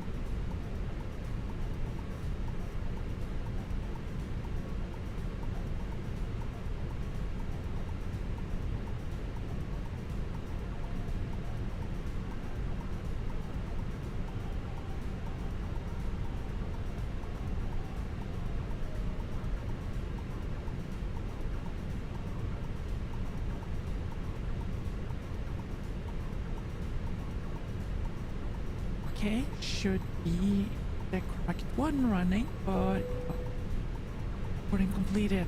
Excellent. Let's see, what do we have here? Side stick fault. That is something that pops up every freaking time without me understanding why.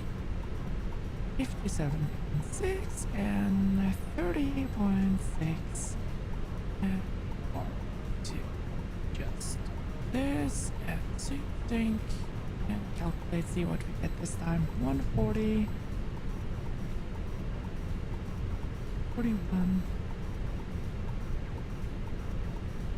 Okay, and where was I? 145.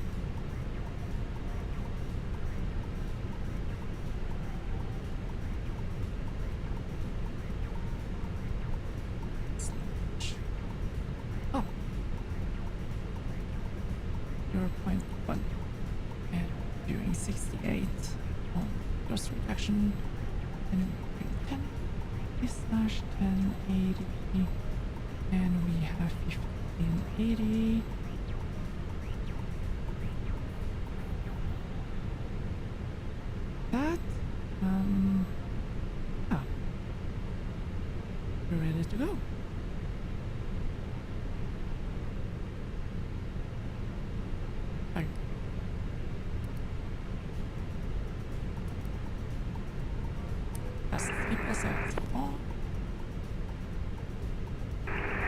Svalbard traffic is Scandinavia 4491, push back and startup. We'll call for taxi.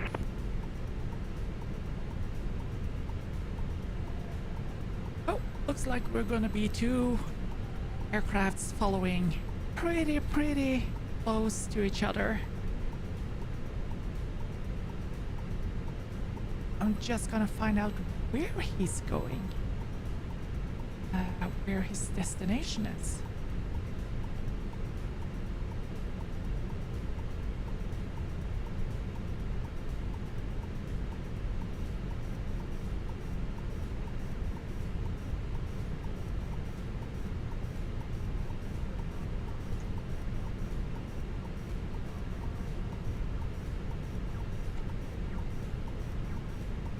He's going all the way to Oslo airport as well.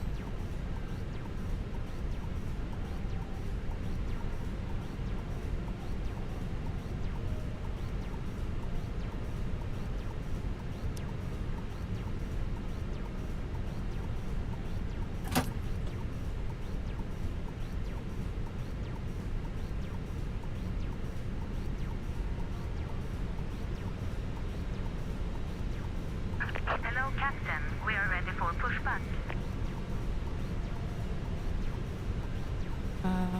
You know, guys, I don't think I want that, so I'm just gonna cancel you guys right now. Go pushback. Yes. Okay, pushback. So there we are. Thank you.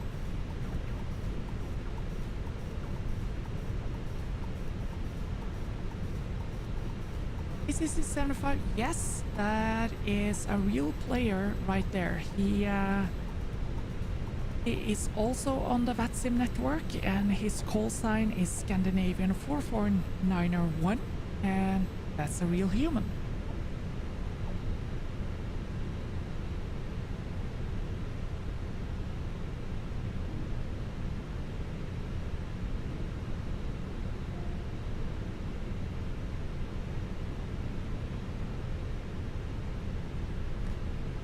Starting engine 1.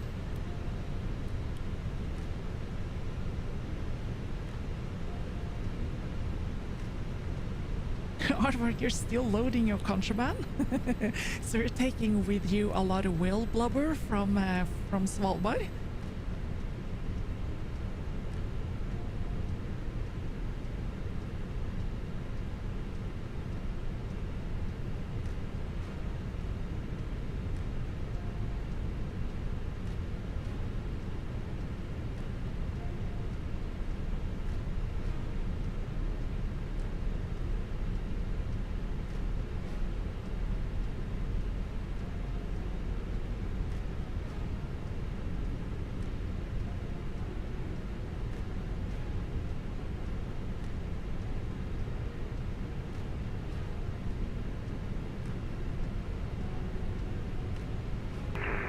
Svalbard traffic is Scandinavia 4491, taxiing runway 9er via Bravo.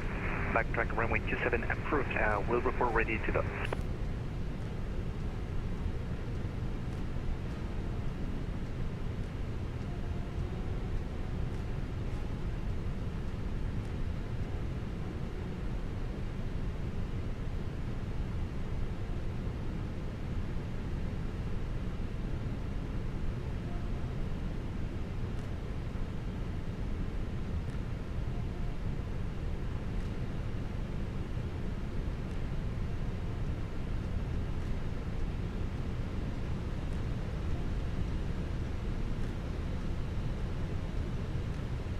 Svalbard traffic is Scandinavian 7085 ready for taxi out. Will follow company aircraft until holding point 09er and hold until you have taken off.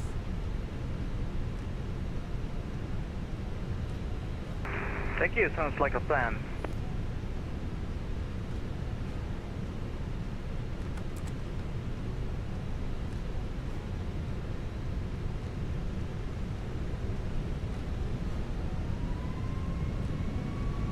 Let's go, people!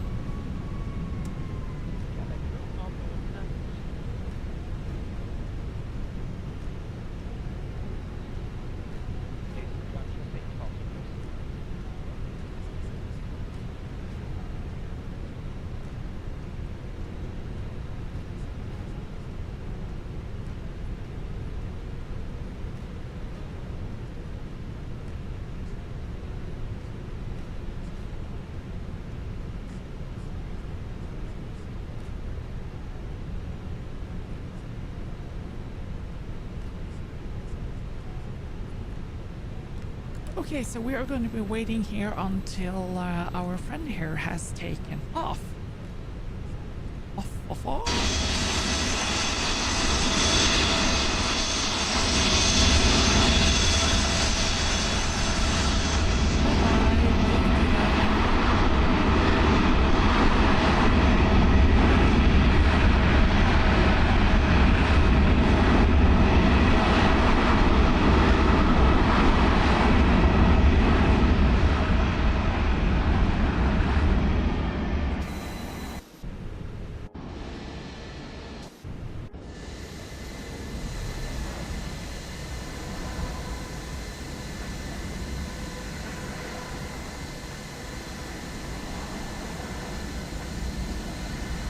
Let's see.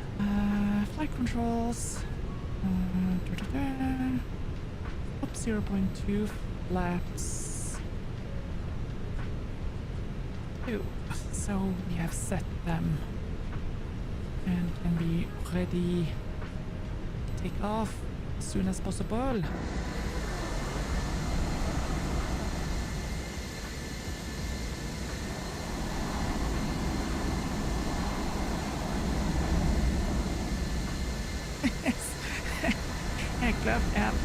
I could be tailgating them, but that would be enough to have a report filed on me on the VATSIM network, and I don't want that.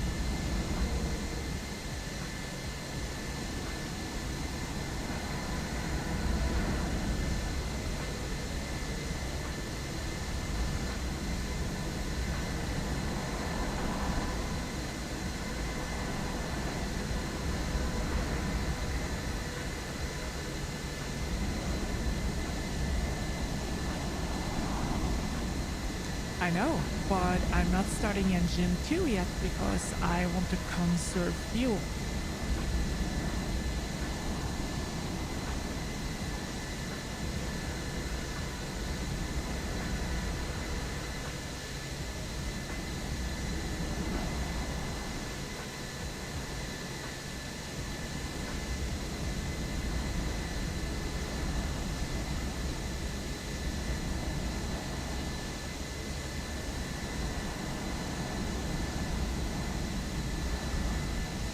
Hey there, Shirley.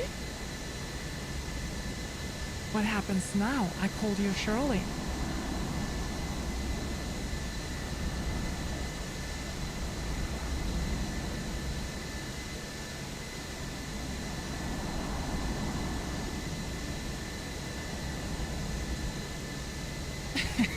We make our fuel. Where we are going, we don't need fuel.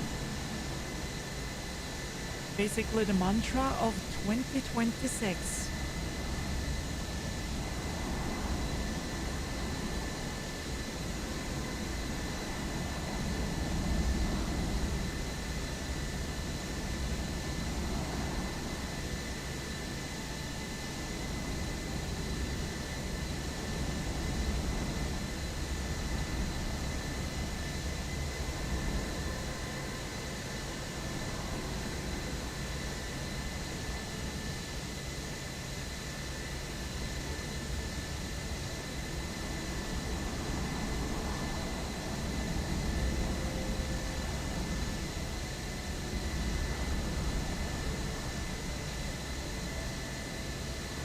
Oh, Event Horizon, that movie is so good. I really love that movie. Dr. Weir, where we're going, we don't need eyes.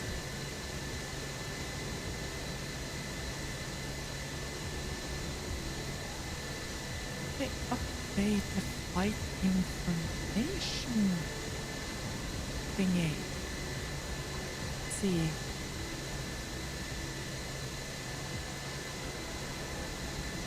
Hey, where is it? God. Oh, to change you to.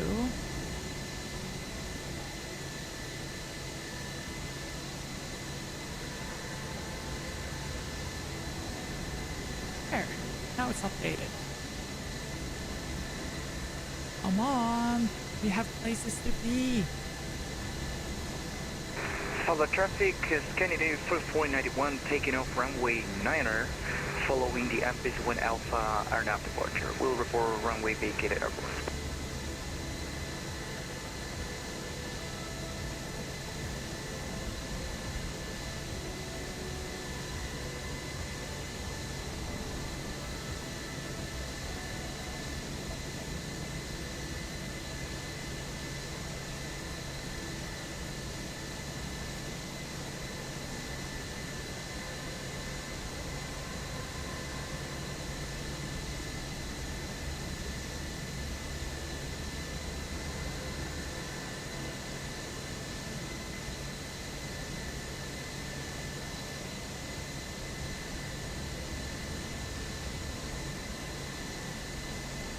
DJ, we're still waiting for the company aircraft to take off.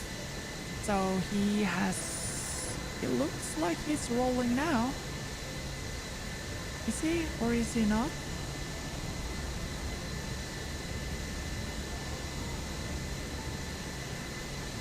That's right, Zap.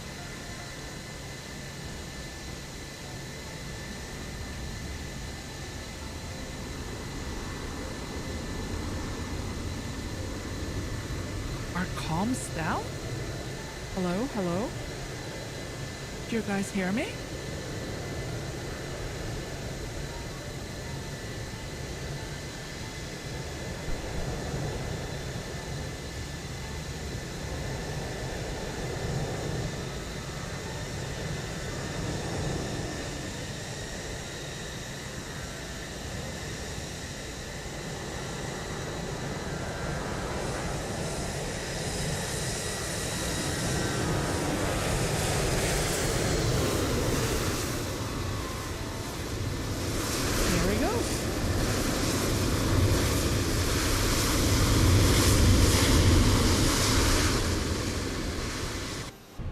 Okay, he's airborne. Svalbard departure, runway 9er vacated. Svalbard traffic. Approaching Scandinavian 27. 7085, entering runway 09 and backtracking.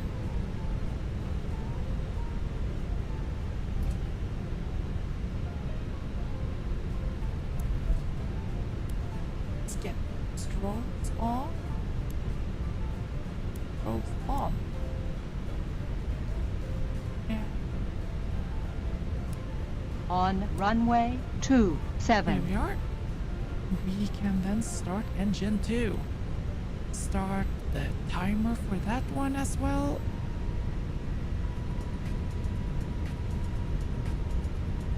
Since we will be penalized with a deduction of 10 points if we take off before the engine has had the time to heat up.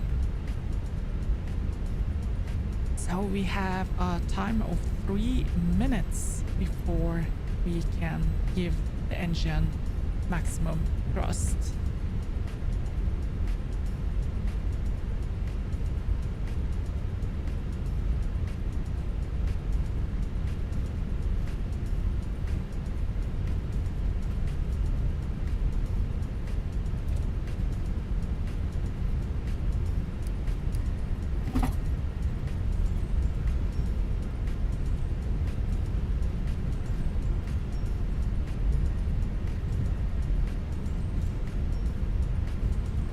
So flaps to set, and we have arm spoilers.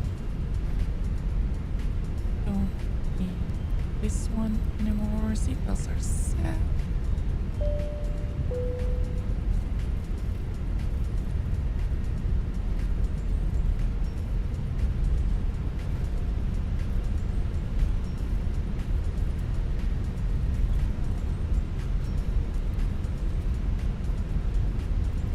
Cam and no blue.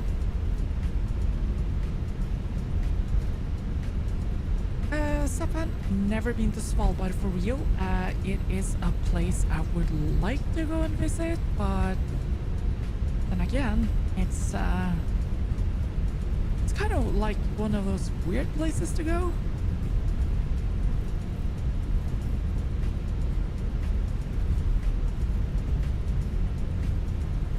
You're not allowed outside the city unless you have a hunting rifle with you, because you might get eaten by polar bear.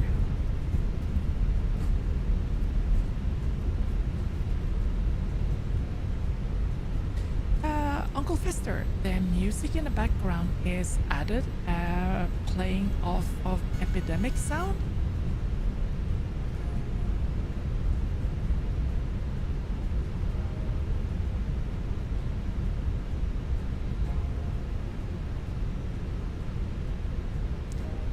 If you, Uncle Fester, if you go to Spotify, if you have Spotify, 30 meters remaining. Epidemic Sound does have that playlist. So just search for Epidemic Sound and see if you can find a playlist called Live Streaming. And then you will have all the music that I'm playing right now. On runway You're welcome. 09. Okay, so we are now on runway 09er, 3 minutes and 19 seconds. We can actually start the takeoff roll.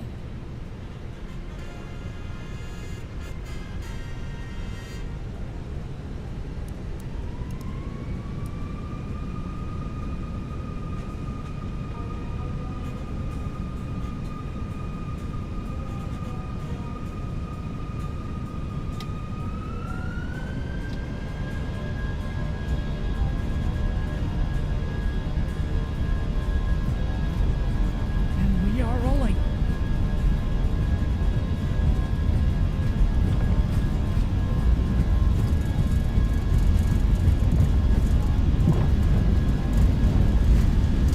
Good knots.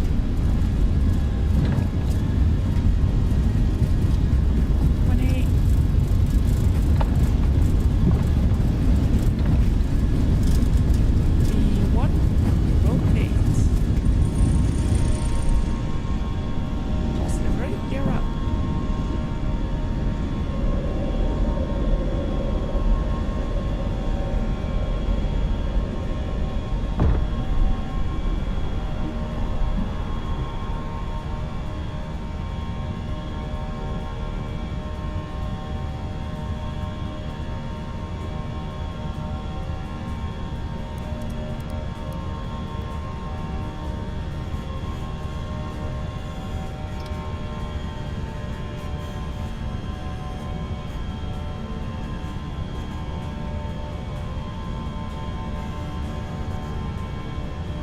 Svalbard traffic, Scandinavian 7085, airborne.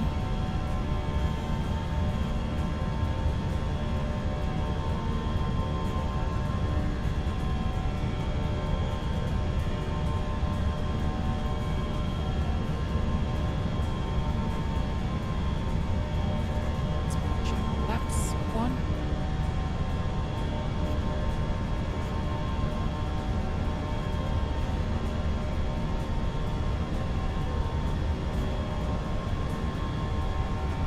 Laps 2.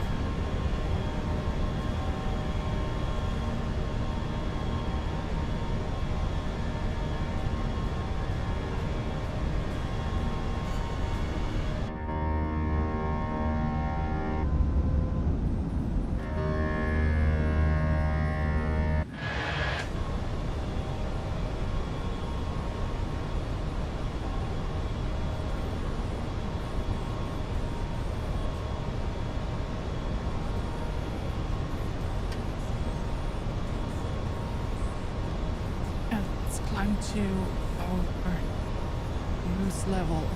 Here we are.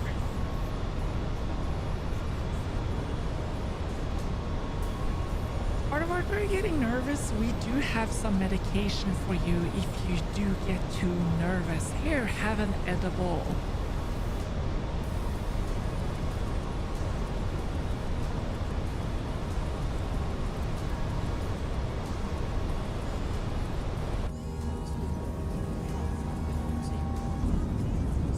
Something I really hope with Flight Sim that they are going to do a scenery update or landscape update in a photogrammetry that is better than this, because because Svalbard does not look really good. Same with basically all of Norway. So I really hope they upgrade their data on their servers.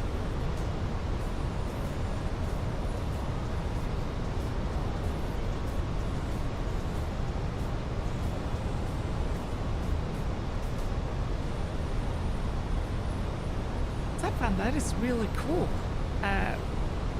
Is there a lot of permafrost left there? I know that the seed vault is really struggling because of the melting tundra.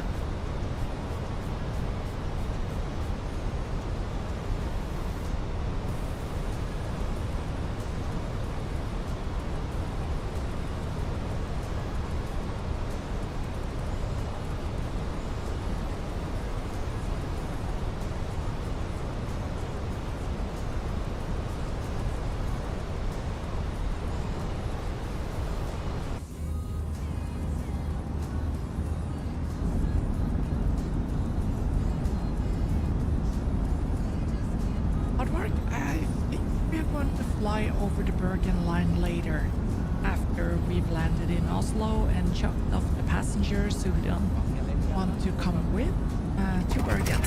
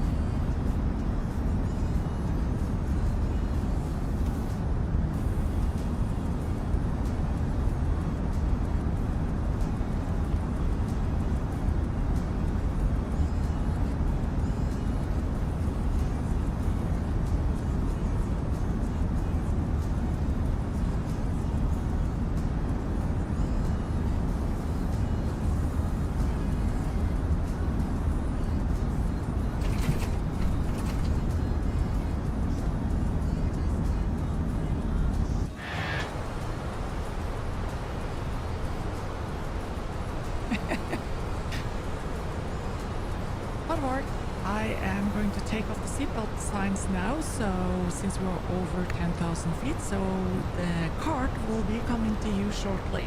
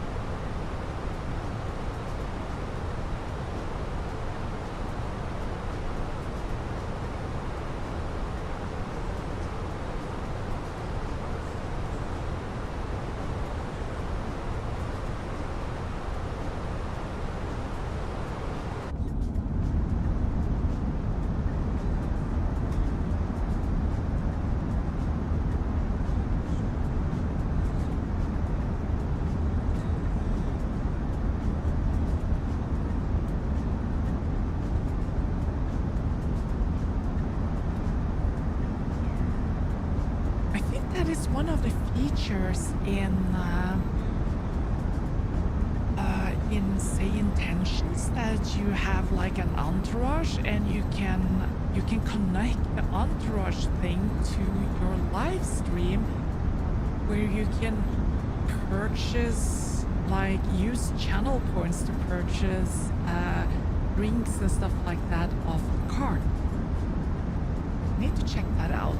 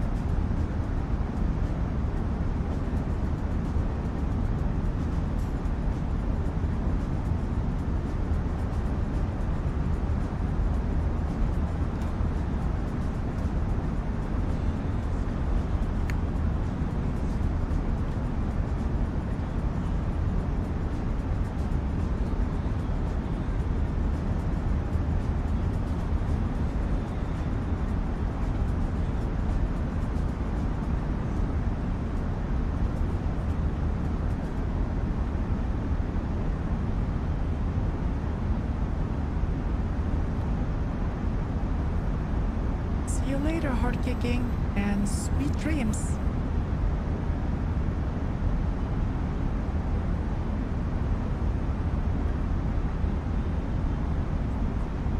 Uncle Fester, do you have any view you prefer?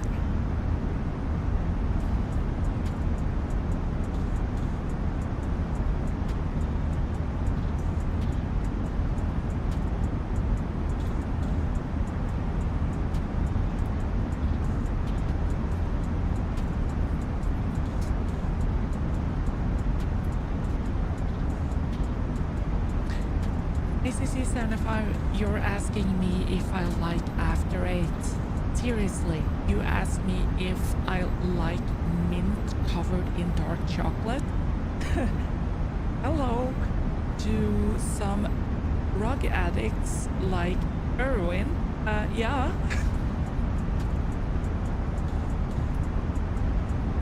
I remember when I was a kid, I ate so many After 8s, a whole box on my own, and I was punished pretty hard for that with, shall we say, uncontrollable flatulence. That kind of sucked.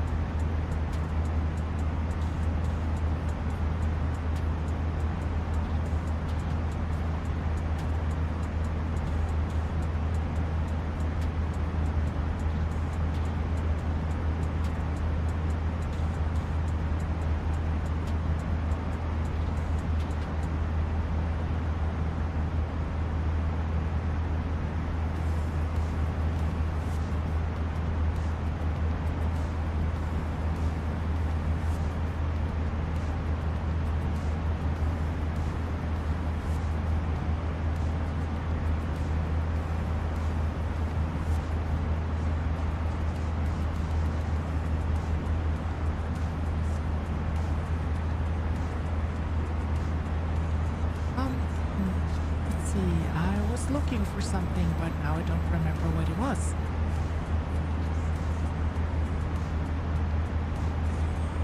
Oh, there we are. Found it.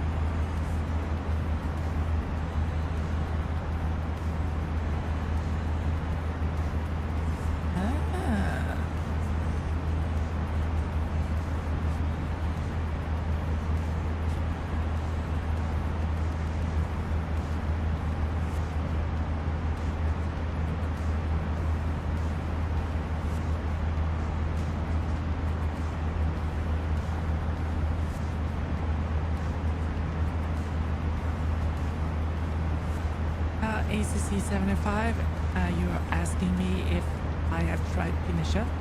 Dude, I live on that boss.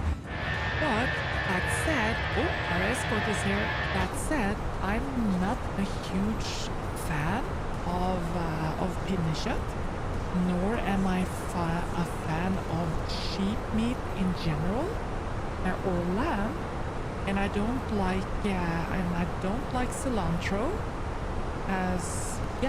So I'm one of those weird ones.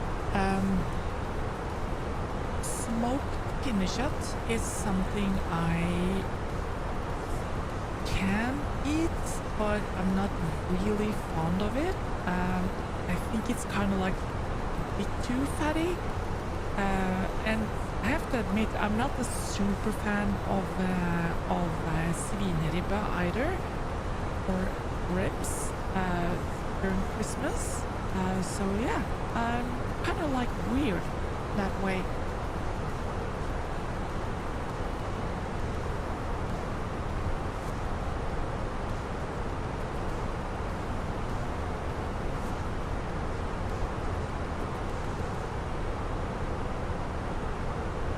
But something I am really fan of, which I really like during Christmas, is a nut roast. I really love a good nut roast, and I love turkey as well, but I'm not a fan of the pork we eat at Christmas, nor am I a huge fan of pinnekjøtt.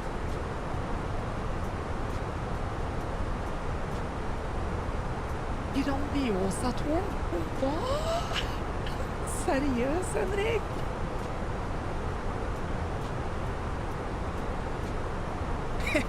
ACC 75, okay. You do you. Do you need bleach to cleanse your eyes?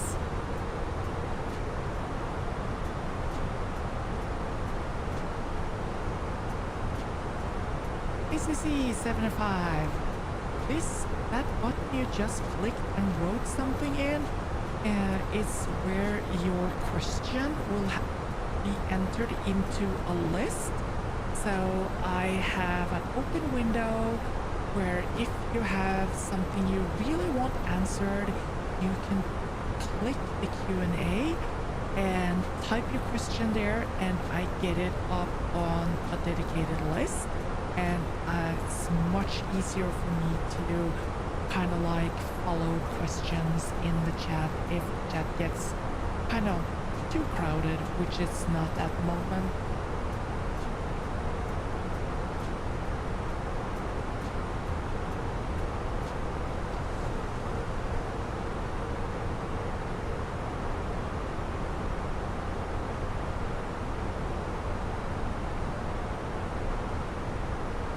I have not seen the Grandiosa-tårn, og jeg har ikke sett fårikåliskrem heller.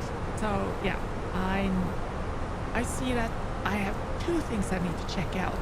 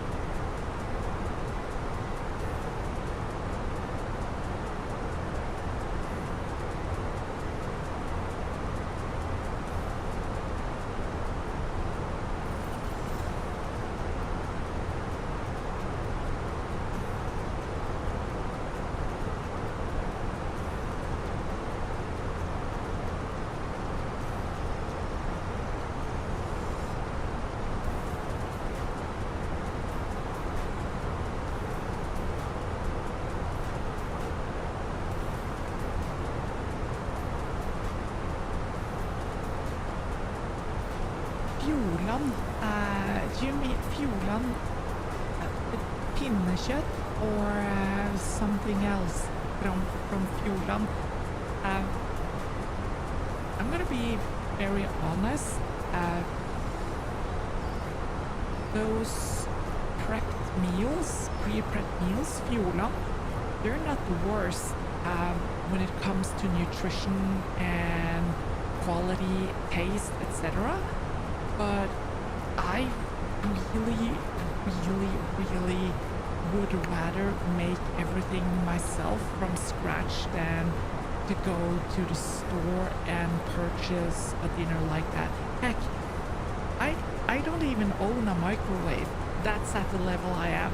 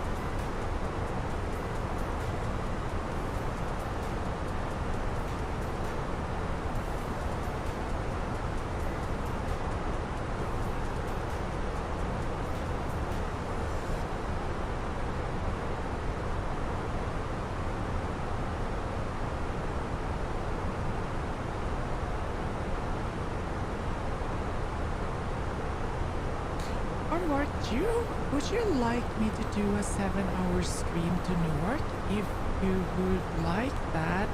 Oh, Aardvark, I'm gonna do something. We're gonna set up another poll. Let's see.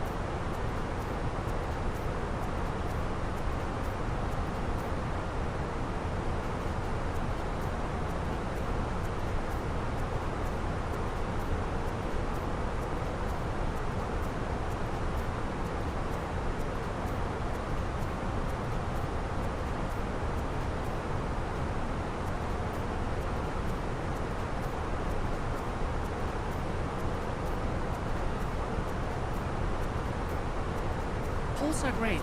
They are super nice.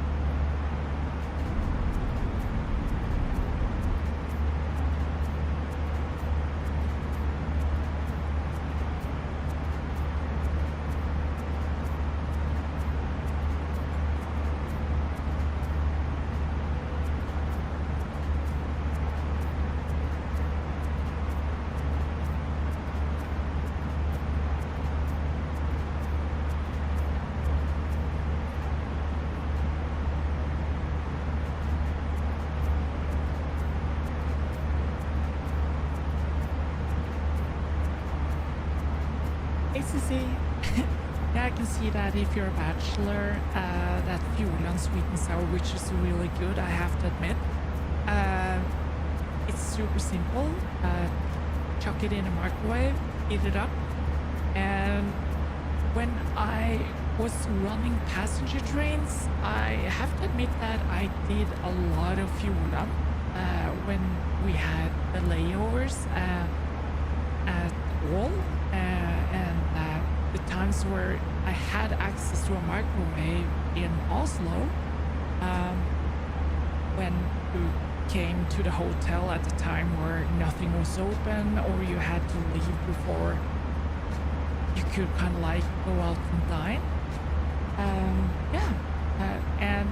But when I was working with freight, I had a lot more time on the layovers, so then I would basically prep the food from scratch.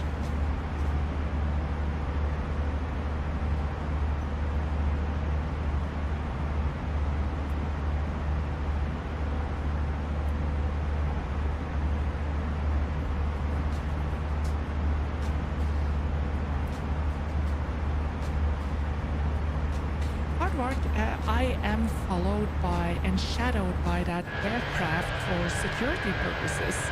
You see, I am not allowed to venture out into the world unattended and unsupervised. So yeah, they're basically there to make sure that I behave.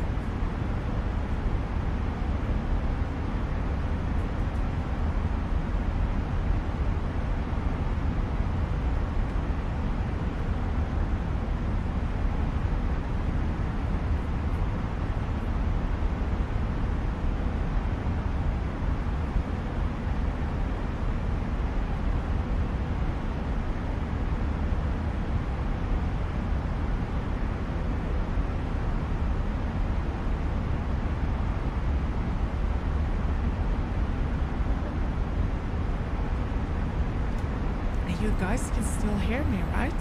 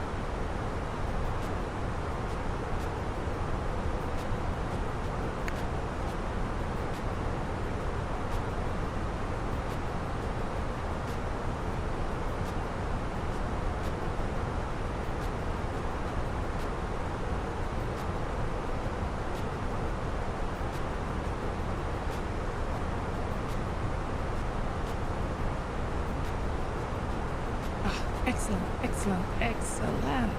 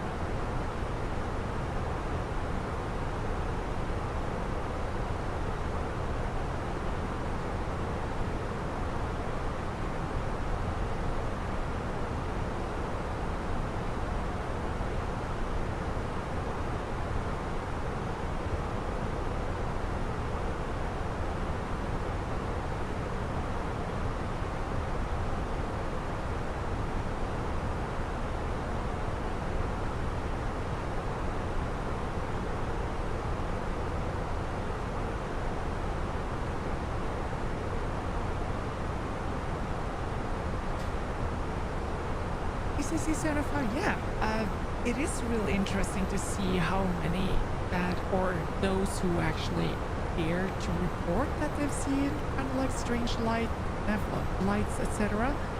A lot of pilots don't want to say that they have seen it because of the stigma around it. But yeah, it is interesting. And as well as the area here in Norway called Hessdalen, where there's a lot of lights, mysterious lights, and to NU, the technical university set up a surveillance station there, and they found out that those lights did have mass because you could measure them on, I think it was a radar, but they don't know where they come from or what's causing the lights.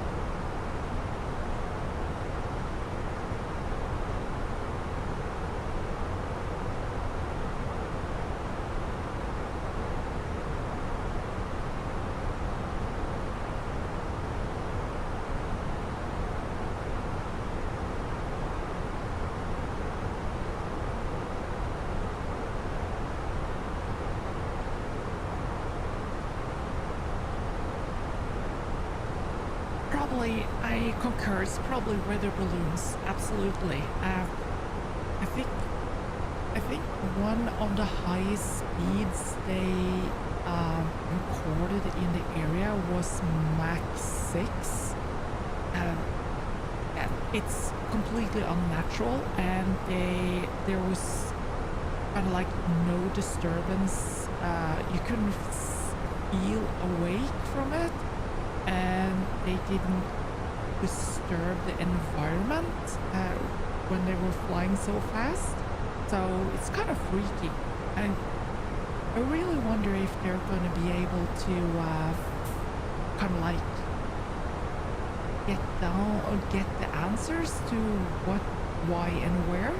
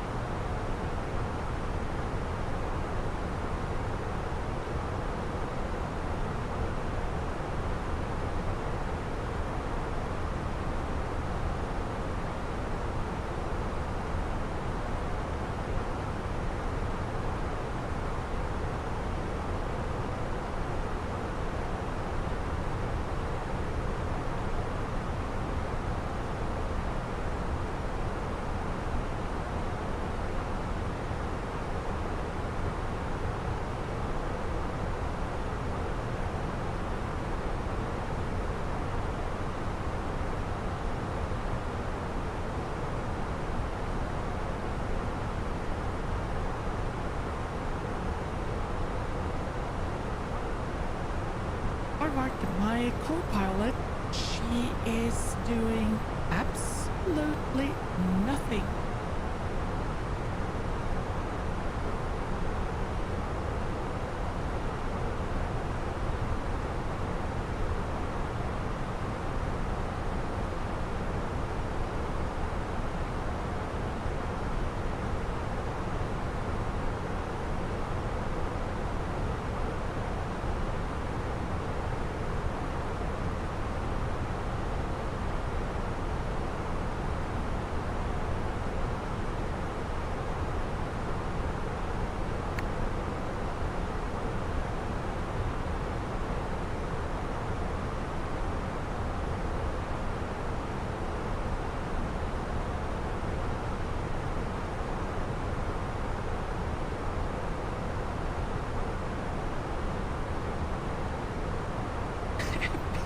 Her seat.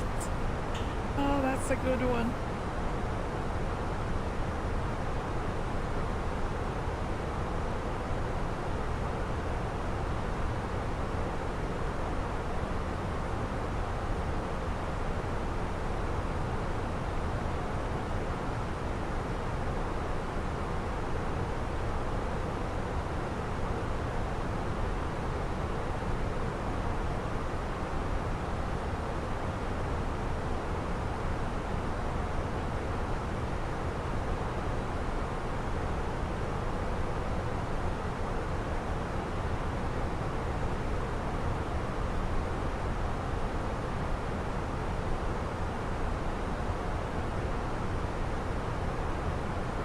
Welcome back.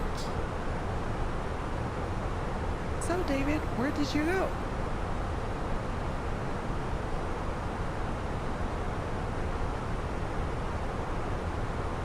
Sergeant Rock, these phenomena are flying through the valley, so they are not in the upper atmosphere.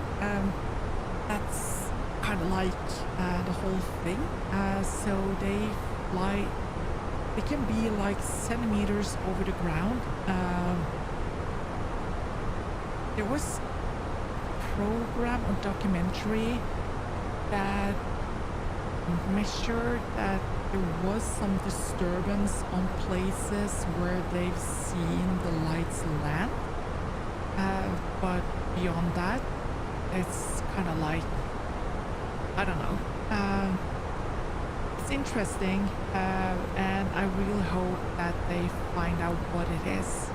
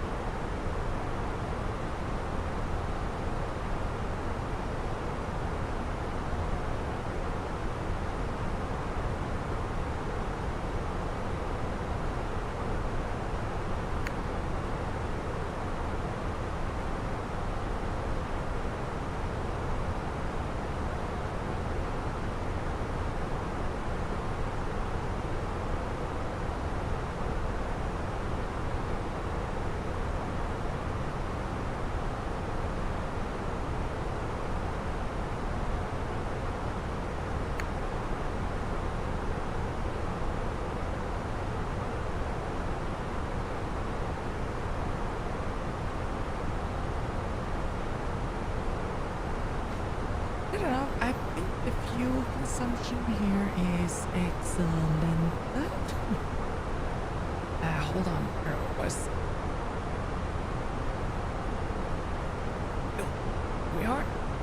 We are burning 36 kilos of fuel per minute.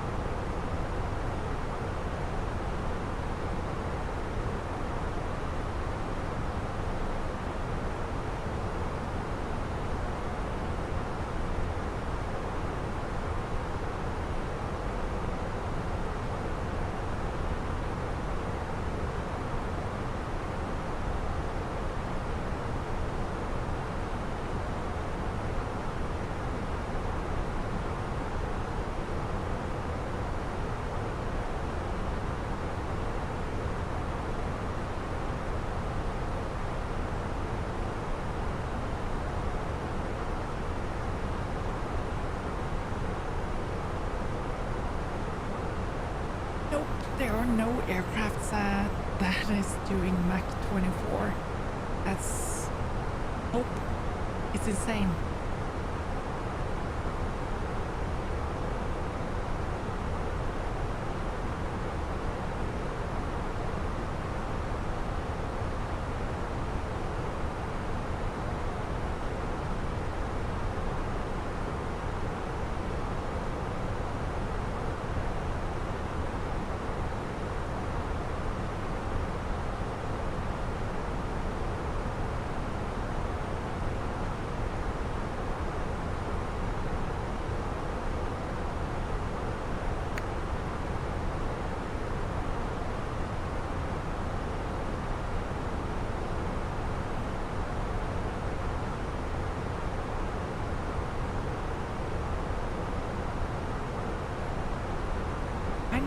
Check 24.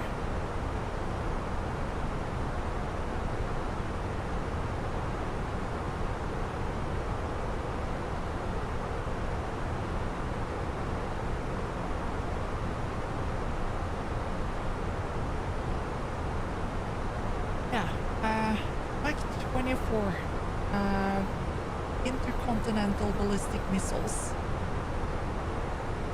Spacecrafts re-entering the Earth's atmosphere. It's basically what travels at those speeds.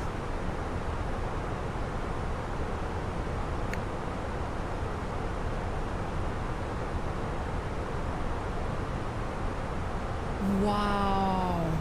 YouTube sends you all the way back to the beginning? Wow!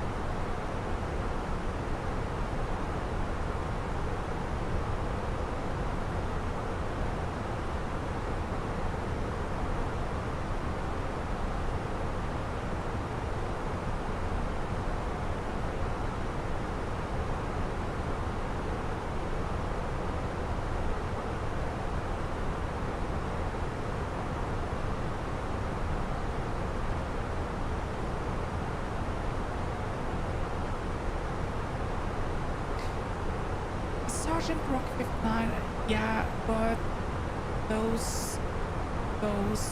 that phenomenon in Hessdalen has been there for decades, and it was way before we had any drones.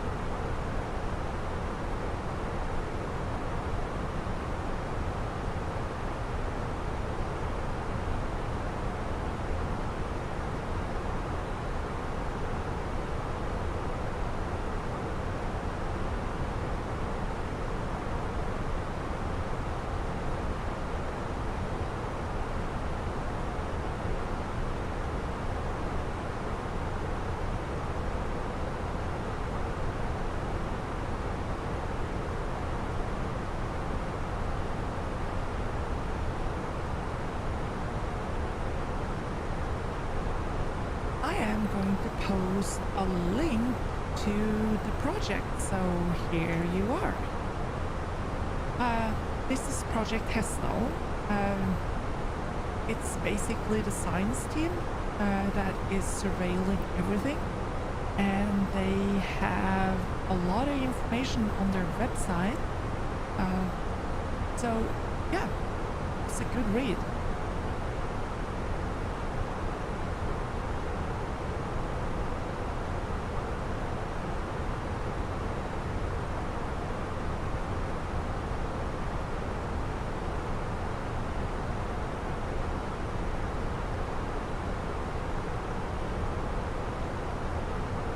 engineers, yeah, I would do drawing as well. But my equipment here is Airbus related, so, and I haven't invested anything in Boeing. Okay, what is this? This is not good.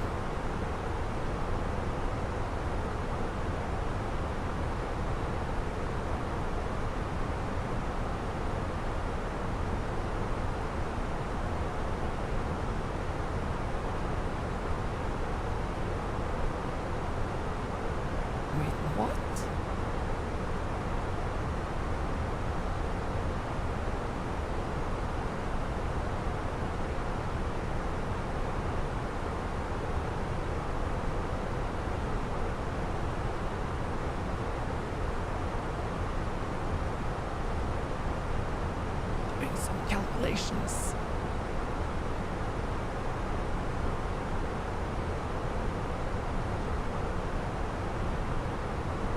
Let's see.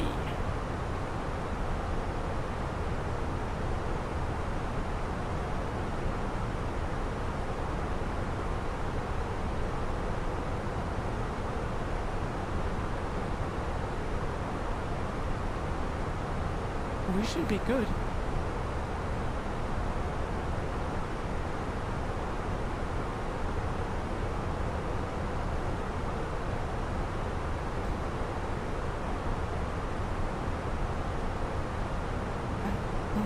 What does Oslo say about how they are landing there?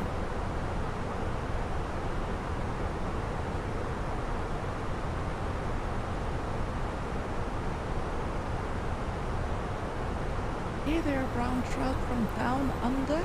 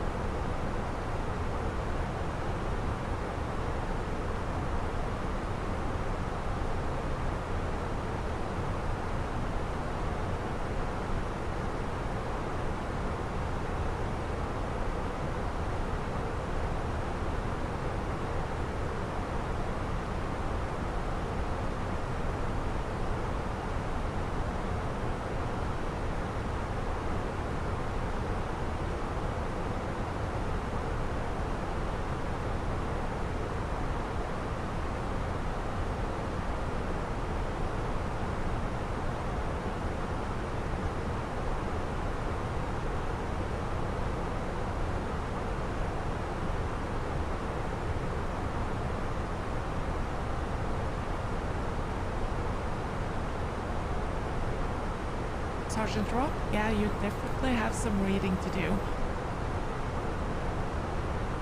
That place is legendary here in Norway.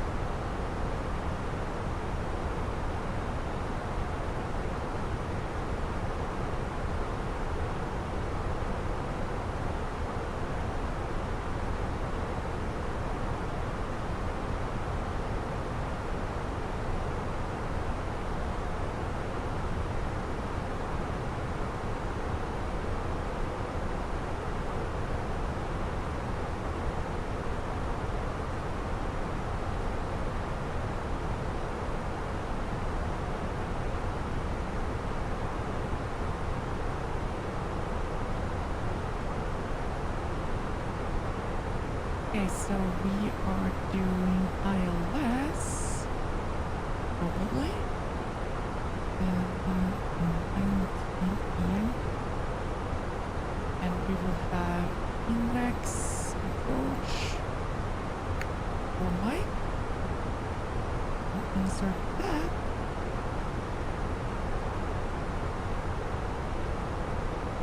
Why is the end of this? What?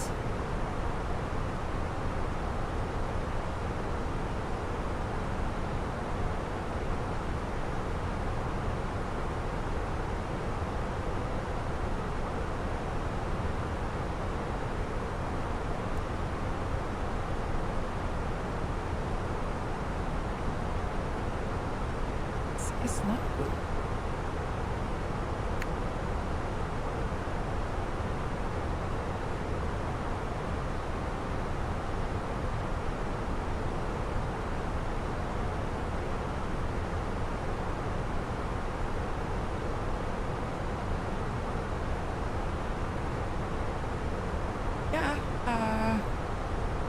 That is a very plausible theory because we do have radars and equipment that can look like really far into space, and we do have detection systems that are supposed to kind of like detect things coming into our atmosphere or before it enters our atmosphere, and yet we're not able to kind of like detect those UFOs. But they do see them here. So the question is, do they kind of like, are they dimensional travelers? Are they, like you say, kind of like time travelers? If they are fifth dimensional beings, they would be able to perceive times like past, future, and present, like all at the same time. So it could be possible that they're able to perceive or be in time at several places at the same time, because we perceive times in the way we do, which basically make us really primitive.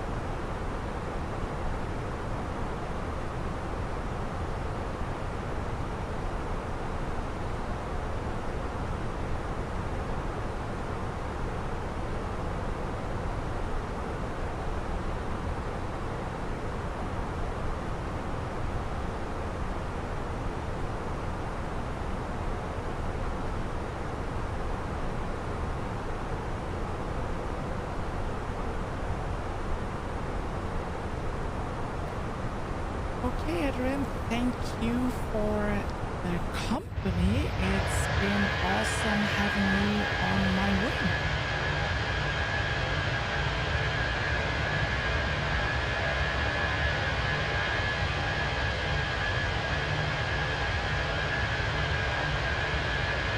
actually think I'm gonna be so crazy that I will make myself a cup of coffee, which I probably surely will regret.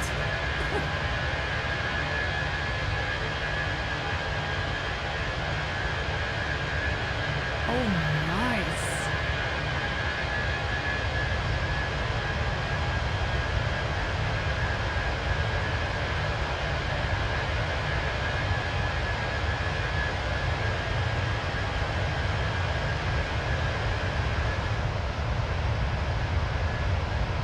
Oh dear, I'm left unattended and unsupervised.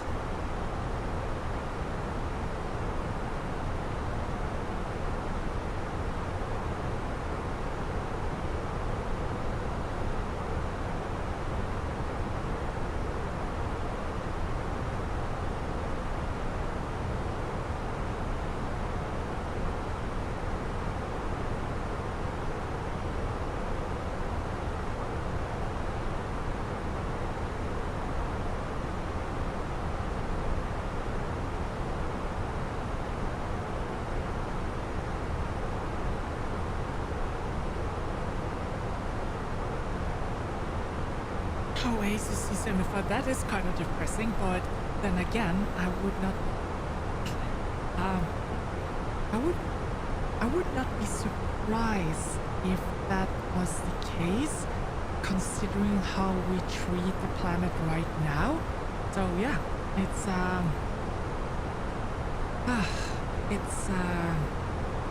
I don't know what to say. Faith in humanity is kind of like really low, or the faith in our leaders is really low.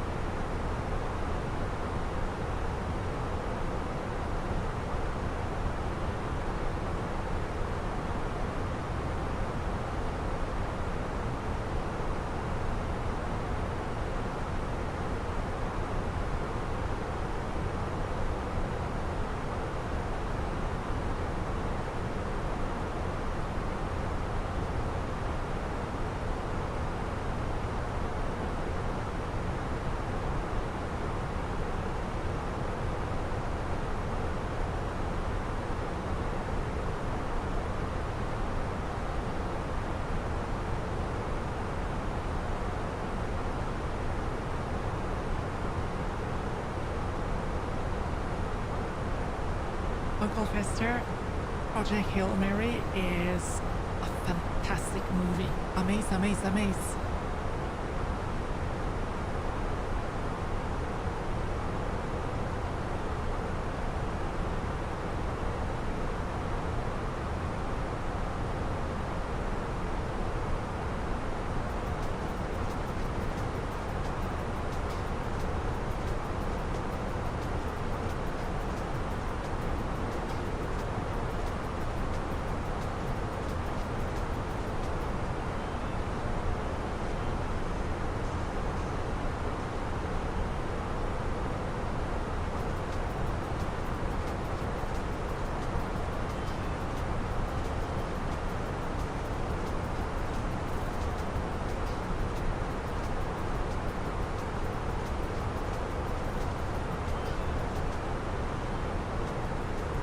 it is emotional.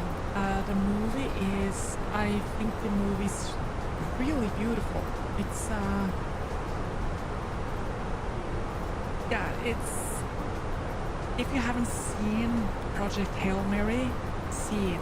It's a really good movie.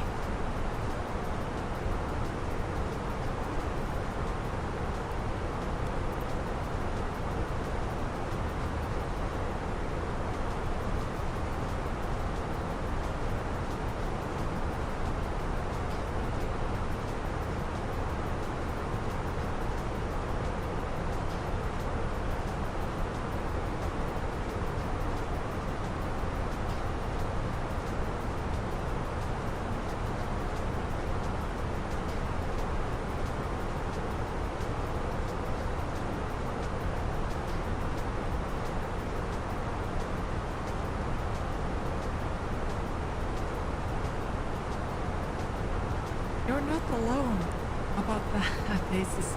I did too.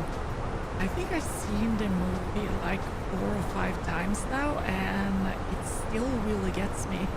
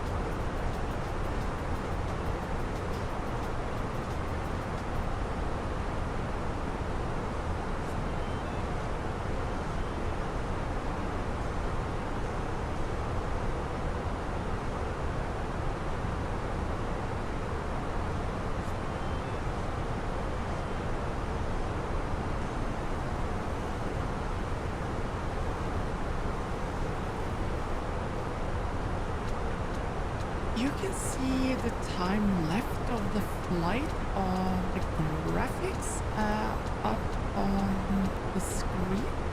Let's see. So we have approximately 1 hour 26 minutes until we reach our destination. And yes, I will stay awake for the whole duration of this flight. And I also promised ACC that I will fly to Bergen as well. So as soon as we land in Oslo, we will just check out these passengers and do a flight to Bergen as well. So that will be our end destination on this flight, Bergen, which is another 50 minutes. From Bergen, on the next stream we will fly from Bergen to Copenhagen, which will be a shorter trip. And then on another stream, I will be flying the A350 from Copenhagen to Newark.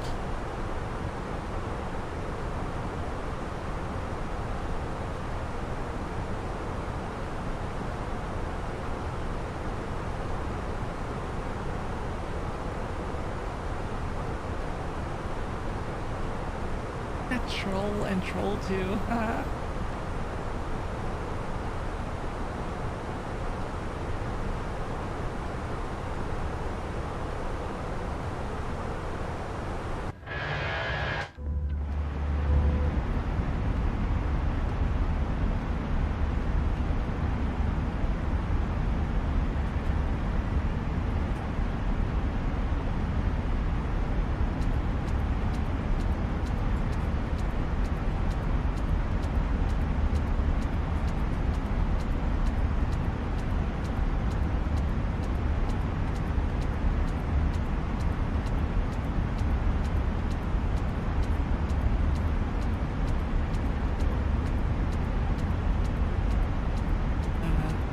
everyone.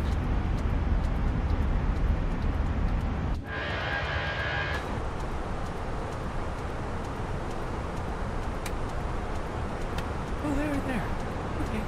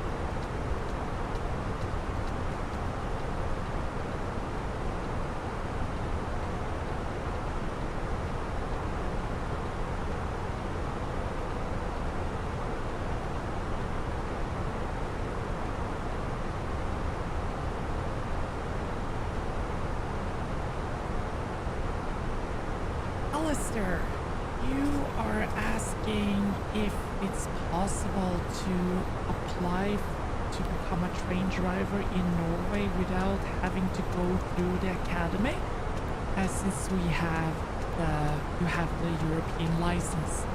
I too have the European license, but I'm not sure how they do it. If you're running passenger services, you definitely have to go through the academy to get appropriate training, etc. But it kind of like depends on the company. Our union, the engineer union or train driver union here in Norway, they would want you to go through the academy. But it is possible. I have seen it happen that they get people from like Sweden and you do the internal course within a company. So if you go to like a Norwegian freight company, it should be possible according to EU's Railway Directive 4. But yeah, I'm not completely sure because there haven't been a lot of people from outside that has applied to Norway, but I guess it's possible.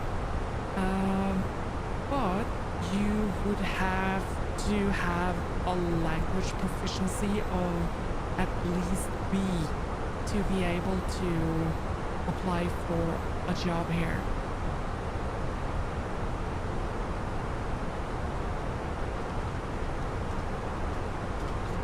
Sweet dreams, Adrian.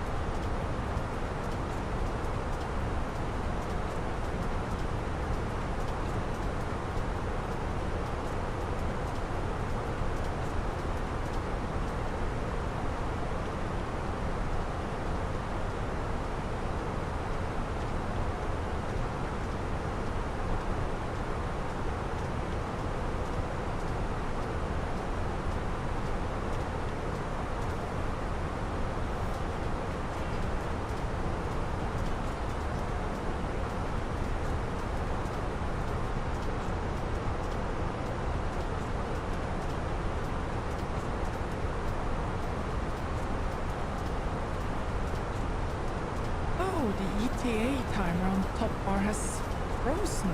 Okay, let's see. I will look into it.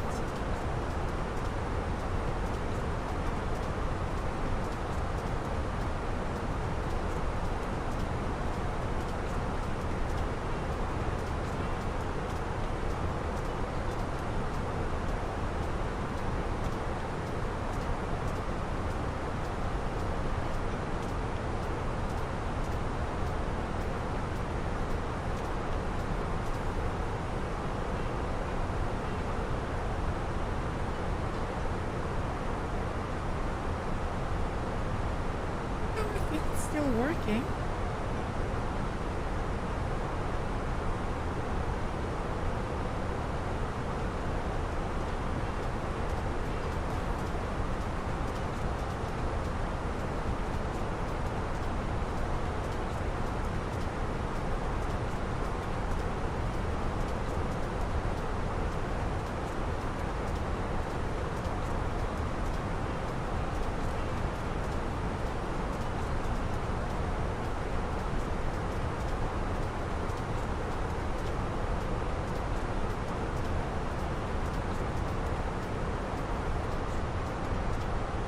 Bare hyggelig, Alistair.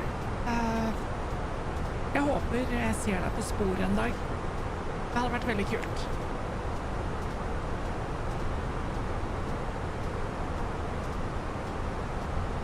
No worries, ACC. We're like almost at the halfway point.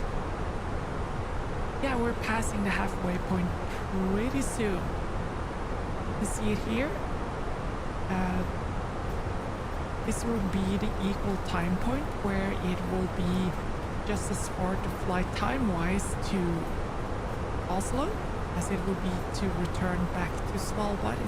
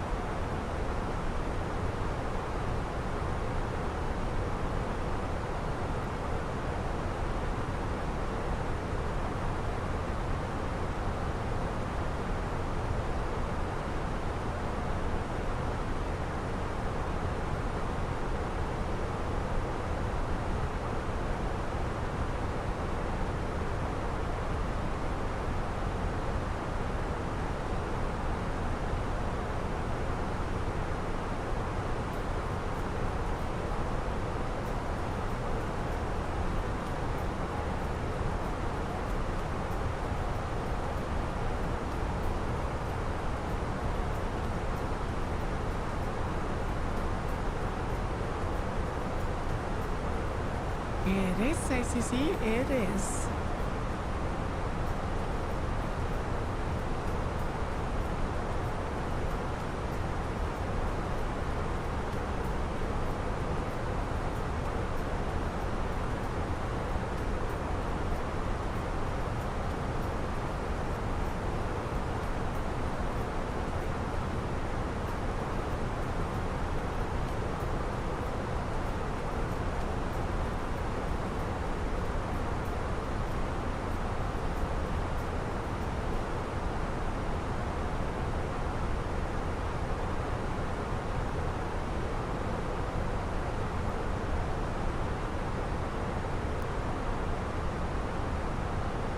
Thank you so much for the super chat, Spot Center.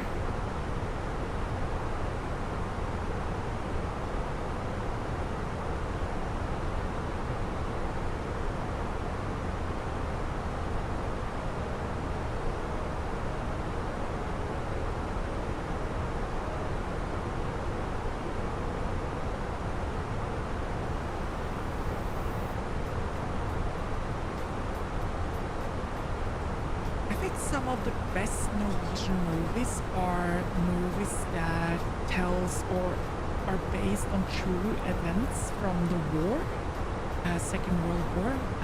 I think those are the best ones, really.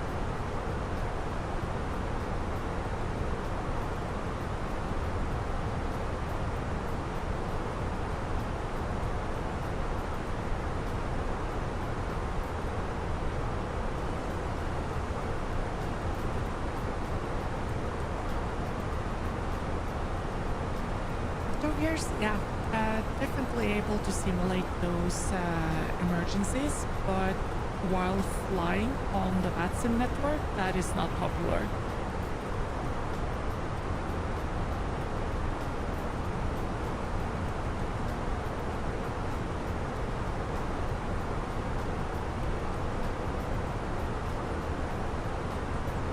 Oh, hold on, need to change batteries on my headset.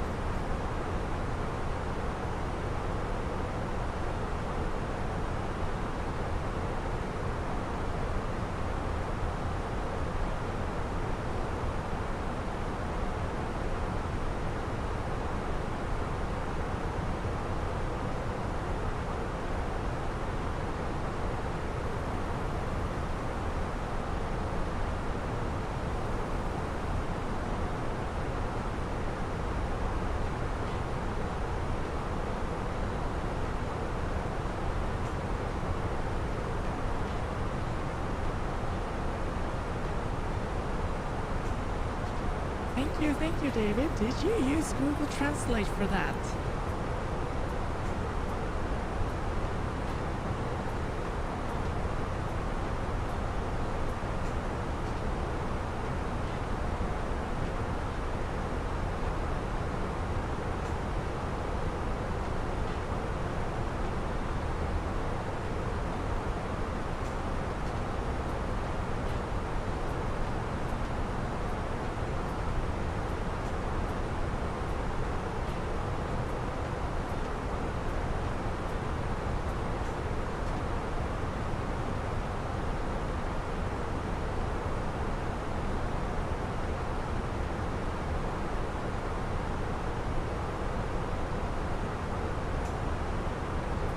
Uncle Fester, that is so cool.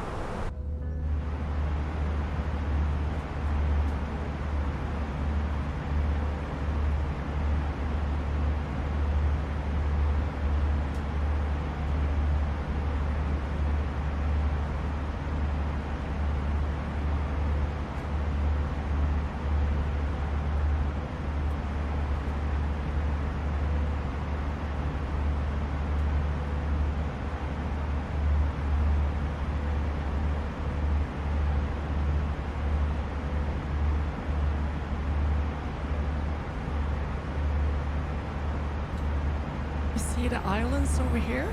I believe that is Lofoten.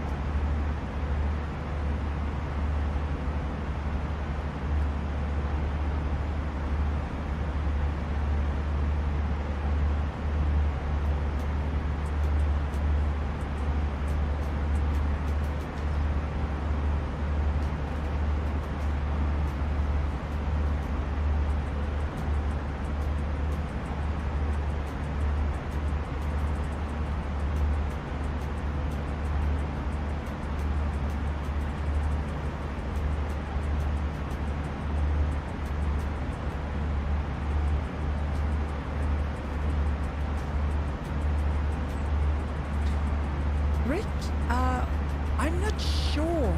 I've heard that there is an Easter egg in Flight Simulator with the reindeers, but I can't say for sure, but could be possible.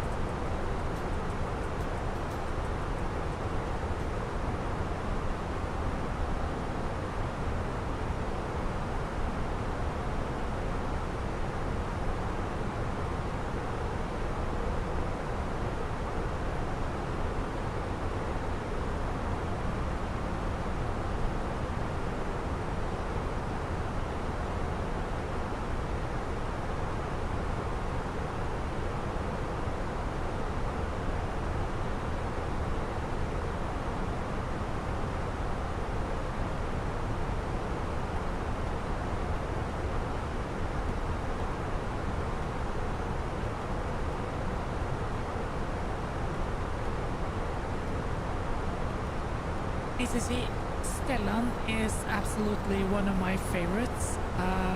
He's a really good actor. Other Scandinavian actors who I really like.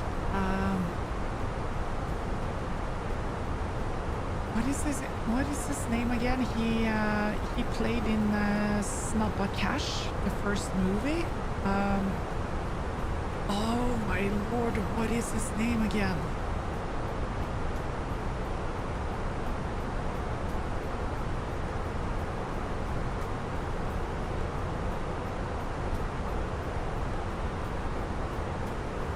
Joel Kinnaman. He's also a really good actor. And Rebecca Ferguson is also a really good actor. Those are basically my favorites.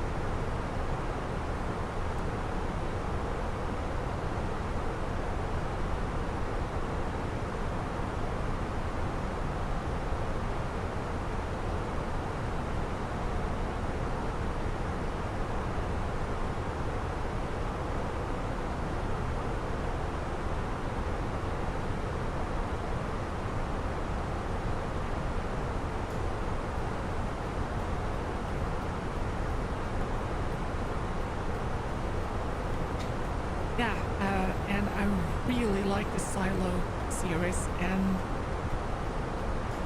I haven't seen the latest episode, so I'm holding out on that until tomorrow.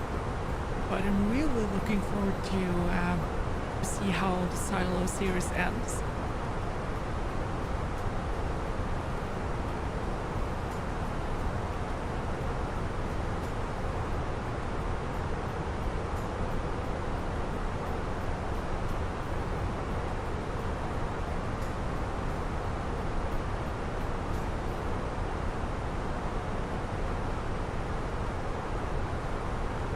That's true, Rick. I think they were in the seed vault, if I'm not mistaken, in the last Dead Reckoning.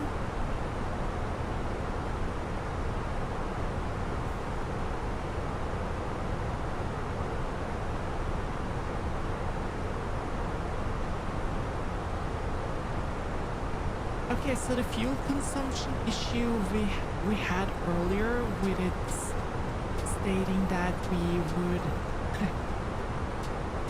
be like 51 minutes short of fuel. That was not correct. So I was pretty sure that we had enough fuel because the calculations told me that we had like over 2 hours, and now we see that everything is back in place and we should be all good. I was starting to think that, do we have a leak?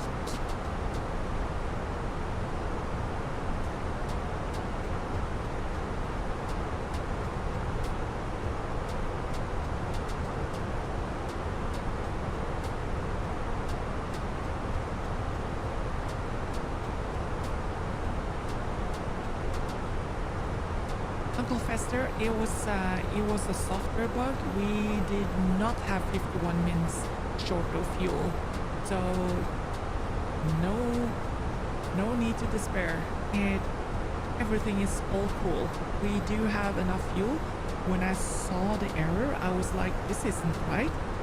So I did some fuel calculations, and I saw that we had more than enough fuel for the duration of this flight.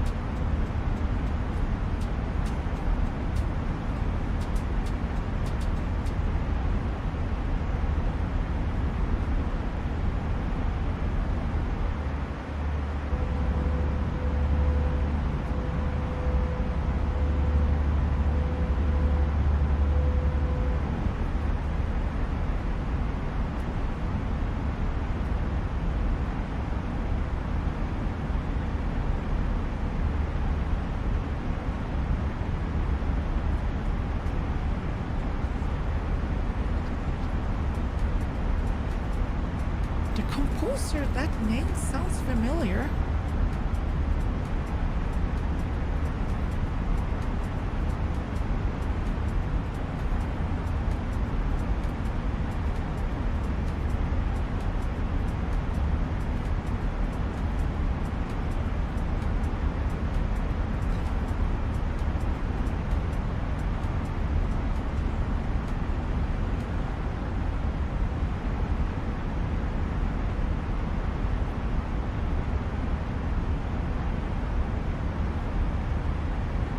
He's actually Norwegian. He was born in Bergen in 67.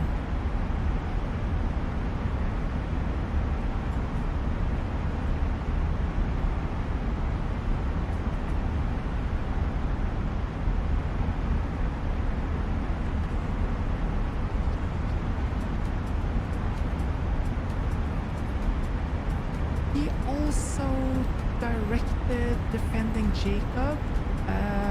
What other? Silo, of course. He also did Passengers. The Imitation Game. Holy cow, this guy is a legend.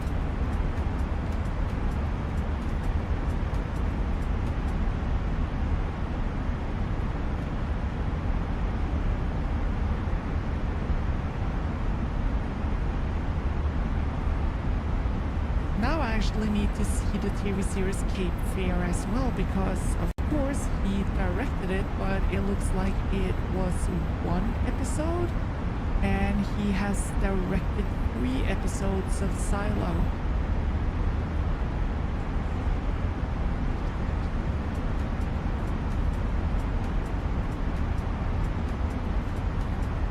Brown trout. The time here is in Norway is 1:22 a.m. I don't think I will be getting up at 8 a.m. tomorrow morning.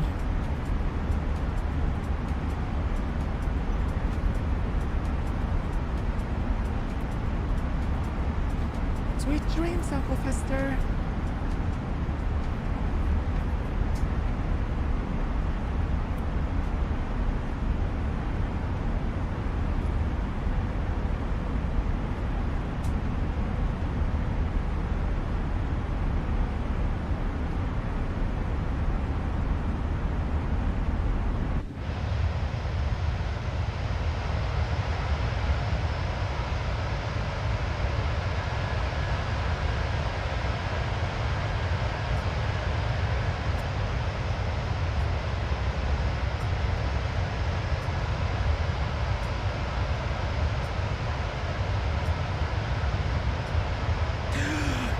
Good you told me, oh Naomi. Oh, thank you, thank you, thank you. I just remembered that I just washed bed sheets. Hold on, I will just get them on the dryer. Be back in 5.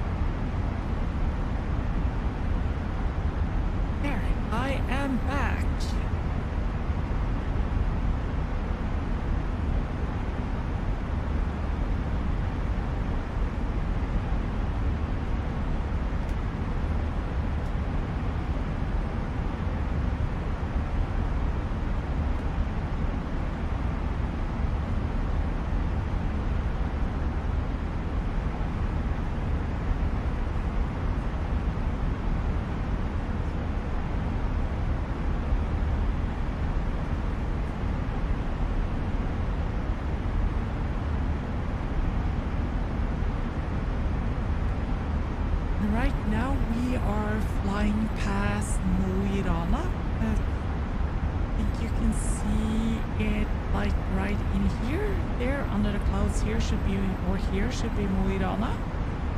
And we have Sandnessjøen should be somewhere down here.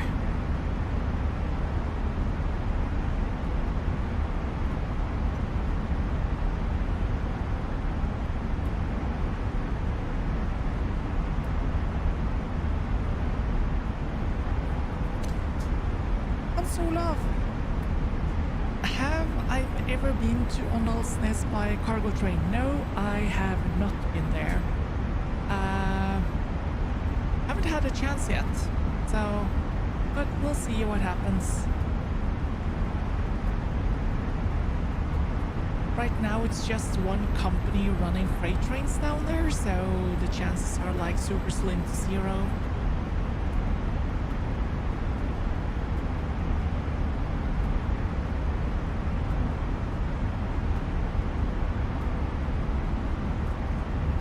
David, we're in Texas.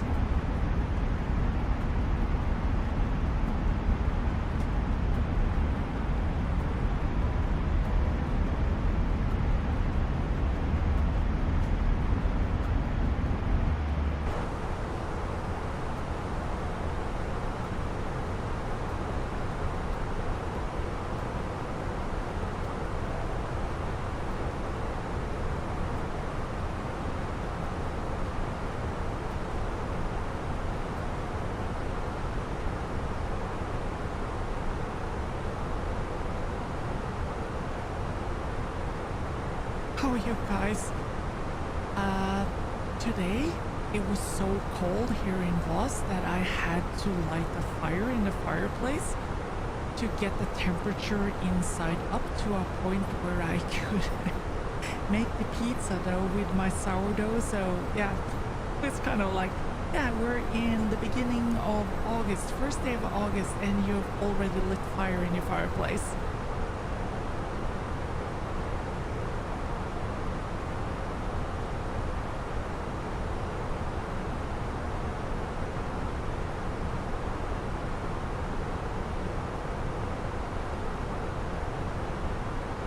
ACC, I really miss MSB. I really do.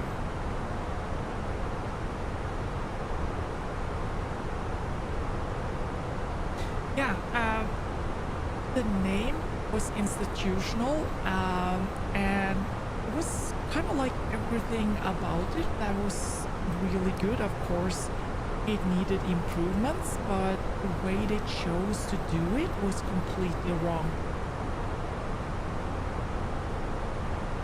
East Bay.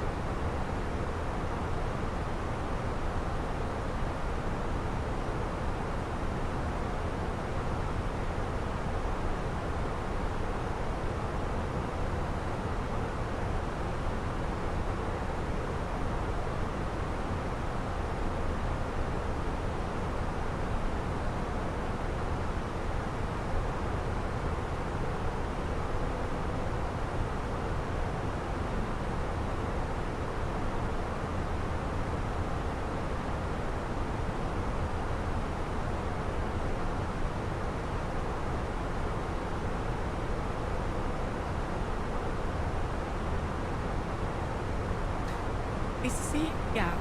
If you're thinking about the other lines, Sørlandsbanen, it went to go ahead, and Nordlandsbanen with everything, or Dovrebanen with the whole diesel package went to SJ, the Swedish state-owned company.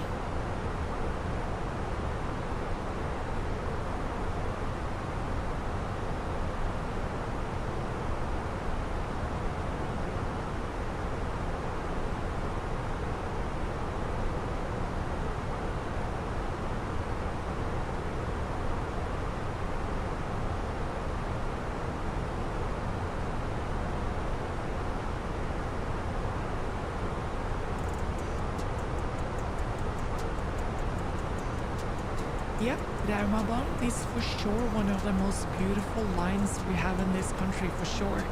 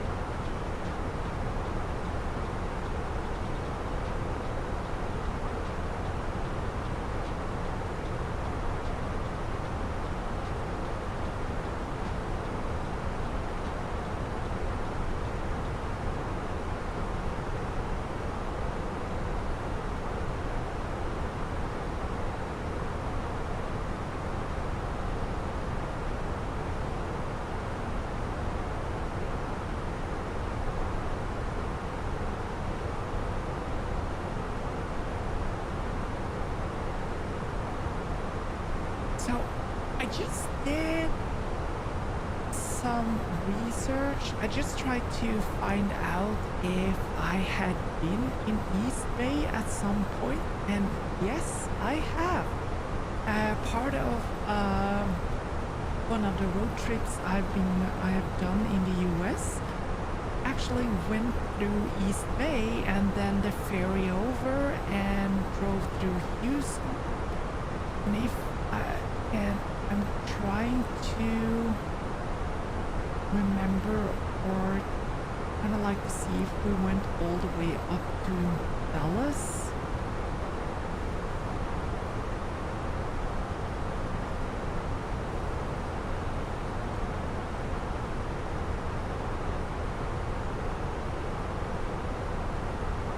Yeah, we did go to Dallas and then over to Tucson. Yep, I've been there.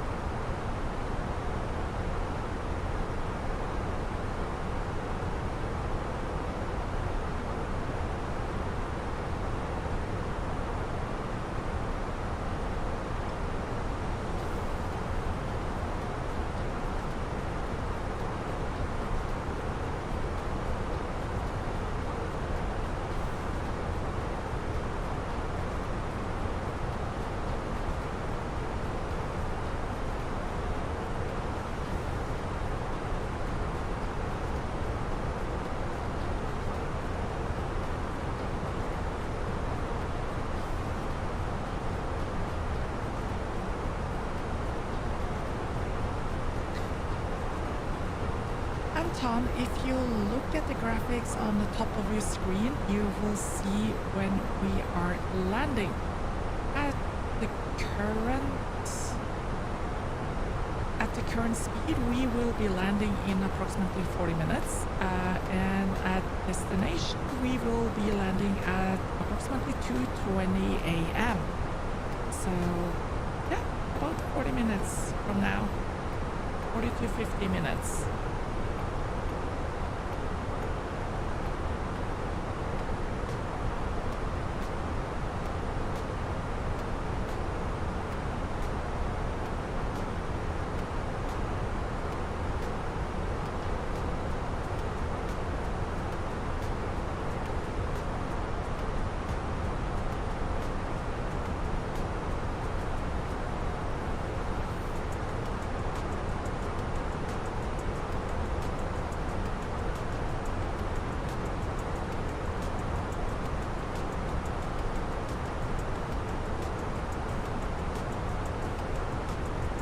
Since you're asking, Naomi, I guess that would be the town or the city you're from. And if I go to California, I will obviously pop through Oakdale.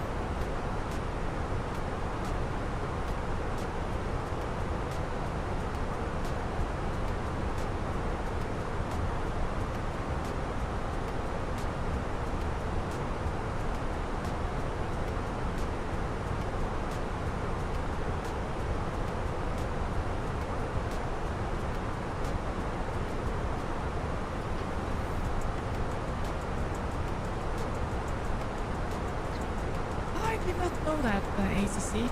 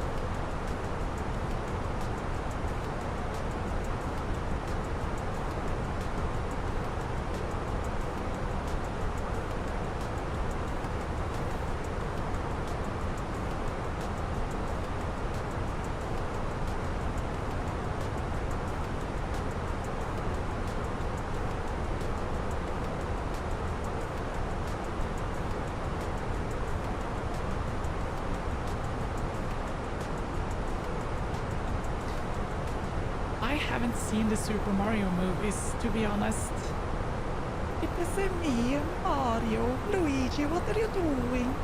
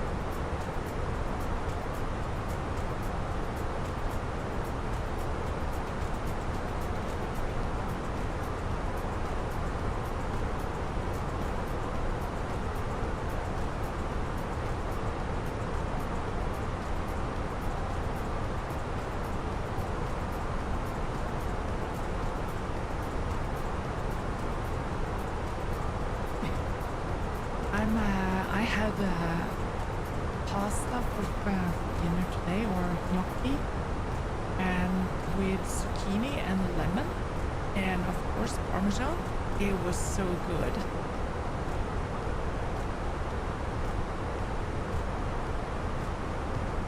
So I am going to paste the recipe for that one right here.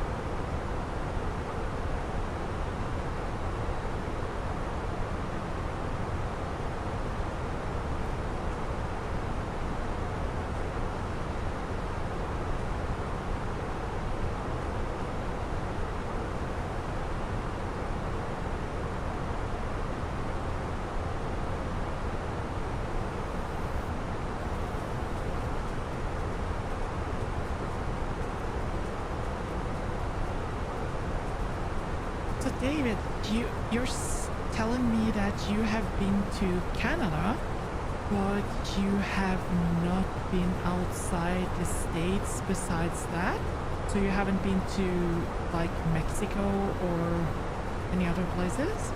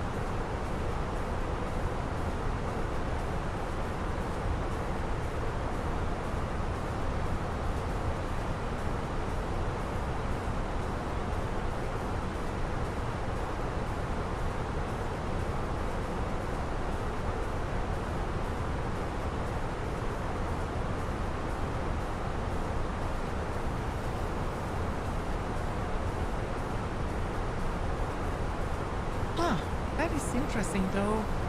The States is really, really huge, but for for someone from Europe not traveling outside your own country is kind of like over here. It's kind of like that's weird.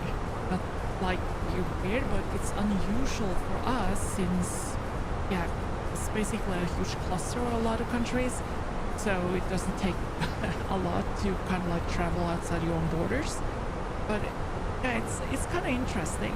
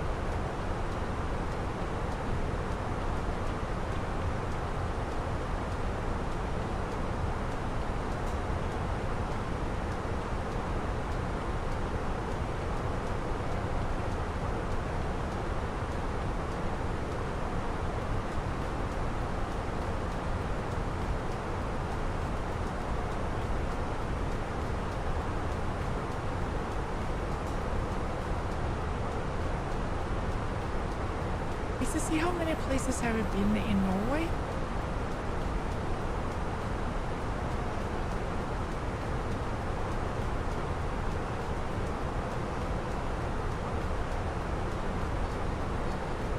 Oh, awesome, David. Utah is beautiful and New Mexico too. For some strange reason, since it's so different from Norway, I find the desert like really awesome.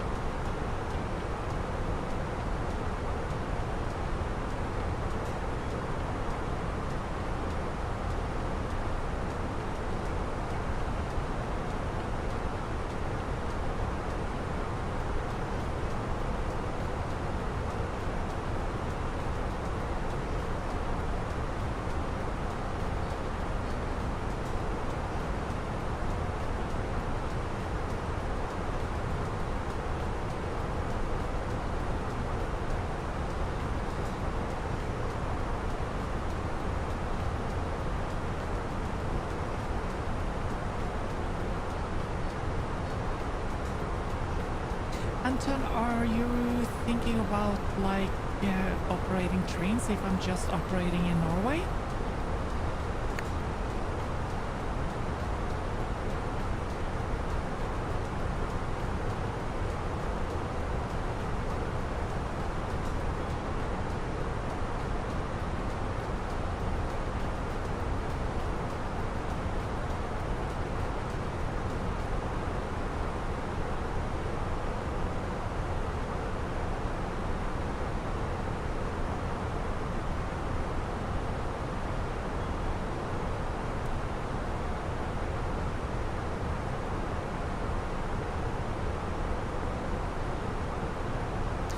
Yes, Anton, I only operate in Norway. I'm not certified to operate in Sweden because they have another safety system and stuff like that. So to operate in Sweden, I would then have to be licensed to be allowed to operate trains in Sweden, which is a 3-month adventure at a school over there. So we'll see what happens, but the operator I am working for right now on hours is a Swedish company who's going to expand in Norway, hopefully. And to make things more seamless, I think there are talks about giving us Swedish safety licenses and send us to Sweden to be certified over there as well.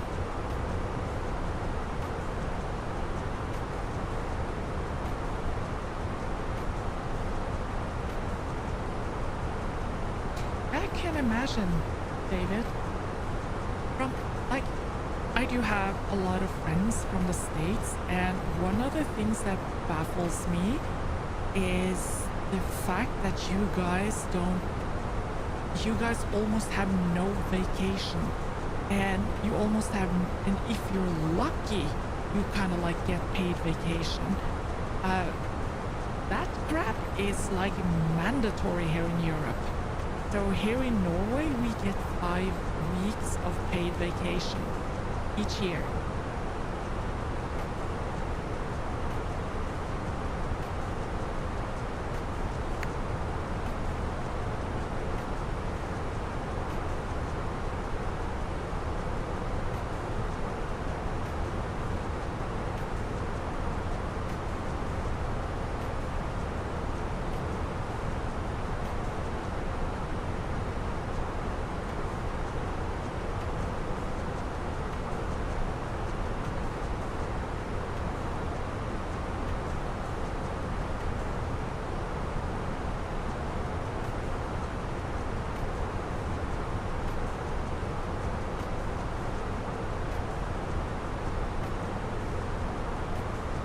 You really should go up there.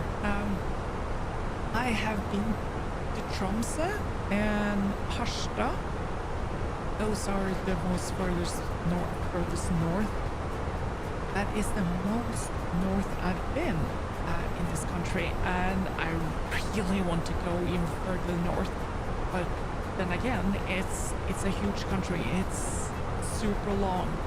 So I did take a brief look on how long it would take to drive all the way up, and it was like 3 days.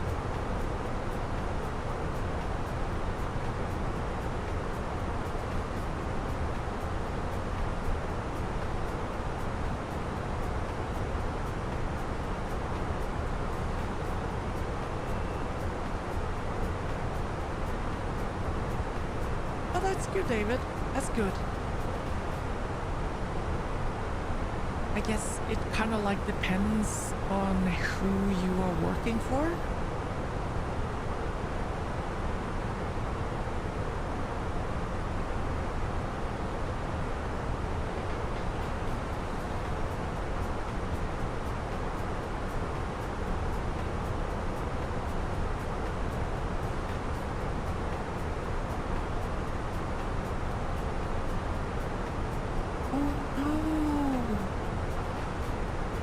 Controller is locked off. Oh.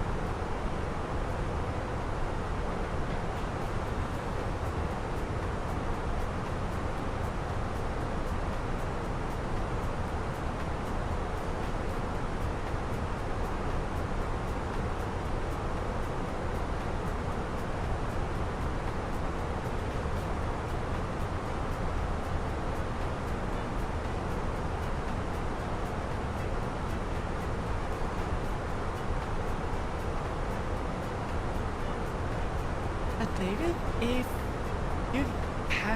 you have not been to Wyoming, I highly recommend that you put Devil's Tower on your bucket list, because that feature is freaking awesome.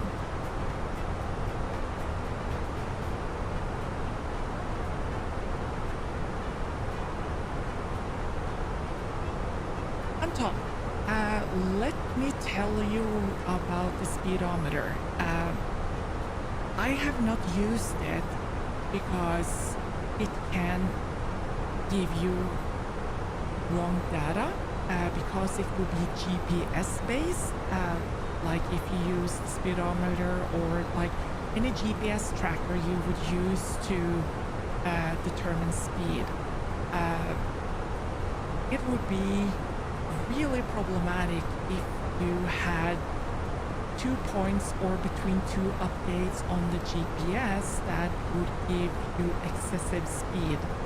Because that happened to another YouTuber and he got in such, pardon my French, shit because of that data that showed that he was kind of like speeding in an area.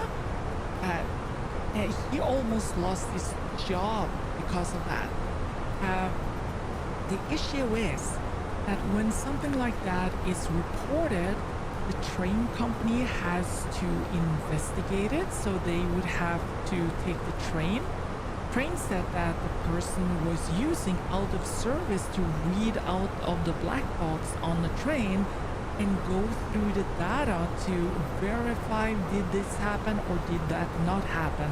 And that's the whole thing and the whole issue. And because of that and some other cases with conductors like filming that they were hanging out the side window in the rear cab at 200 kilometers per hour and put it out on freaking TikTok, it ended up that filming in general in V, that train company, it got banned. So yeah, if you cannot like verify your data to make sure that everything is correct, then you should not use it. And that is one of the reasons I have not used the speedometer, because I do not trust the GPS data because it can be inaccurate and it can show excessive speed if the updates between 2 points is in such a way that it kind of like says that you were driving 110 kilometers per hour instead of the speed limit, which would be 100. So yeah, no, I'm not going to use anything like that. I know it would be an awesome feature, but it is not worth it.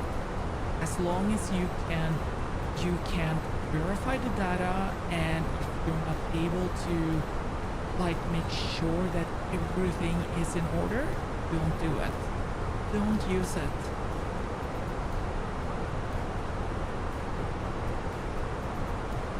You know me? Yeah, it's now like, holy cow, 2 a.m.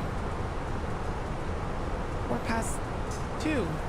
So yeah, I'm not gonna eat before anything before I wake up tomorrow morning. ACC, no, we're not in trouble, but we are definitely going to start our descent.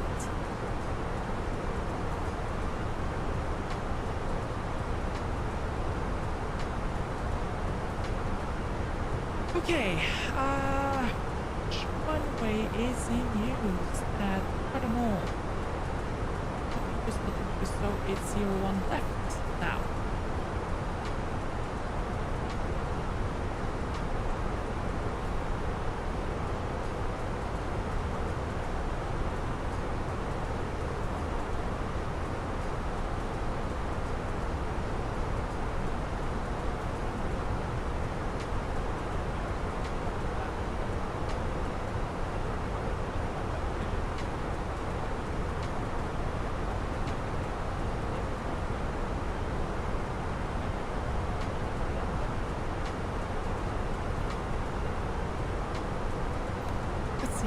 Just change that. Arrival 01 left.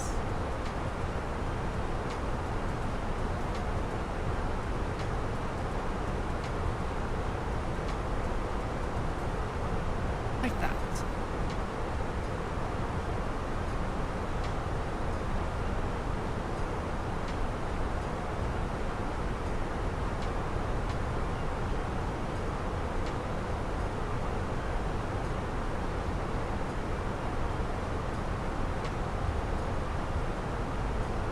ACC 75, they were like talking about having an overlay of the speed in my videos, and that's the issue because setting up extra cameras and stuff like that is like it's like a no-go.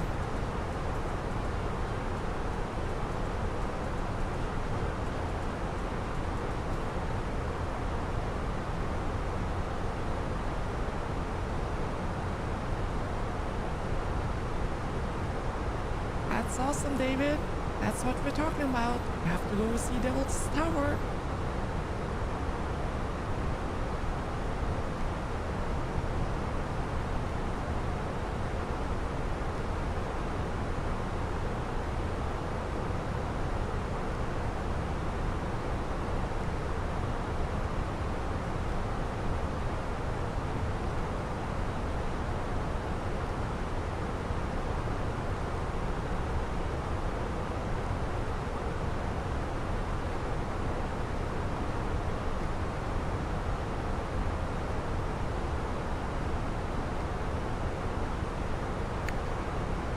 Anton, FPS issues you mean on this stream? Right here, right now? Do you guys see glitching or anything? Hey there, Daytona. How are you?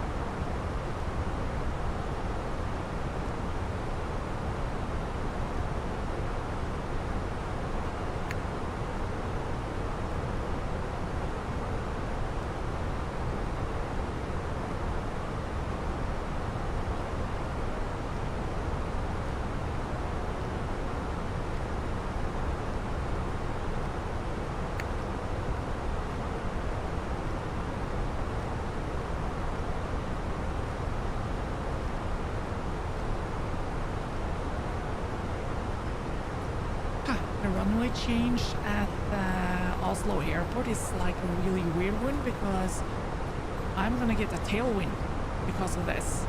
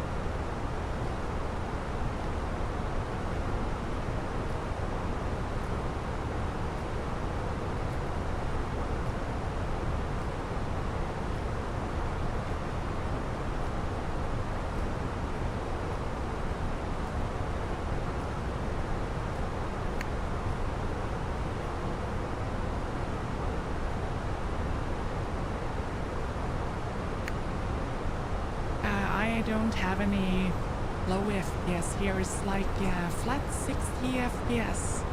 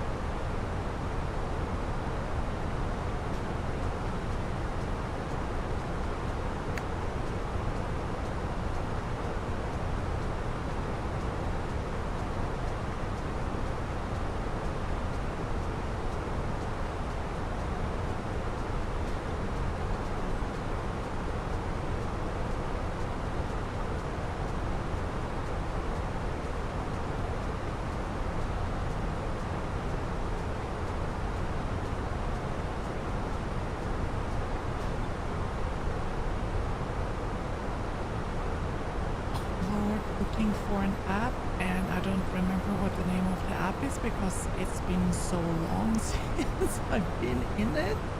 Oh my lord.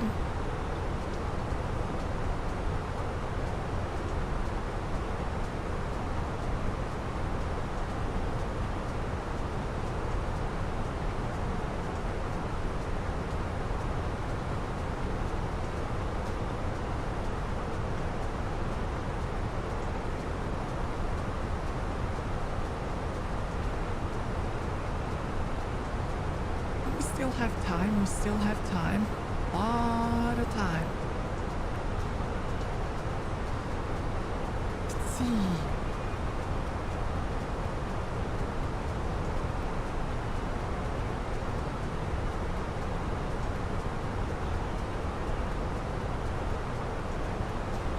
Here we are.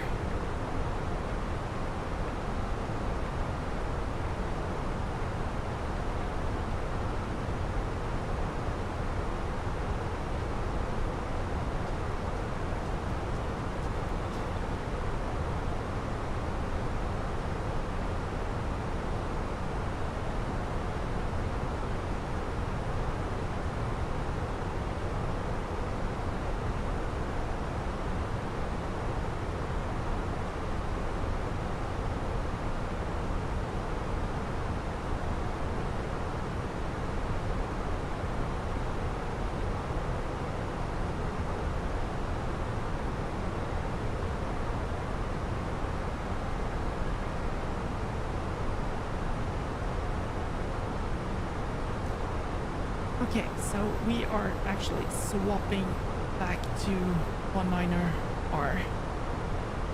19er right.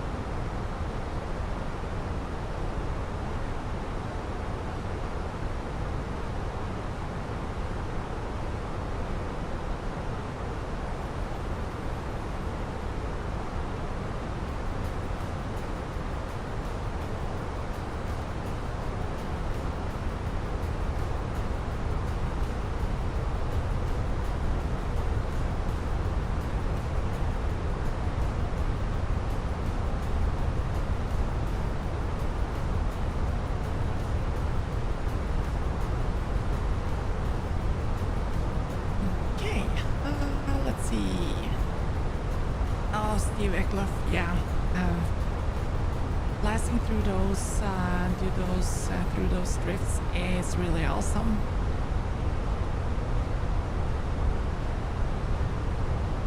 ACC 75 YouTube do compress, and they compress like freaking crazy on streams, and it's basically just the way they do it.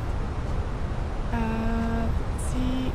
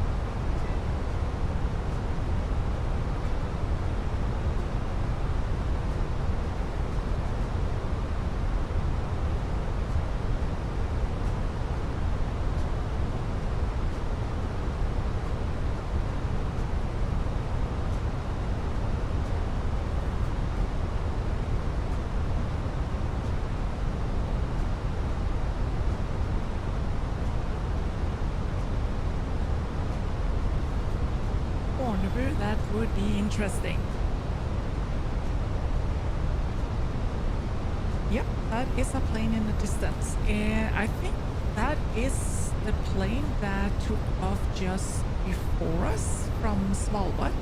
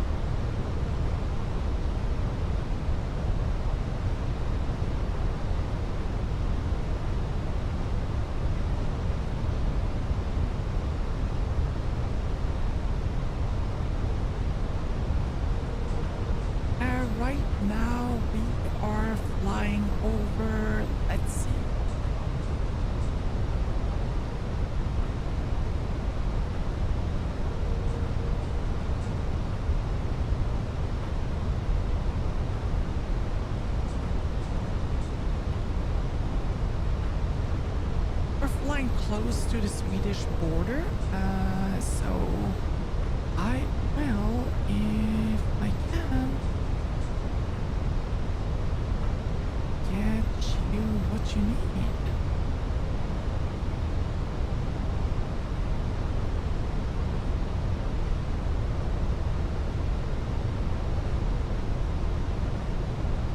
Here we are.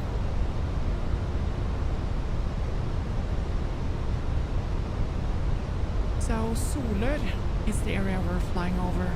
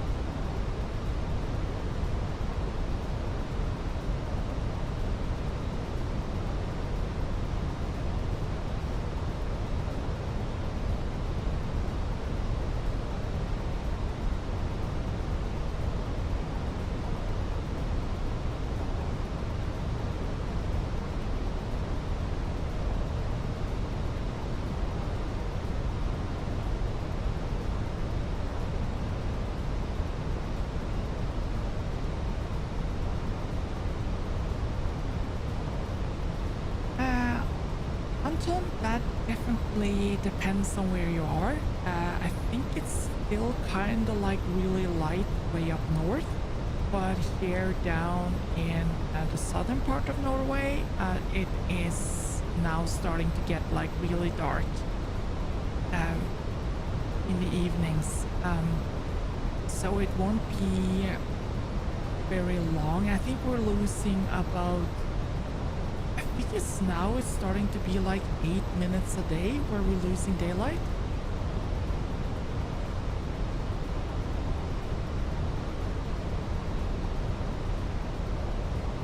That's awesome, David. That's awesome.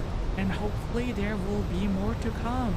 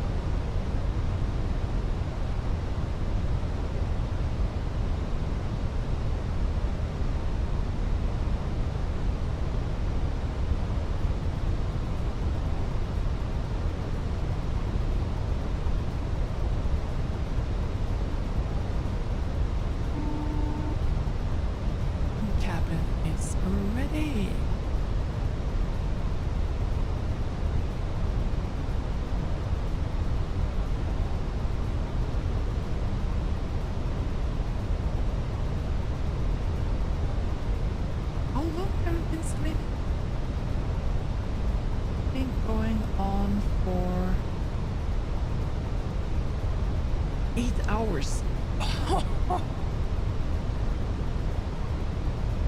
This is a full day.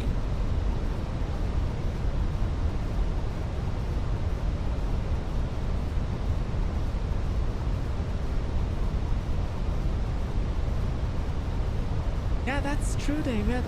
The two lines you see on Roku, the first one is the Bergen line, and the other one is from the northern line from Trondheim and up to, I think it's Mo I Rana or to Bodø.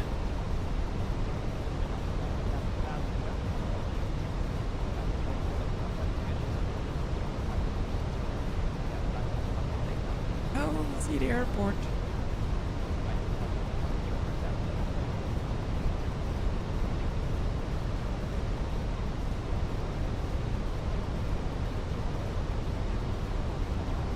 Speed check flaps 1.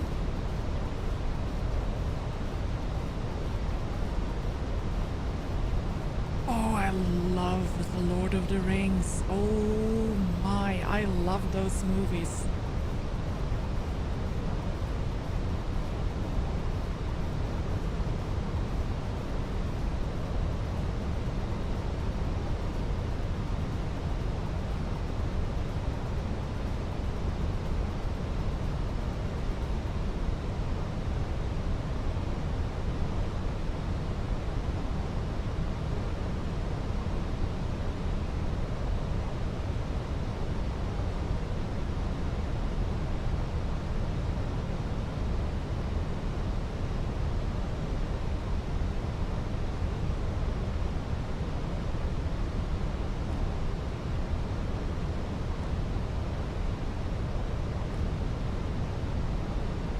They absolutely are. Especially the extended edition. It's like, they're just fantastic. It's like, it's the atmosphere, it's how they captured everything. I just love them.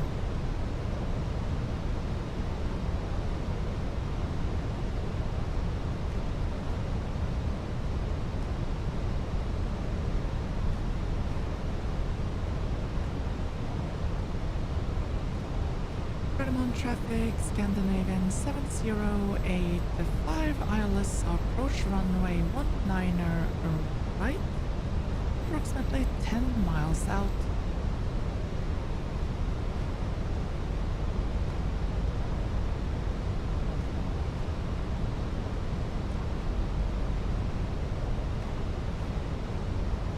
Speed check, that's 2.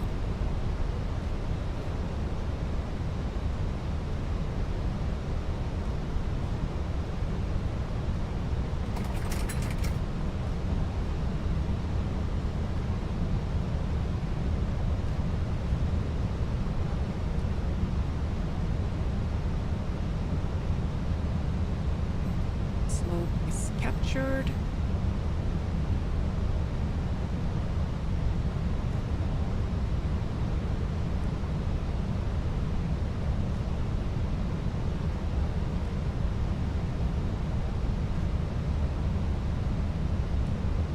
$2,500. Speed check.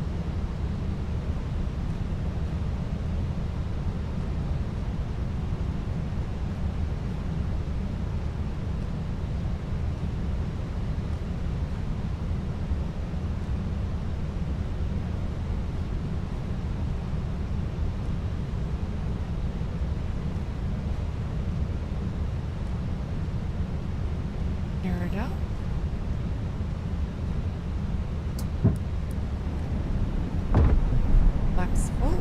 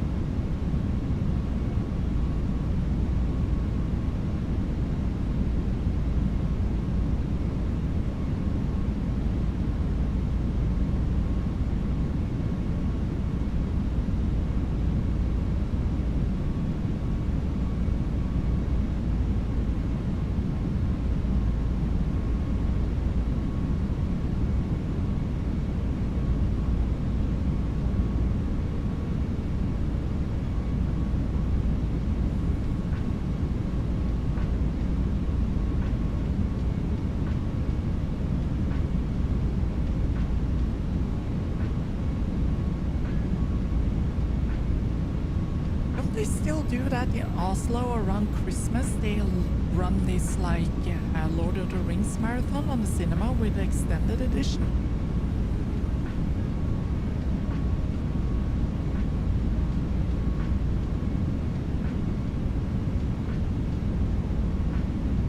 $1,000.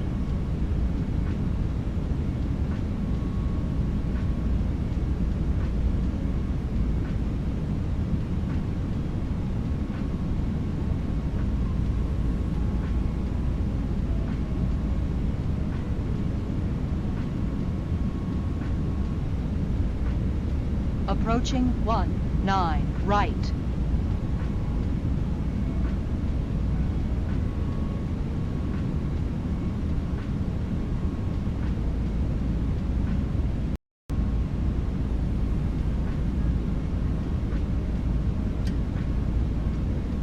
$500.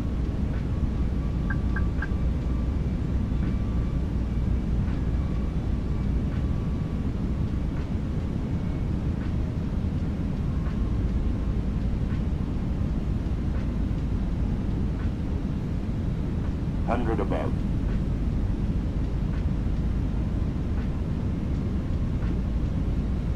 Minimum. Continue.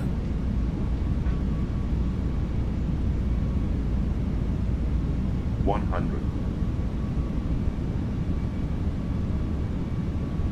50, 40, 30, 20, retard. 5.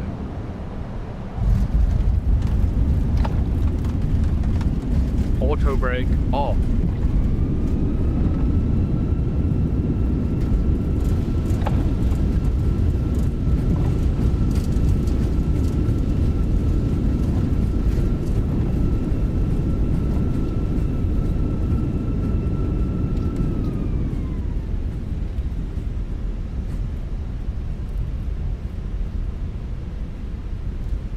Welcome to Oslo Airport.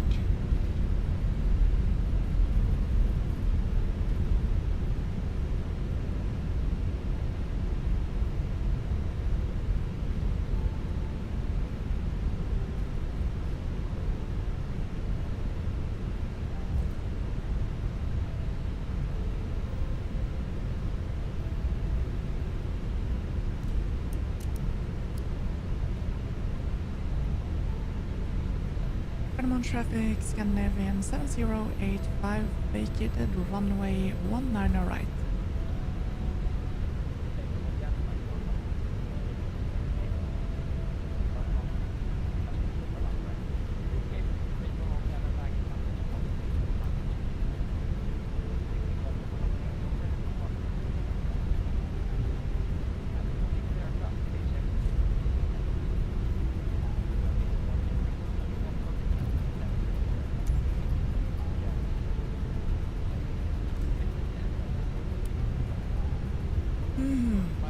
North Pier, East Pier, equal to West Pier. And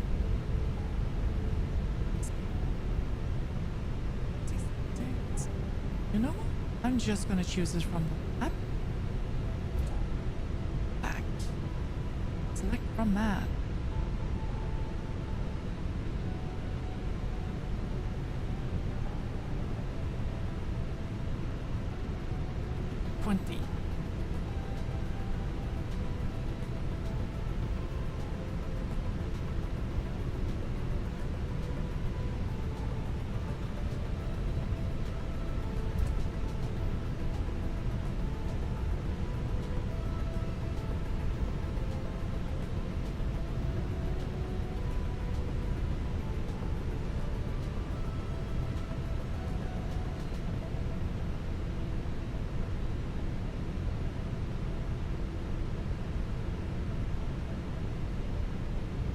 Thank you, ACC. I thought so too, that was a really nice landing. Let's see, there's 20.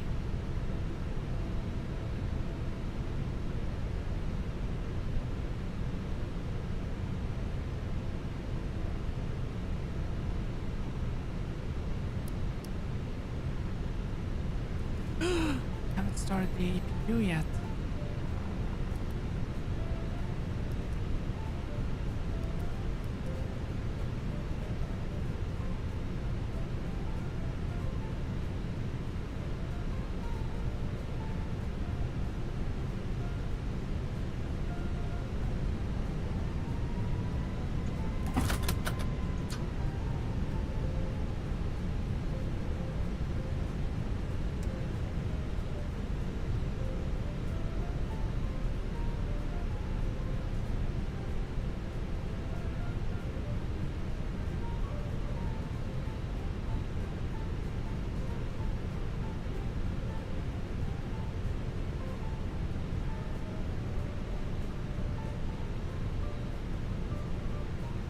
David, yeah, that is correct, and it's definitely close to Svalbard, because Svalbard would be the station after this airport.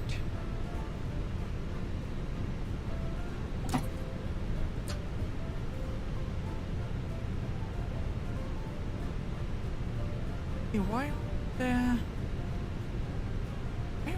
we guided in?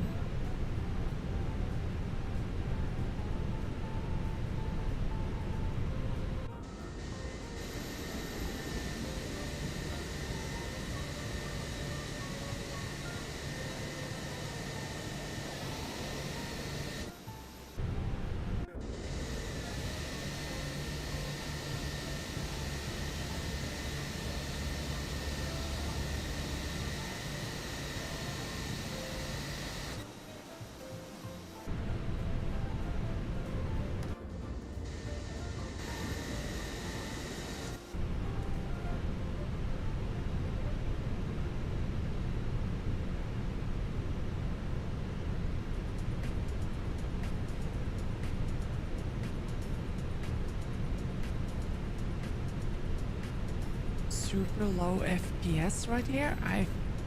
Okay, why?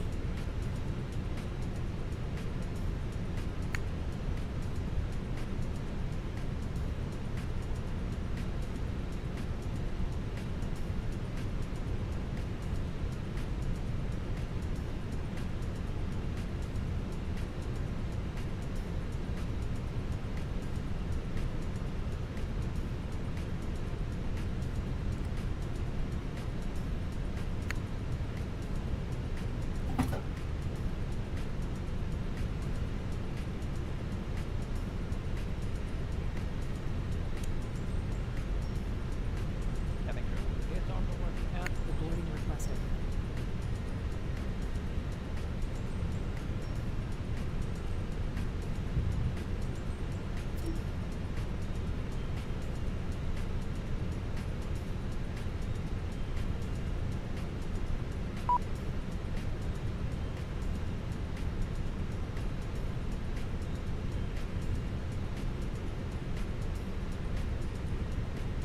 That will definitely be the place to go. To the place where they all happened.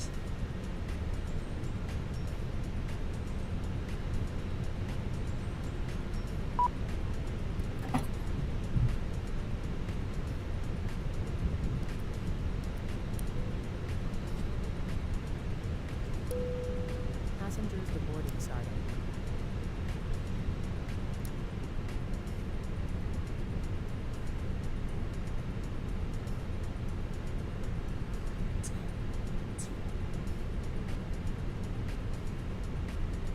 What? Oh, how did this flight go?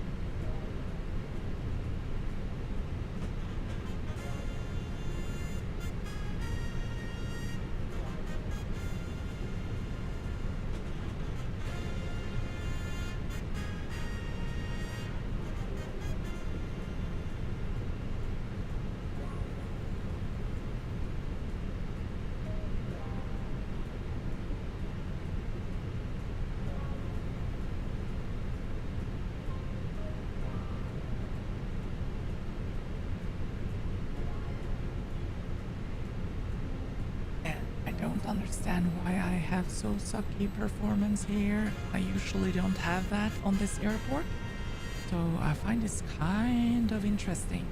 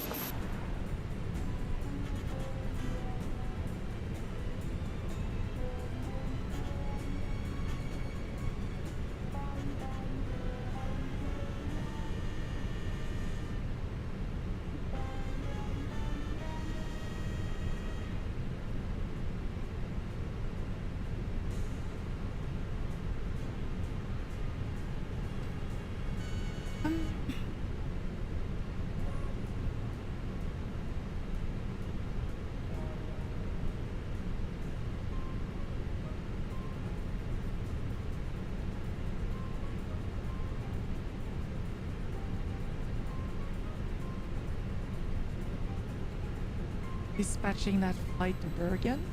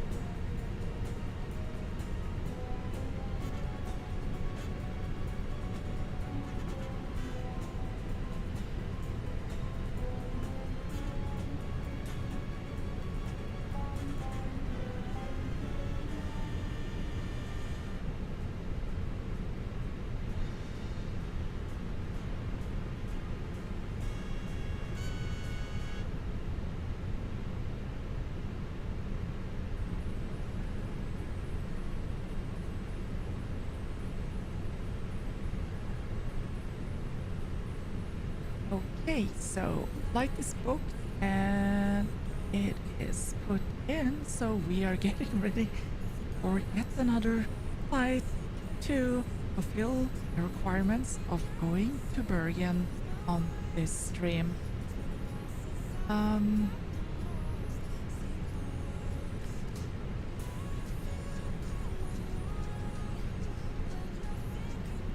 So we are now Scandinavian 277.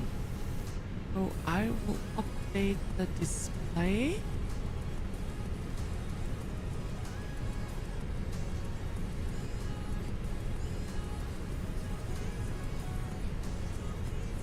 Alright, so the graphics should now be updated.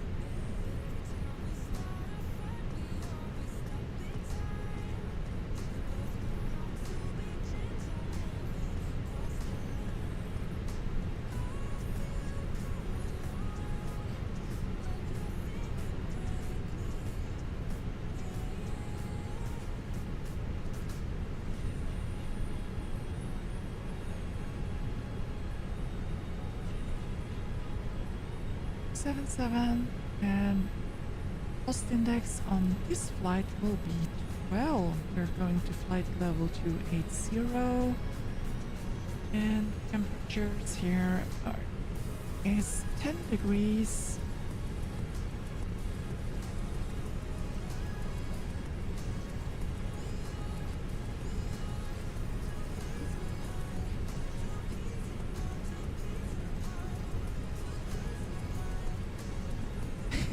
Thank you, AC.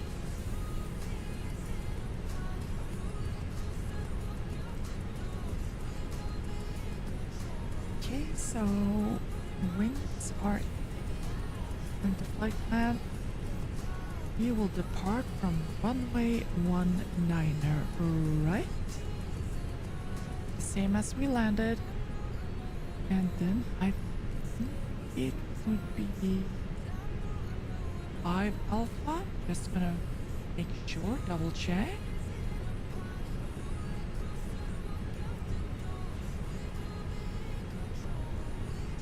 Seven Delta.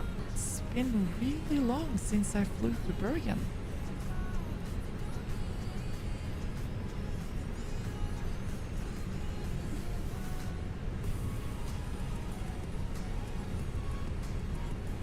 Why isn't this working? Hello?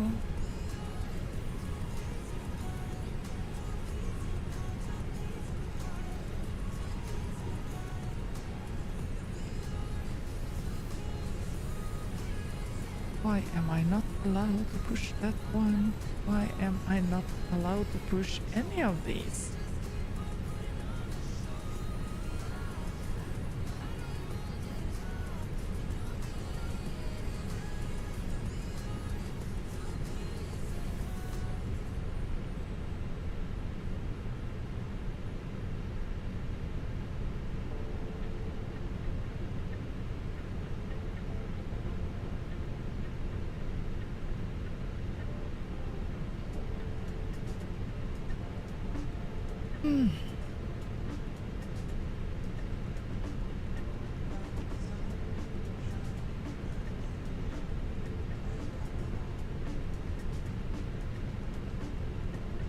This kind of sucks.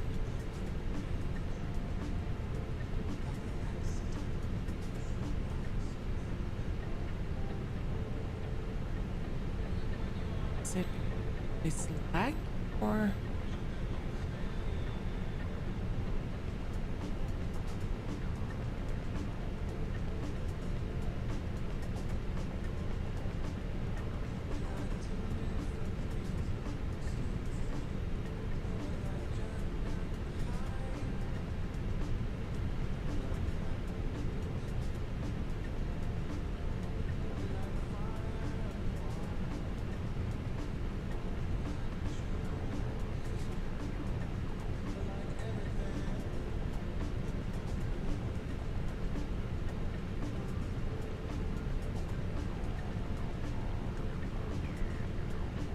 is going on?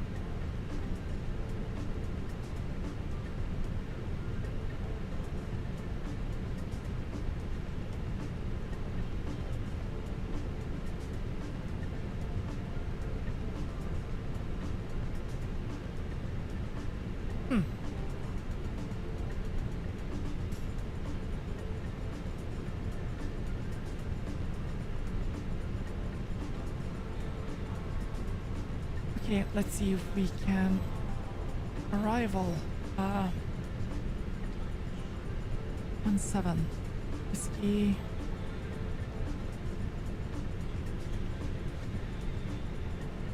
That would be Pesur.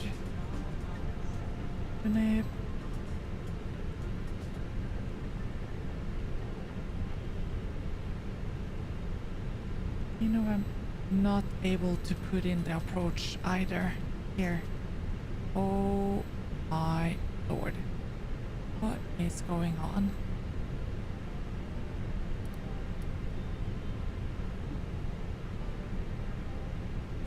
Varom.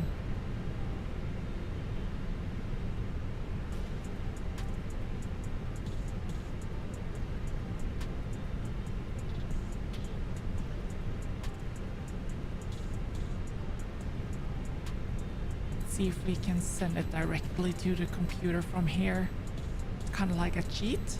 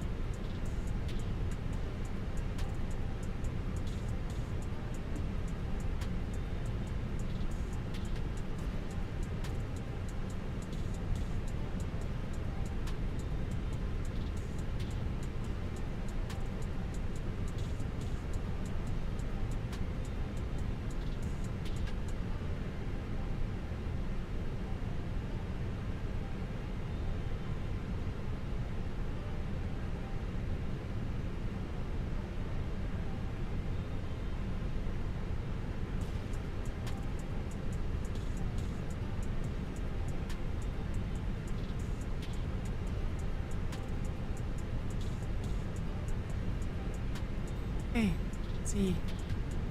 Can we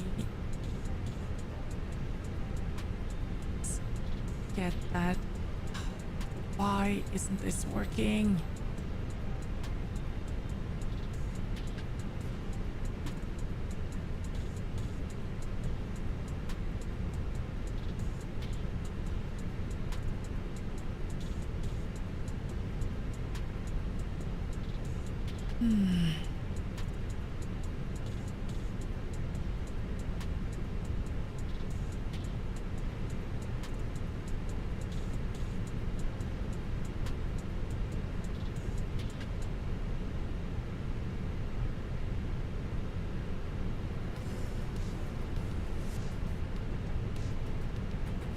Is everyone deboarded yet?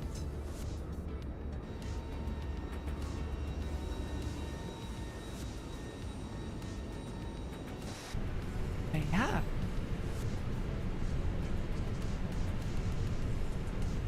Still deboarding. Okay.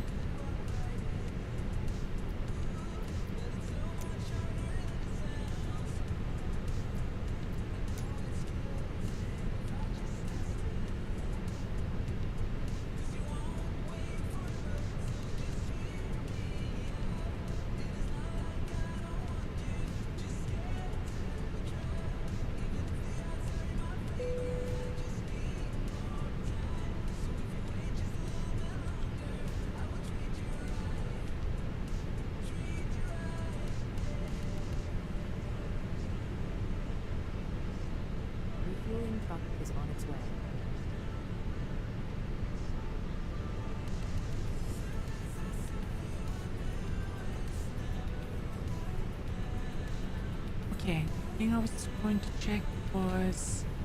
Please don't load aircraft until the fuel truck arrives and ask to do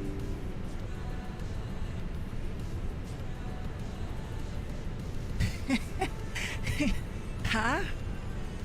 Seriously, Rick? Is that your natural reaction now? That's awesome.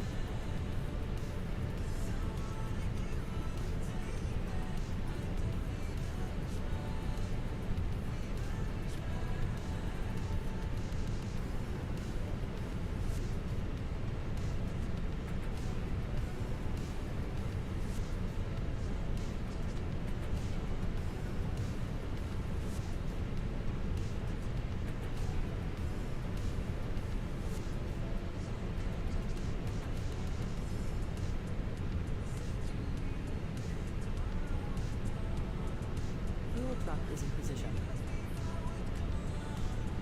Please don't load aircraft until the fuel truck arrives and ask to do it.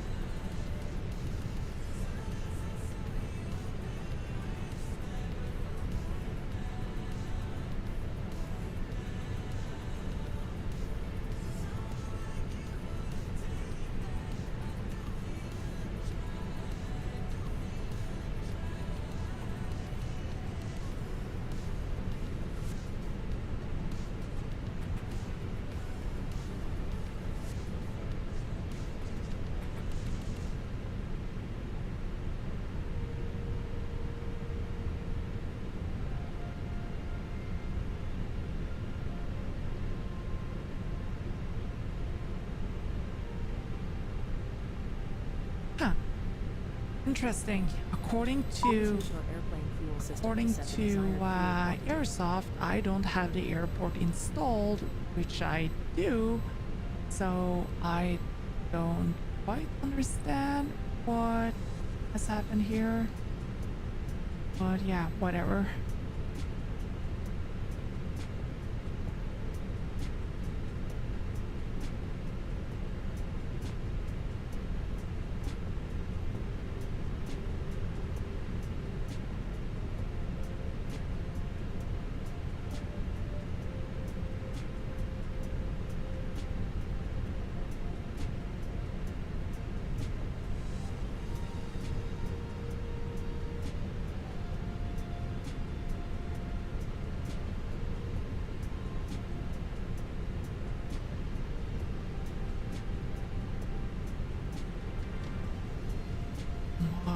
They're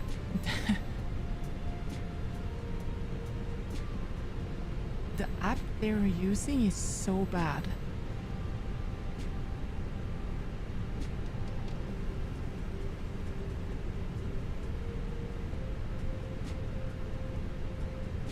Okay, it won't be for long.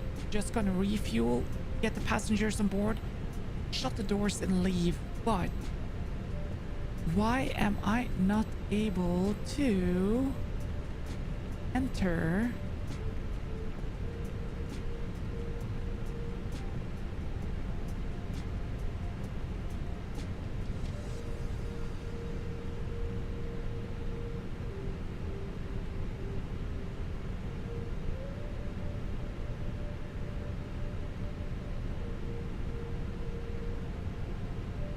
I have a weird feeling that I have experienced this before.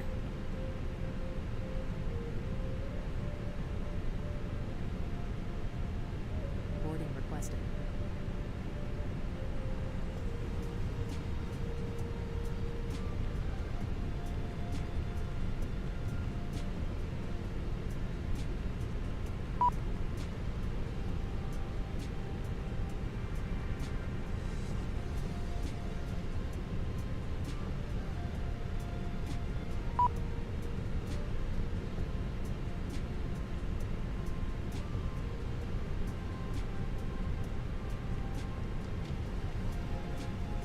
Nothing works.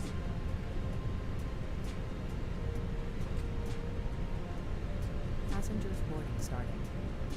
Nothing works.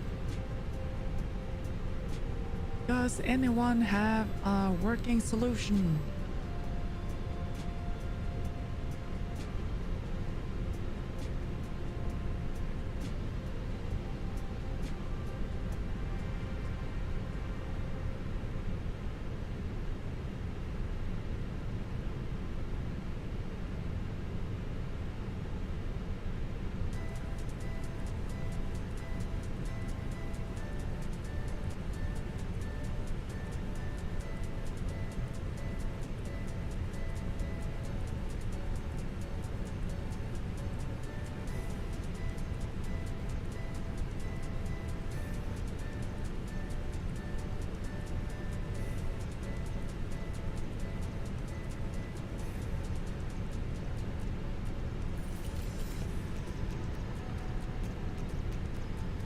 Let's...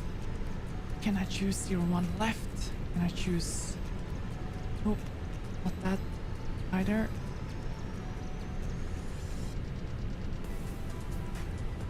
Nope, that won't work either. Nothing works.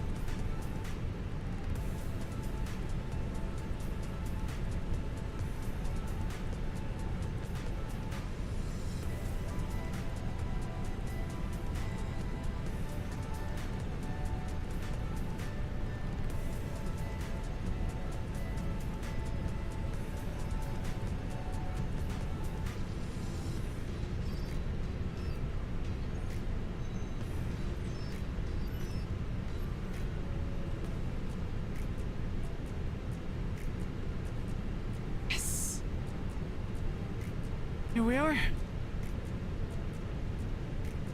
Arrival.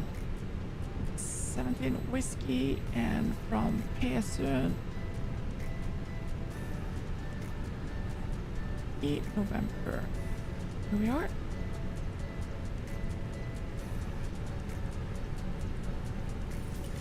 I'm really looking forward to flying to Bergen again.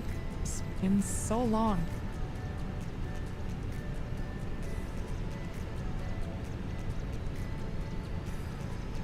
Bergen is probably one of the most beautiful approaches in this country, for sure.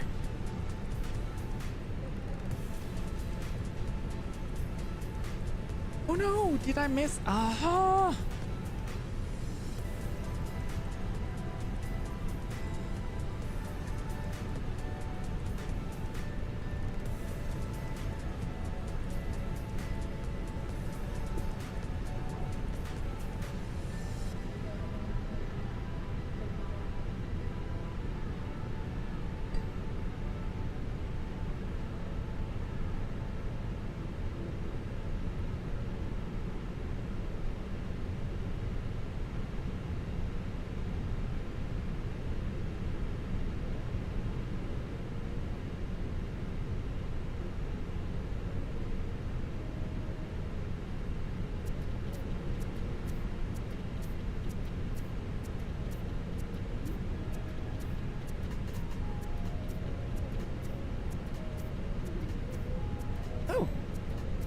Outside has changed to 11 degrees.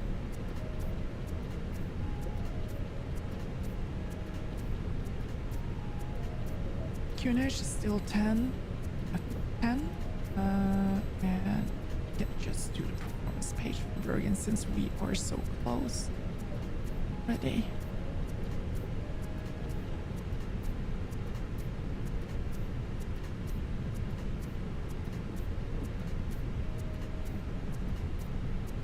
The weather in Bergen does not look really great. It is raining. As if that was new with Bergen.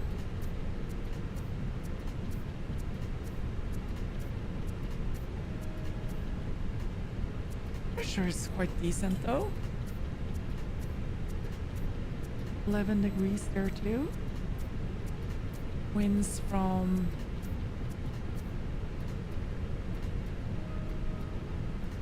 southwest.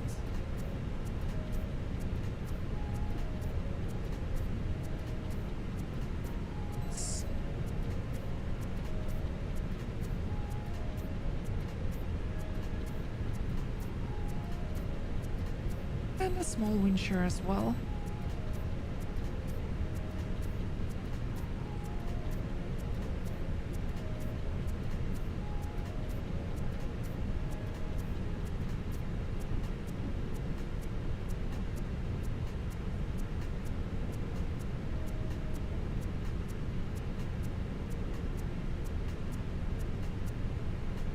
Hundred above.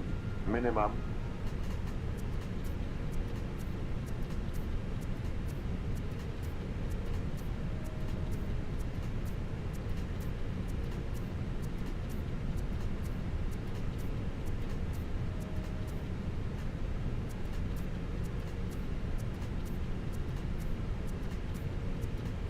Who isn't playing the game anymore? You're talking about Gyps?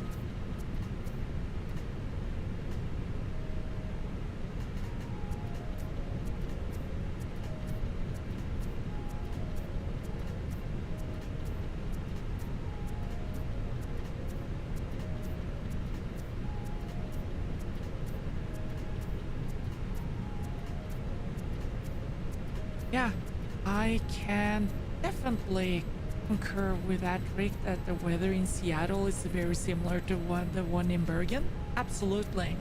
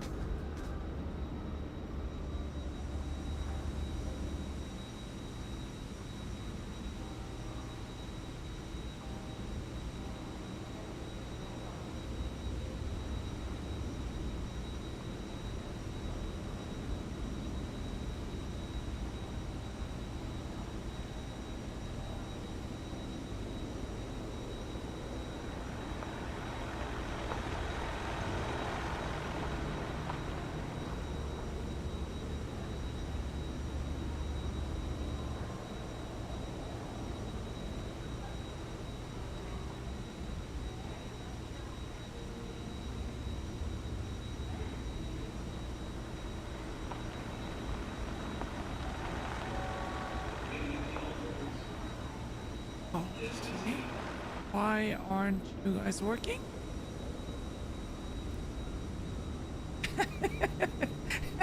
Who burped?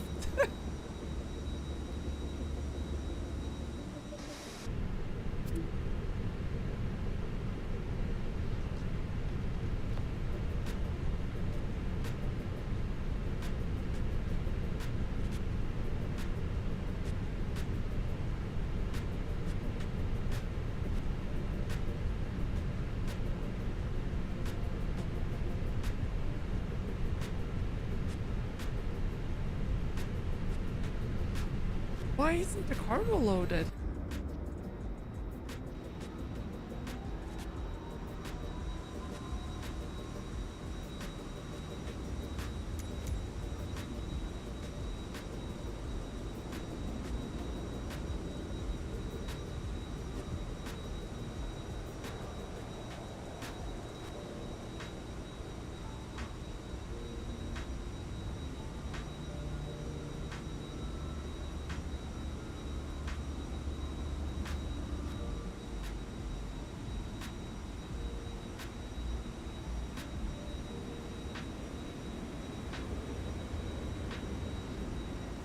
Oh, here comes the luggage. It's good. So they weren't finished fueling or something like that? Huh. Are we going to be delayed again? Yeah, probably airline strikes. GSX has become so realistic that they have installed airline strikes.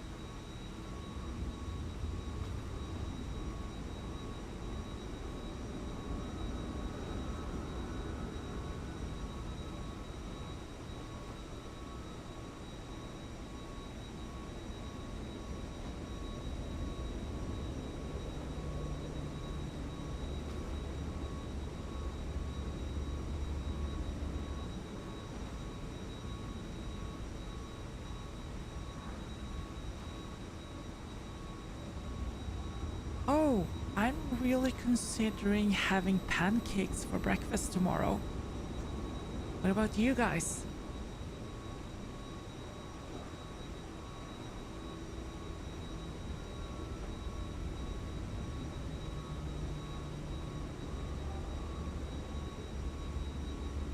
Maybe pancakes, like American pancakes with blueberry on the side, blueberry jam, and with, of course, butter between the layers and maple syrup.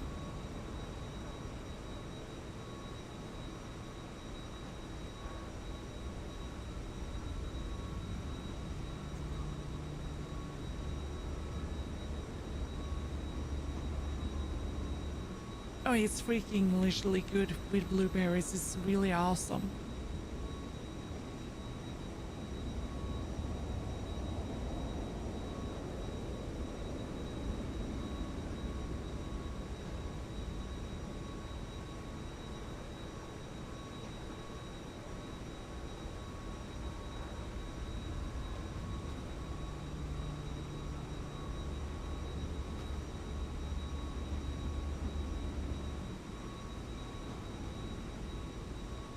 Ooh, fried eggs with bread. Would you have cheese on top of that bread and have the egg on top of that, so you would basically have an egg and cheese?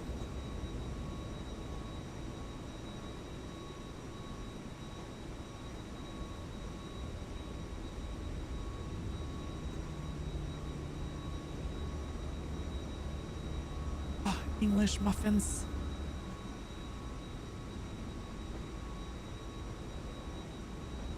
We are going to Bergen.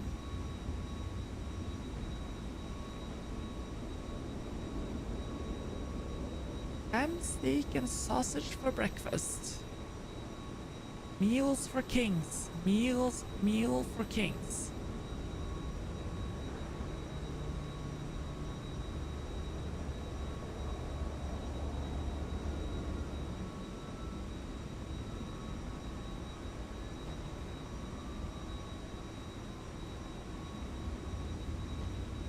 ACC, if you really want to top that off, what you do is you take the bread and you toast it before you put the cheese on. So you kind of like get that halfway melted cheese, and it will melt further when you put the eggs on. And if you have bacon as well, I highly recommend you doing the egg on top of the cheese. You take bacon on top of that, and you do another slice of toasted bread, and you put on top of that again. You have yourself a bacon, egg, and cheese, and it's freakishly delicious.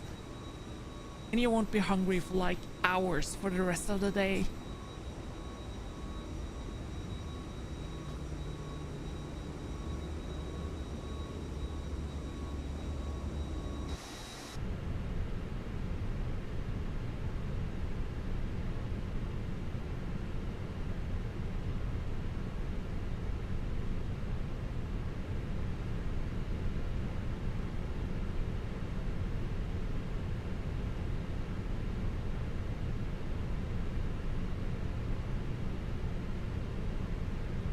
Minutes delayed. We've been delayed all day.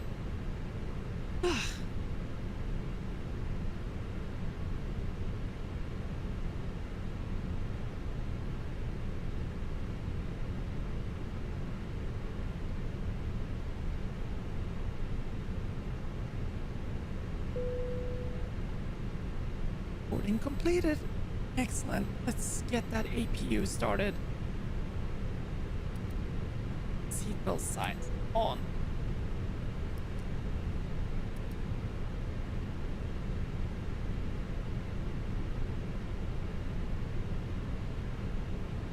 Okay.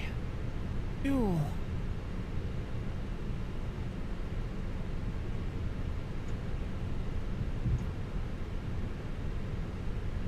Let's do the performance calculations.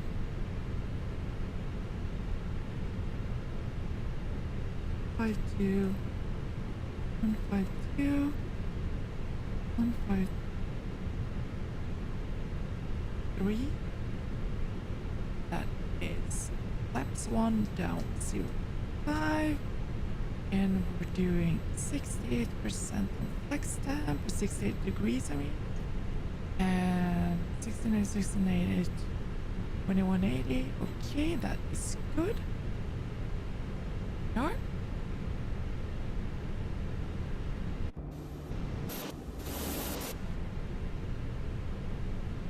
That thing should be awesome.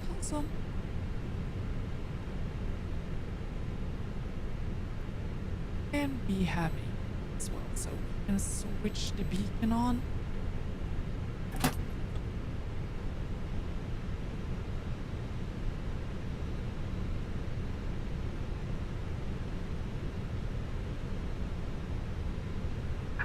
Hello, Captain. We are ready for pushback.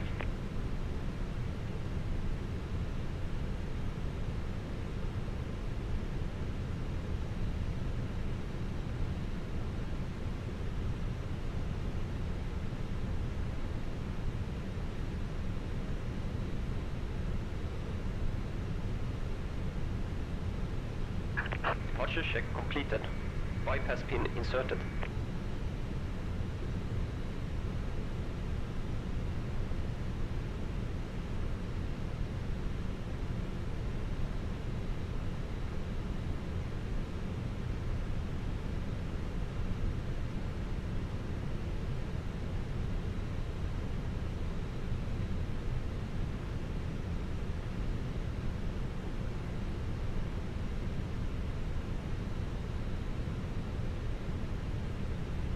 So you didn't continue that pushback, did you?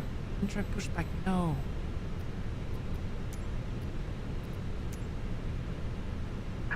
Locking gear.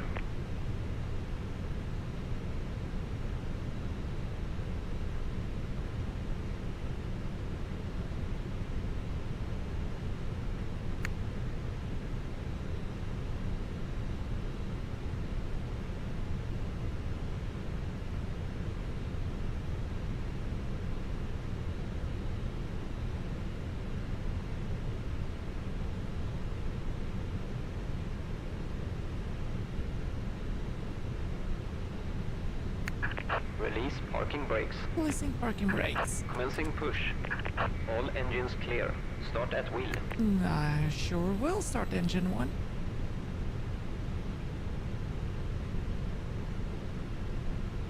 Oh wow, you see that, guys?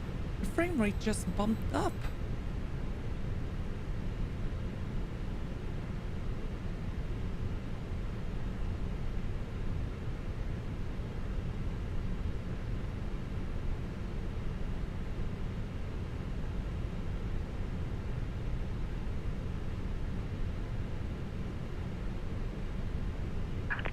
Set parking brakes.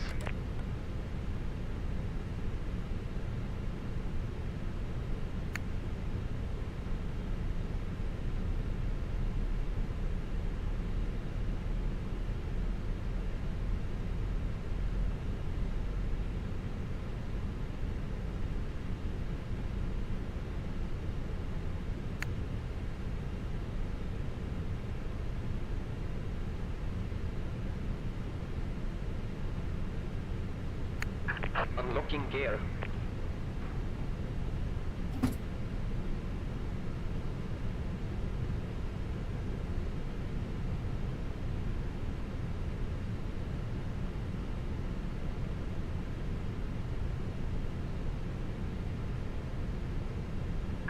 Tow truck disconnected.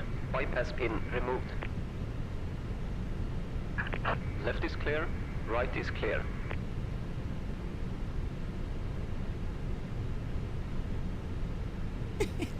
Russian Big Bang Theory.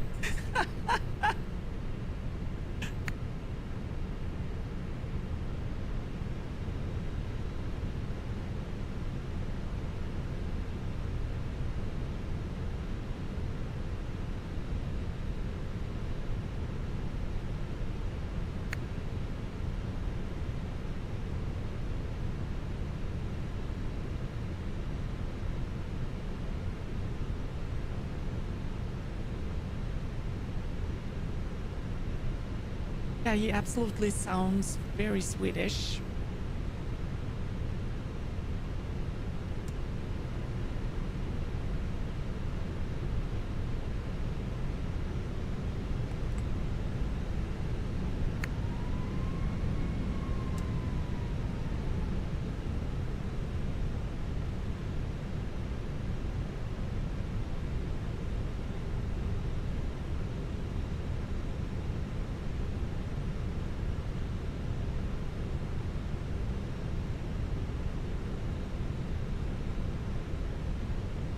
On traffic, Scandinavian 277, taxiing Golf November to holding point runway 19 right.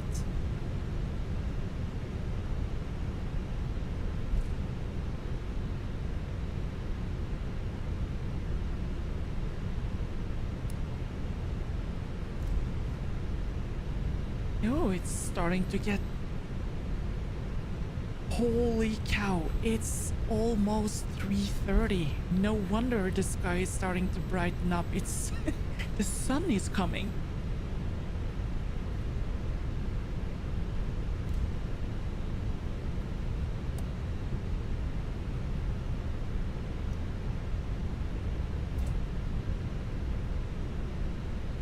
Oh man, I forgot to restart the booking. Oh no. And I don't want to shut off the engines for that one. Fudge, okay. Let's see. What was I thinking? I was thinking something. Laps 1 and we were down 5. What was it? 1, 2, 3, 4, 5. We're starting engine 2 as well. And start the timer at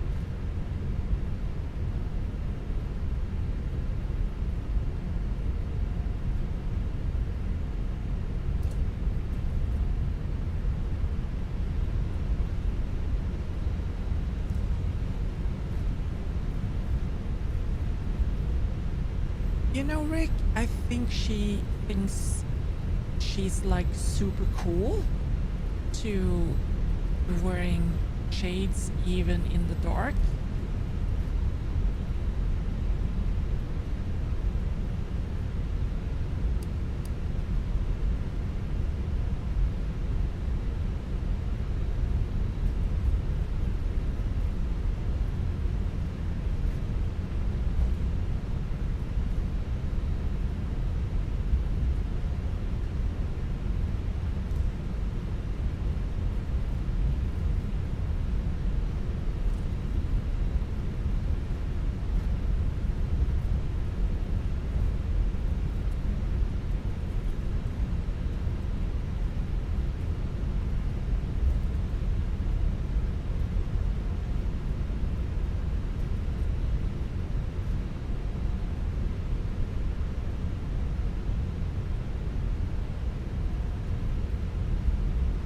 So Chris, I will definitely go up there on one of the next trips, I guess, on a future stream and stream on that airport. I do have the scenery for Evanes, I believe.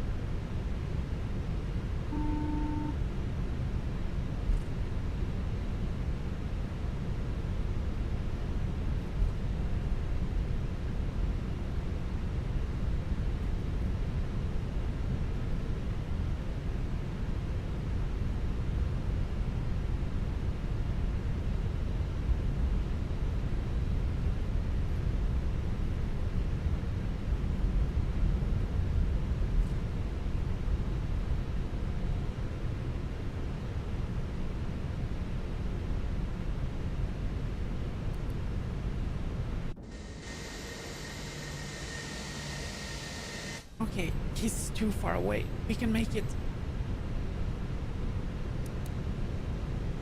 Redmond traffic, Scandinavian 277 lining up runway 19 Approaching right. 19 right.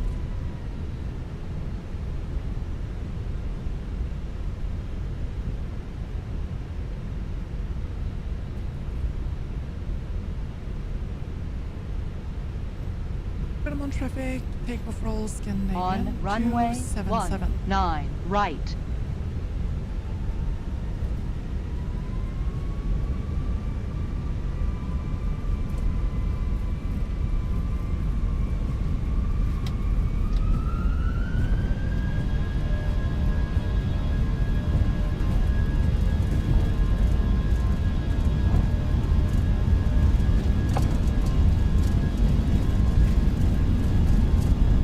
Oslo traffic, speedboat 619er on long final.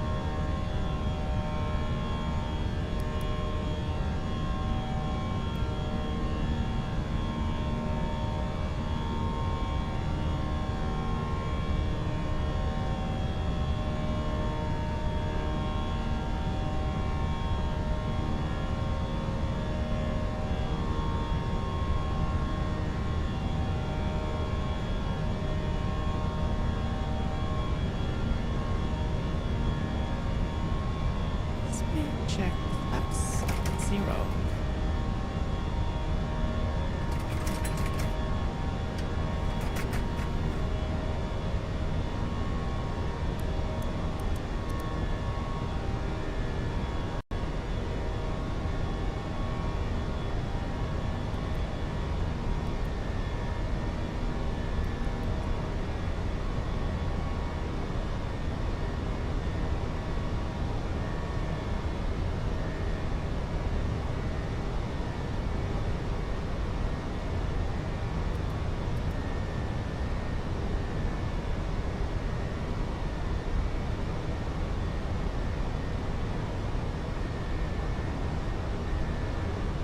We are climbing to flight level 280. Here we are.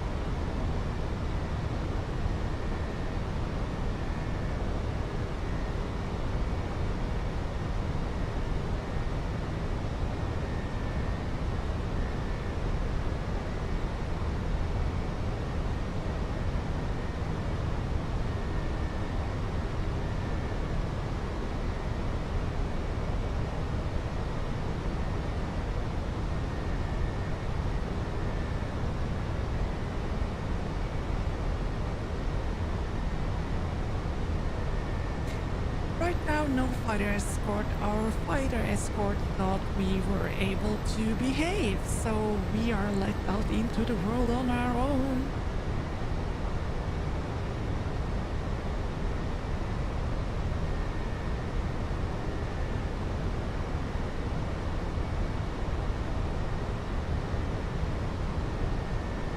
Oslo traffic, runway 19 right, located.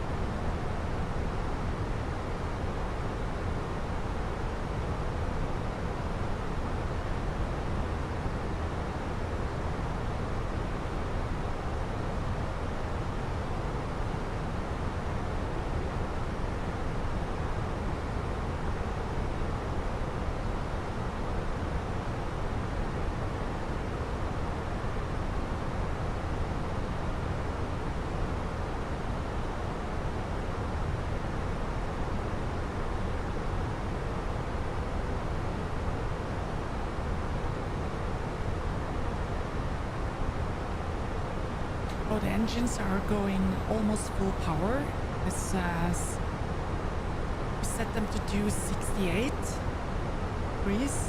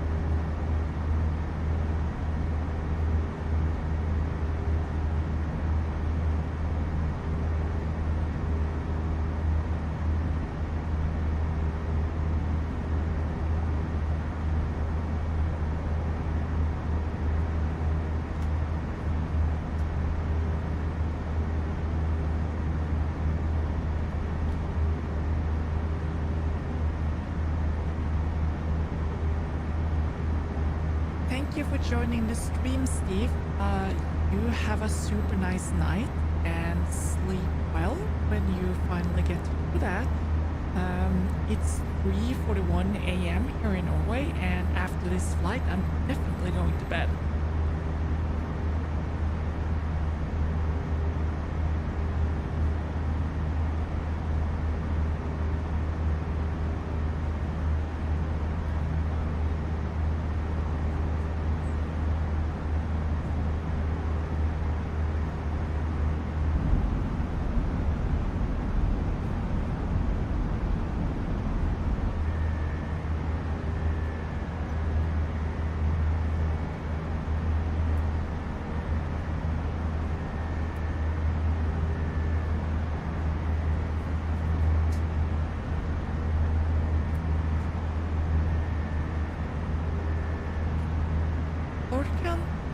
How long did you try to pilot planes in MSFS 2020? And the question is, do you have a joystick? Because if you try to do that just with keyboard, it's not going to work very well.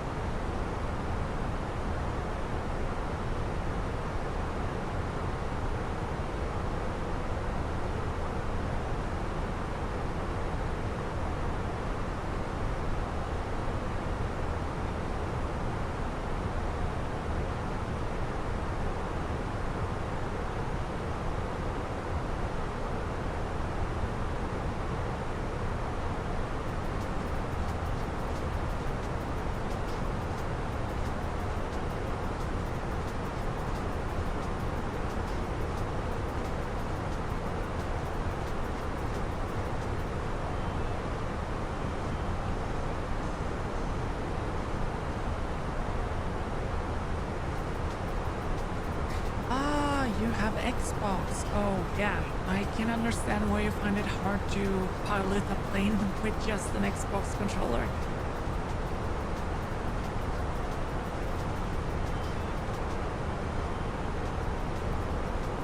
What you see here, David, what I'm doing right now, this is like 20 years of occupational hazard. This is the result. After working crazy hours for over 20 years, from driving trams in Oslo to running trains, and then running freight trains on top of that, which is 99% night, you kind of turn crazy. And this for me would be like, probably halfway through a trip. So with arrival at the destination around, I'd say 6:30, 7:30 a.m. and then be out of the depot around 8 a.m. after parking the loco. And then when everyone else are like stressing to get to work, I will be crawling up the street to get to the hotel just to go to bed.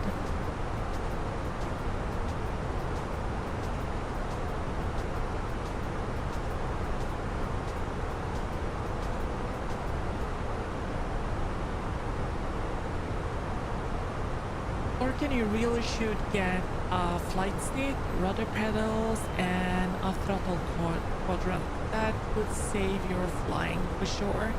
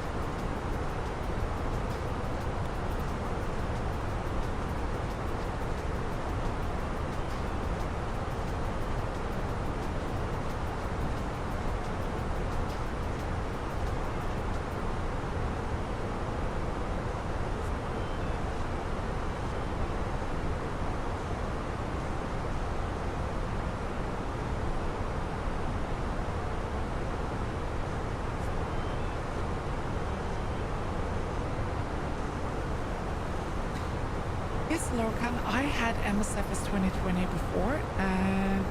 It is a big difference between them when it comes to graphics, especially the loading time for 2024 is much shorter compared to 2020, and I believe that 2024 has become a really nice tool or a nice simulator. It feels a lot better than 2020 did, and the visuals are of course superb compared to 2020. Hello, Mai. How are you doing in Switzerland, the land of train?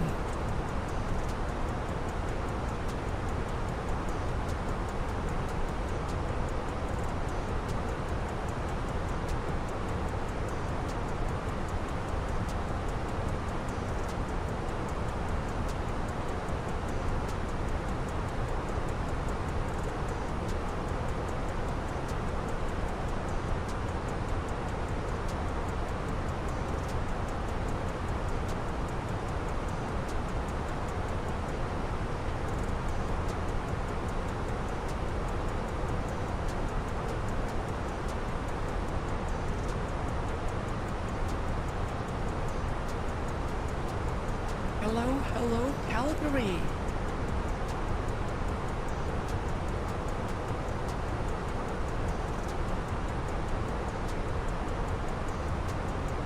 And I just said Calgary because I have no idea how to pronounce your username.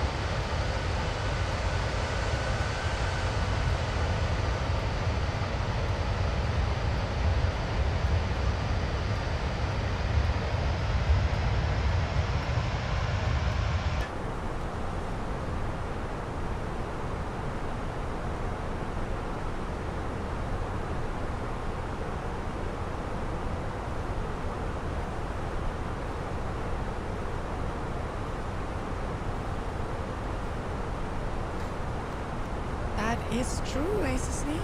We are definitely getting close. Because we have already started our descent down to Bergen.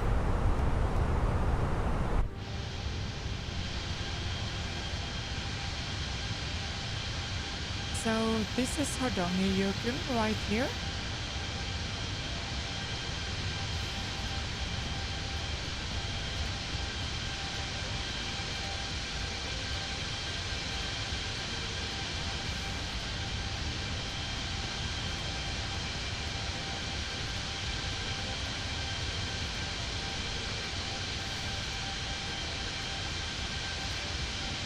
And if this is Hardangerjøkull glacier, I would suspect that this part here would be Hallingskarvet.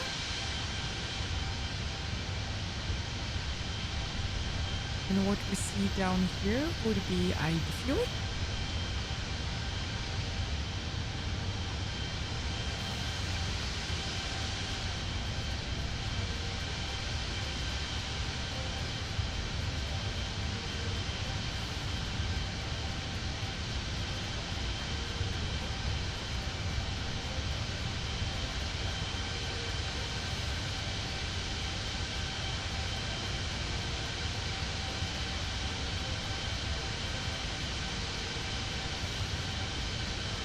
Greetings, Lorcan, again, from France.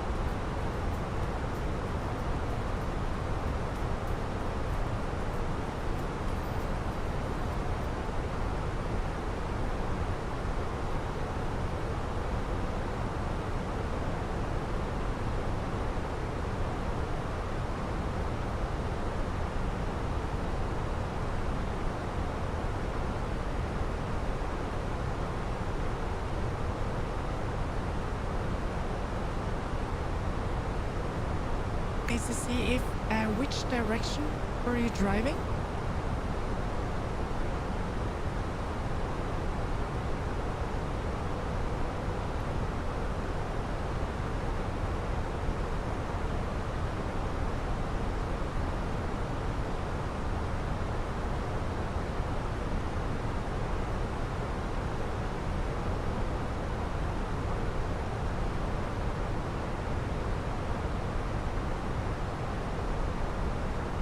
So you would have the Hardangerjøkull, the glacier, if you're driving from Bergen to Oslo, you would have it on your left side, and if you're driving the other way, you would of course have it on your right side.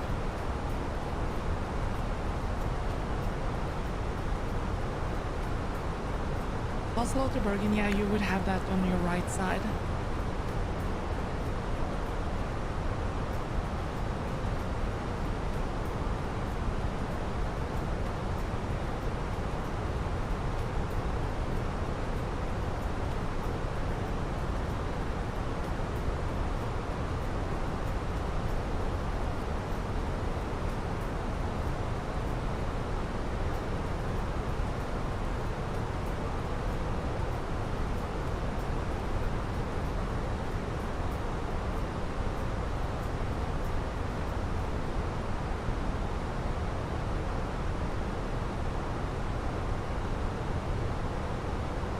Was it on your left side? Okay, then you probably saw Folgefonda.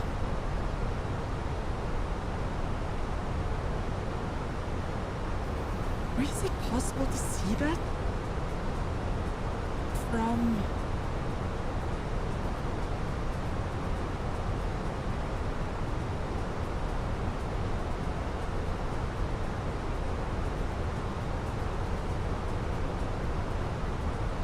Yeah, if it was from Bergen, because let's see, I just need to see you driving from Oslo to Bergen and you saw it on your left side, then it was probably Folgefonda, which is Norway's most southern glacier.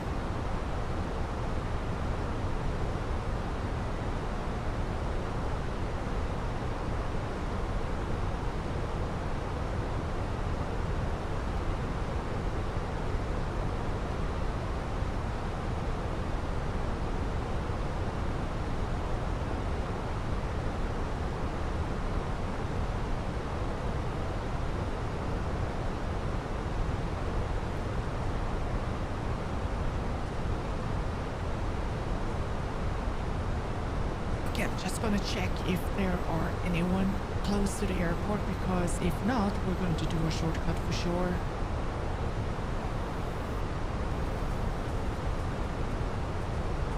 No one there, so we're gonna do a shortcut.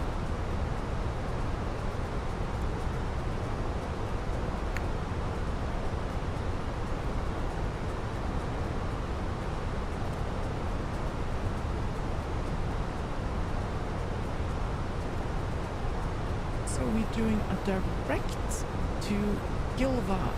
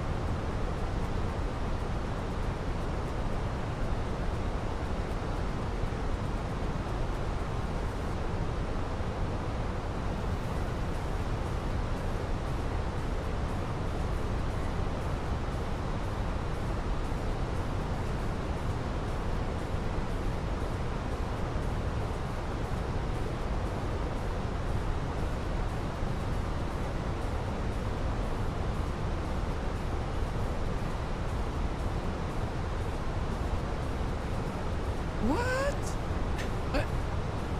Were you?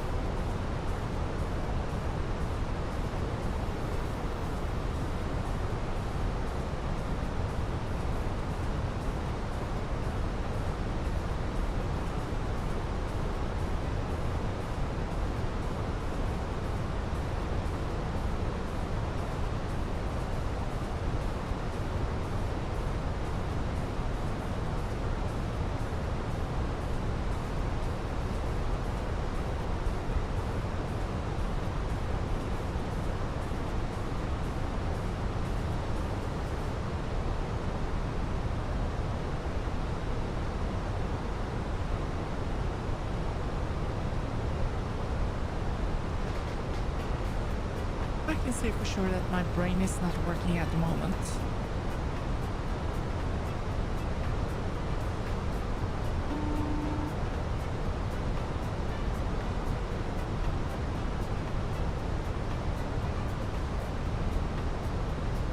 Oh, I see another aircraft. Which direction is he going in? Oh, he is flying north. That guy is... Oh, he's landing in Bergen as well. Oh no.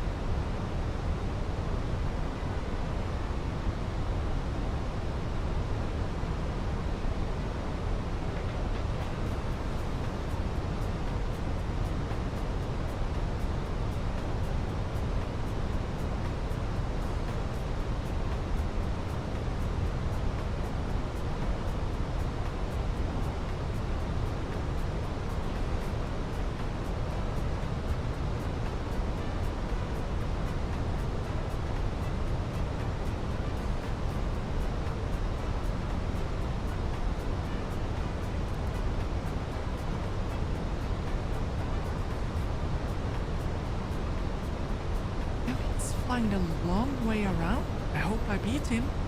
That would be nice.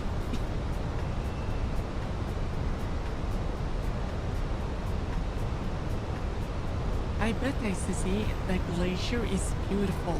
It is really beautiful, so you better observe it now because it's melting at an alarming rate. Look at, yeah, it's another aircraft flying to the same airport as me. I think I do have the edge. I don't know why he has chosen to fly so far up north of the airport. Oh yeah.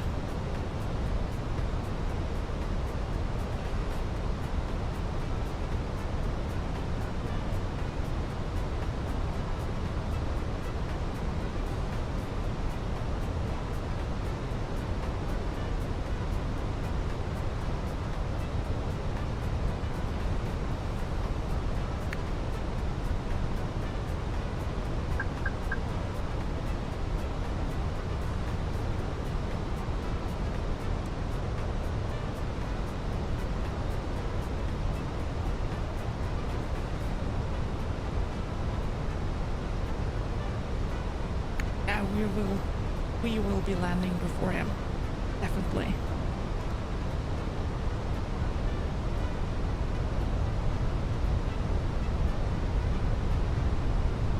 That's the airport.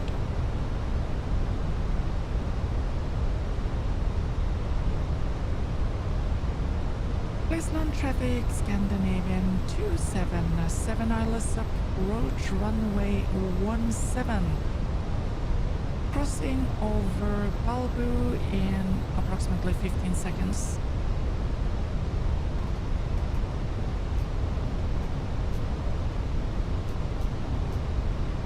That is Bergen Center right here.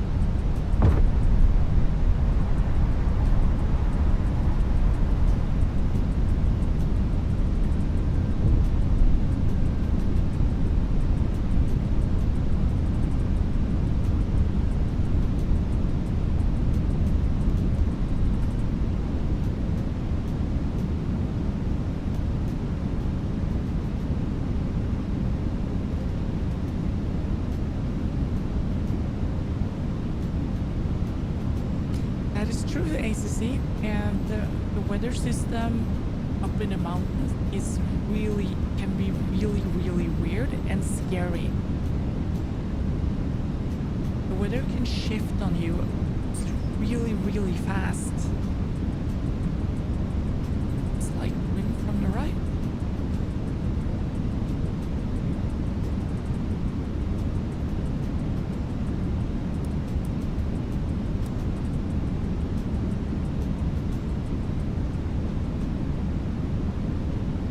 $2,500.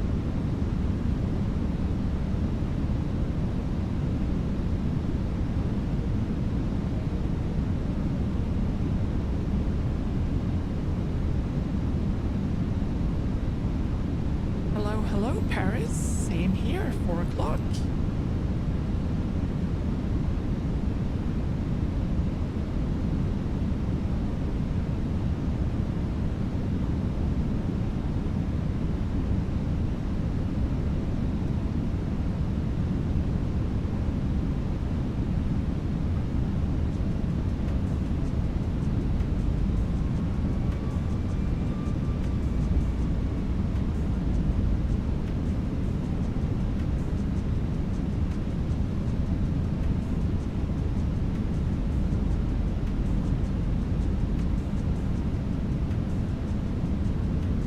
see Brandstadion is over on the other side here.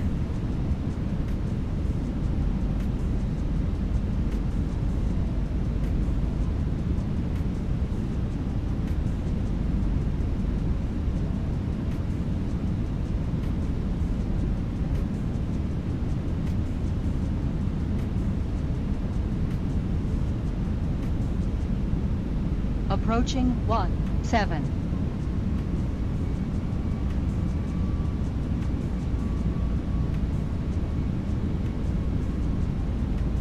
Slightly high, so correcting that.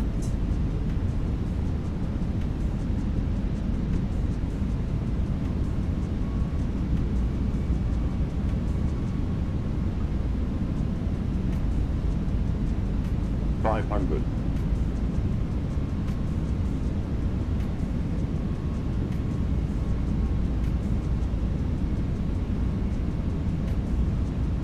$100 above.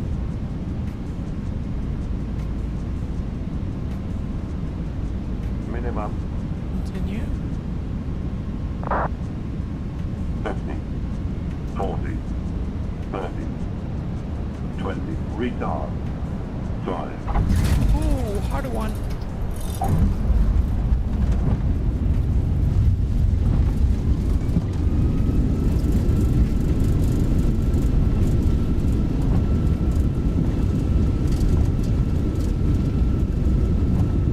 Retard.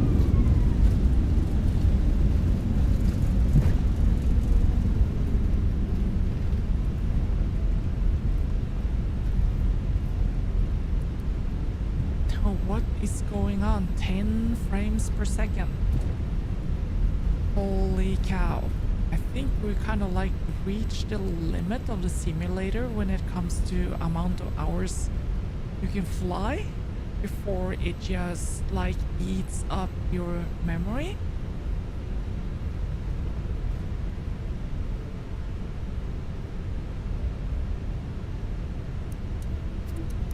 Holy cow, this is almost impossible.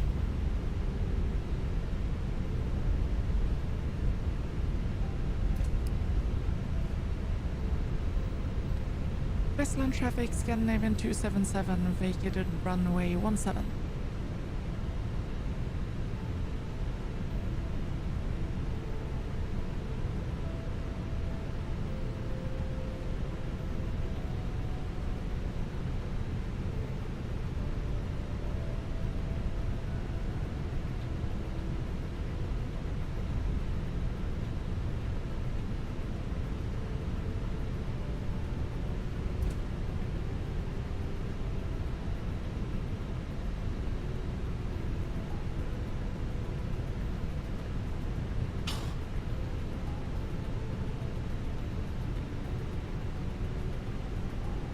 Yeah, I see what the simulator is doing. It's completely swamped the memory on the GPU, on the graphics card. This is insane.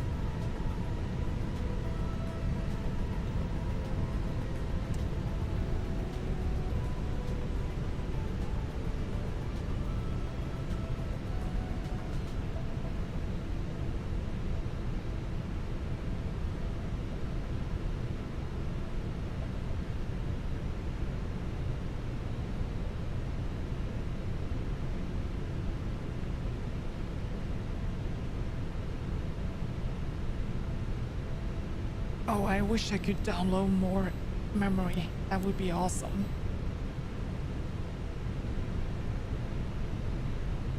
This is almost impossible. It is impossible.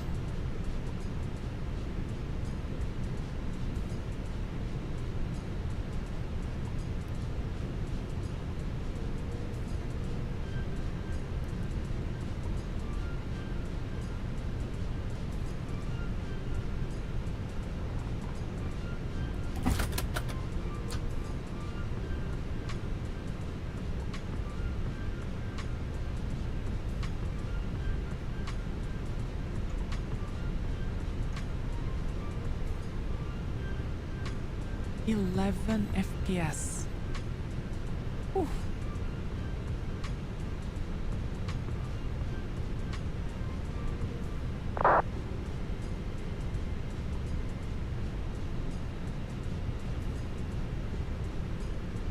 My God.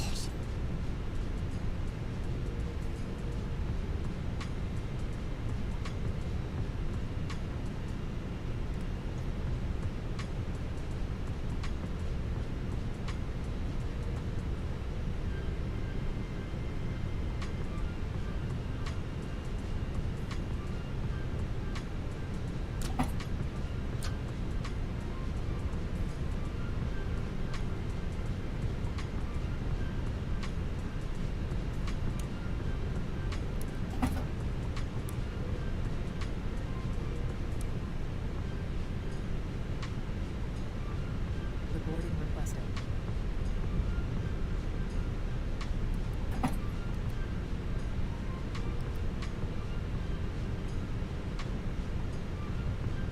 Okay, here we are.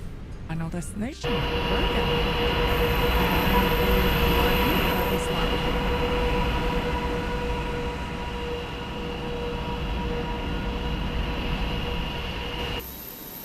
I would like to thank everyone for joining in on this insanely long flight, or multiple flights. It's Passenger boarding starting. 15 minutes past 4. I thank you for joining me, and next time it will be a short hop to Copenhagen before we take off and head over the Atlantic to Newark. So join for that in the near future. Thank you, good night, and see you soon.